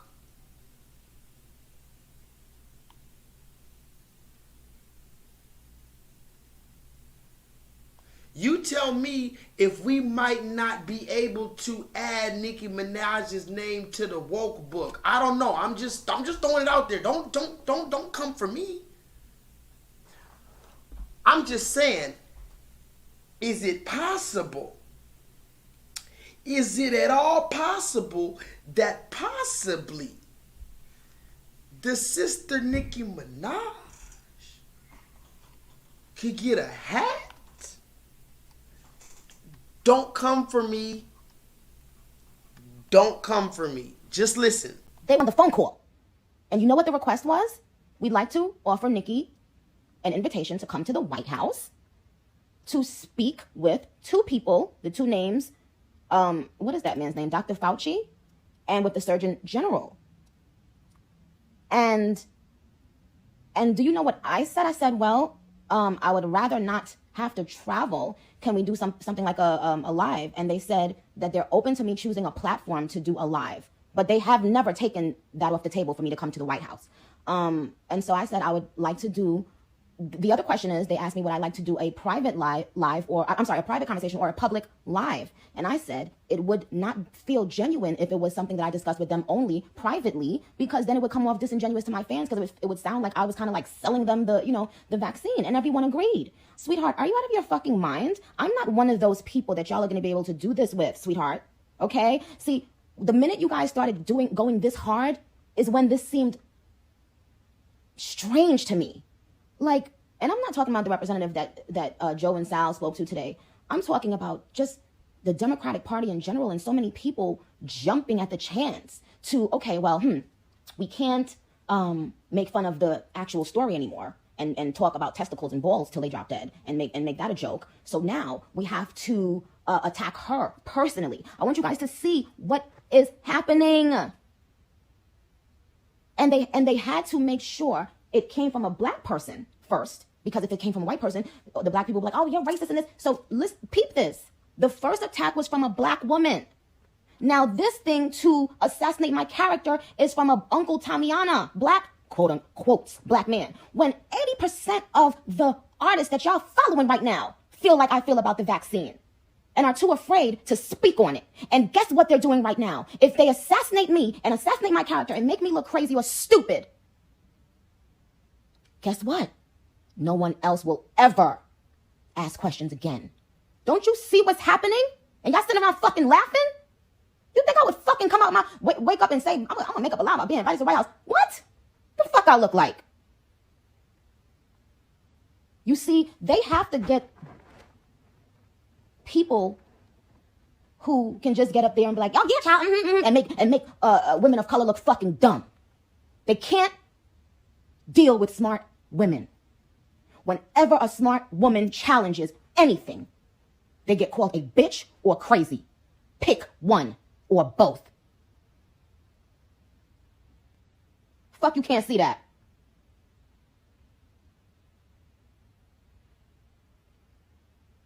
Gonna use this Uncle fucking Tamiana, and so many of y'all got y'all say all this shit on the internet, wouldn't fucking make a fucking peep in real life to these artists that y'all tweet and comment every fucking day.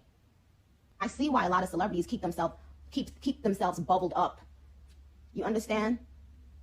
We're living in a place without free health care.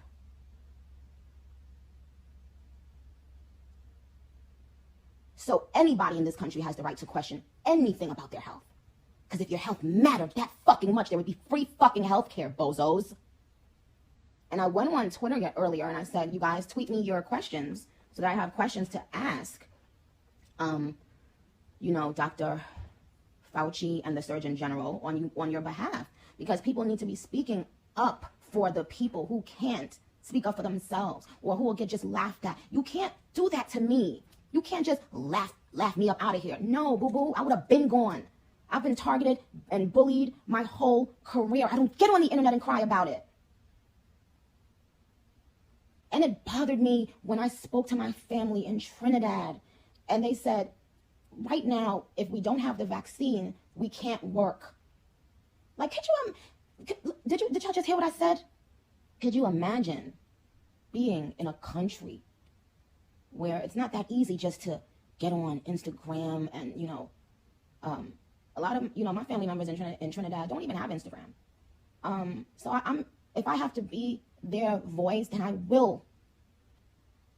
How can you negate how these people feel? They're being told they can't work if they don't have the vaccine. And so if I want to ask questions about the vaccine, what's wrong? What's wrong? So now there's this gang up for me to say, all right, you know what, you guys, hey everyone, okay, just take the vaccine and now I see why celebrities distance themselves from y'all. Because y'all be the first ones making fun when people put their neck out on the line. Fuck off my phone. So that was Nicki Minaj. Her most recent rant as she was going on. Now, we can talk about if she's fake woke, if she's controlled opposition. All of these are plausible theories. I agree. But what I'm saying is the fact that she's on a mainstream level opposing the mainstream narrative, to me that's commendable, and to me that's a step moving forward. Remember, no single person is going to be the end-all be-all of where we're trying to go. But if we can see a person moving forward, that's what we can commend. I was talking to an elder, and I'm about to get out of here. I'm about to get out of here. Can y'all press 7 if y'all can hear me? I'm about to refresh the page. I'm literally about to get out of here. 3 minutes.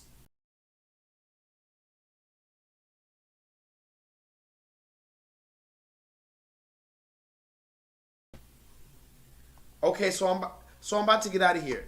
So I was talking to one of my a black man recently, so-called black man, absorbed with light, elder. He's about 85, 83 years old. I don't know exactly how old he is, but the black man is in his 80s. I only see him every now and then over at Starbucks. Anyway, we talk really very, very philosophically, and we talk very deep. So I asked him a lot about racism and how it was when he was growing up. Remember, this is a black man that was 85 years old. So he grew up when they used to literally make you sit on the back of the bus. I still can't grasp this concept. He said, yeah, they literally made us sit on the back of the bus. We couldn't go to the movie theater. We had to sit at the different location. So this black man told me recently when I saw him, I haven't seen him in a long time, and he told me a lot of things, but one of the things he told me was, you can't look at it like, don't look at it like one big goal. Like, imagine soccer. You just kick the ball down the goal. Somebody else kicks the ball towards the goal a little bit more. Somebody else kicks the ball towards the goal a little bit more. Somebody else. And then finally somebody scores. That's the way we look at it. And that final person that scored, he's not the only person that gets the victory. Similarly, the other person that were kicking the ball, they're not the only person that gets the victory. Everybody that kicked the ball and everybody that was cheering for that team gets the victory when they get the goal, when you're playing soccer. So if you're looking at it like that, maybe Malcolm X kicked the ball a little bit further down the goal. Maybe whoever else you want to say kicked it down the ball a little bit, and eventually we're going to get to the goal because we're standing on the right side of history. We're standing on the truth of the Most High God. We're standing on nature. We're standing on real. So at the end of the day, we can either be scared of this shit or we can move forward. What a time to be alive, guys. What a time to be alive. I love you guys so much. I got to get out of here. I do love you. I do want to see you guys more. I do look forward to this. I put a lot into these live streams and they go so fast. But it's just like a movie. You ever watch a movie? Sometimes you might watch The Avengers or what's that movie, Titanic, or the movie Avatar.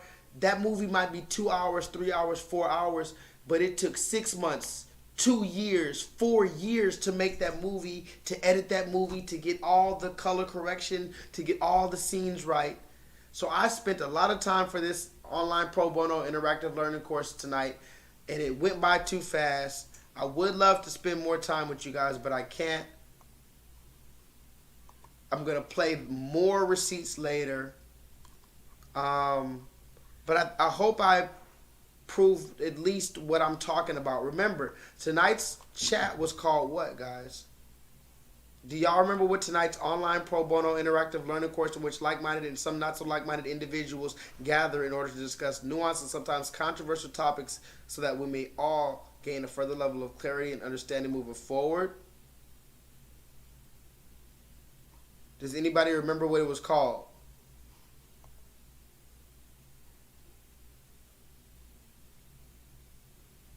The side effects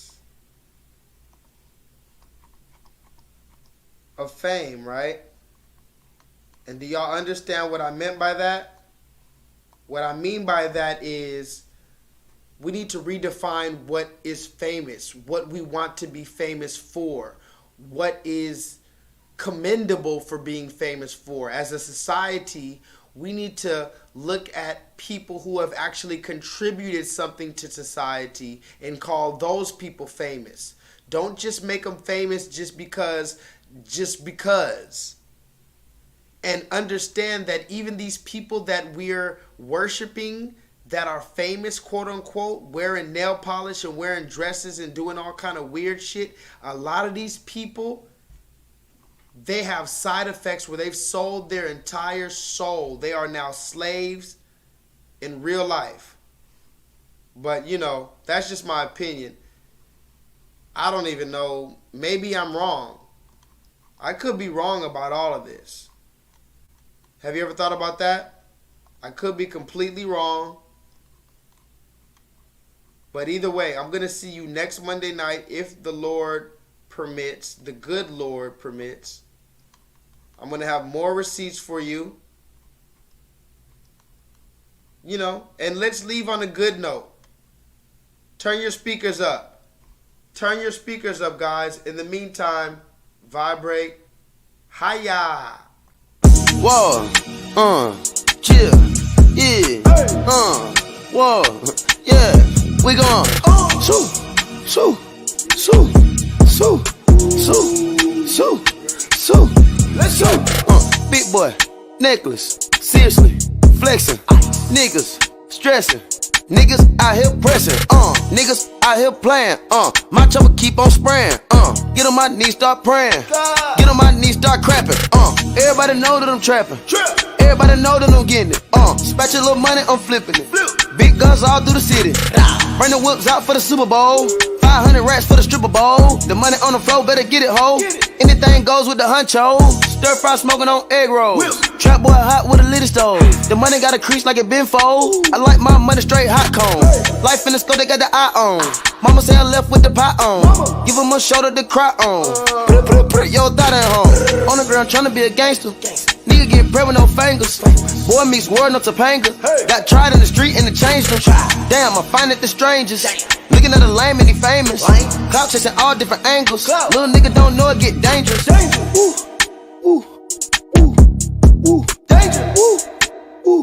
Little nigga don't know it get dangerous. Danger.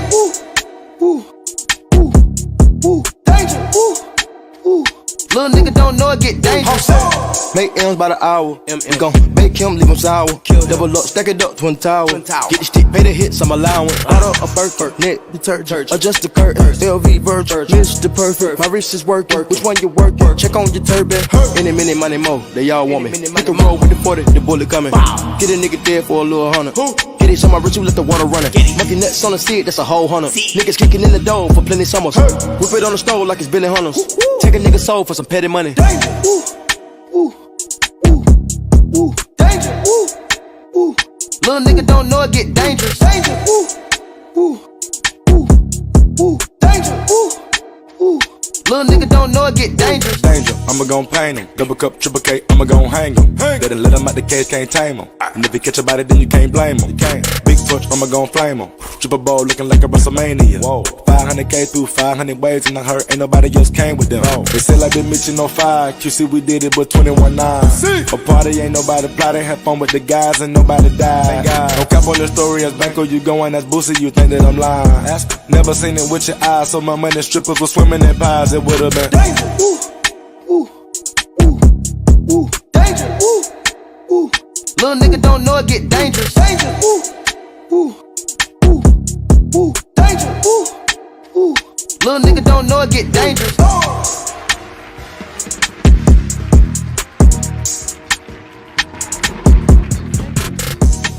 Thank you. And the girls in the back. And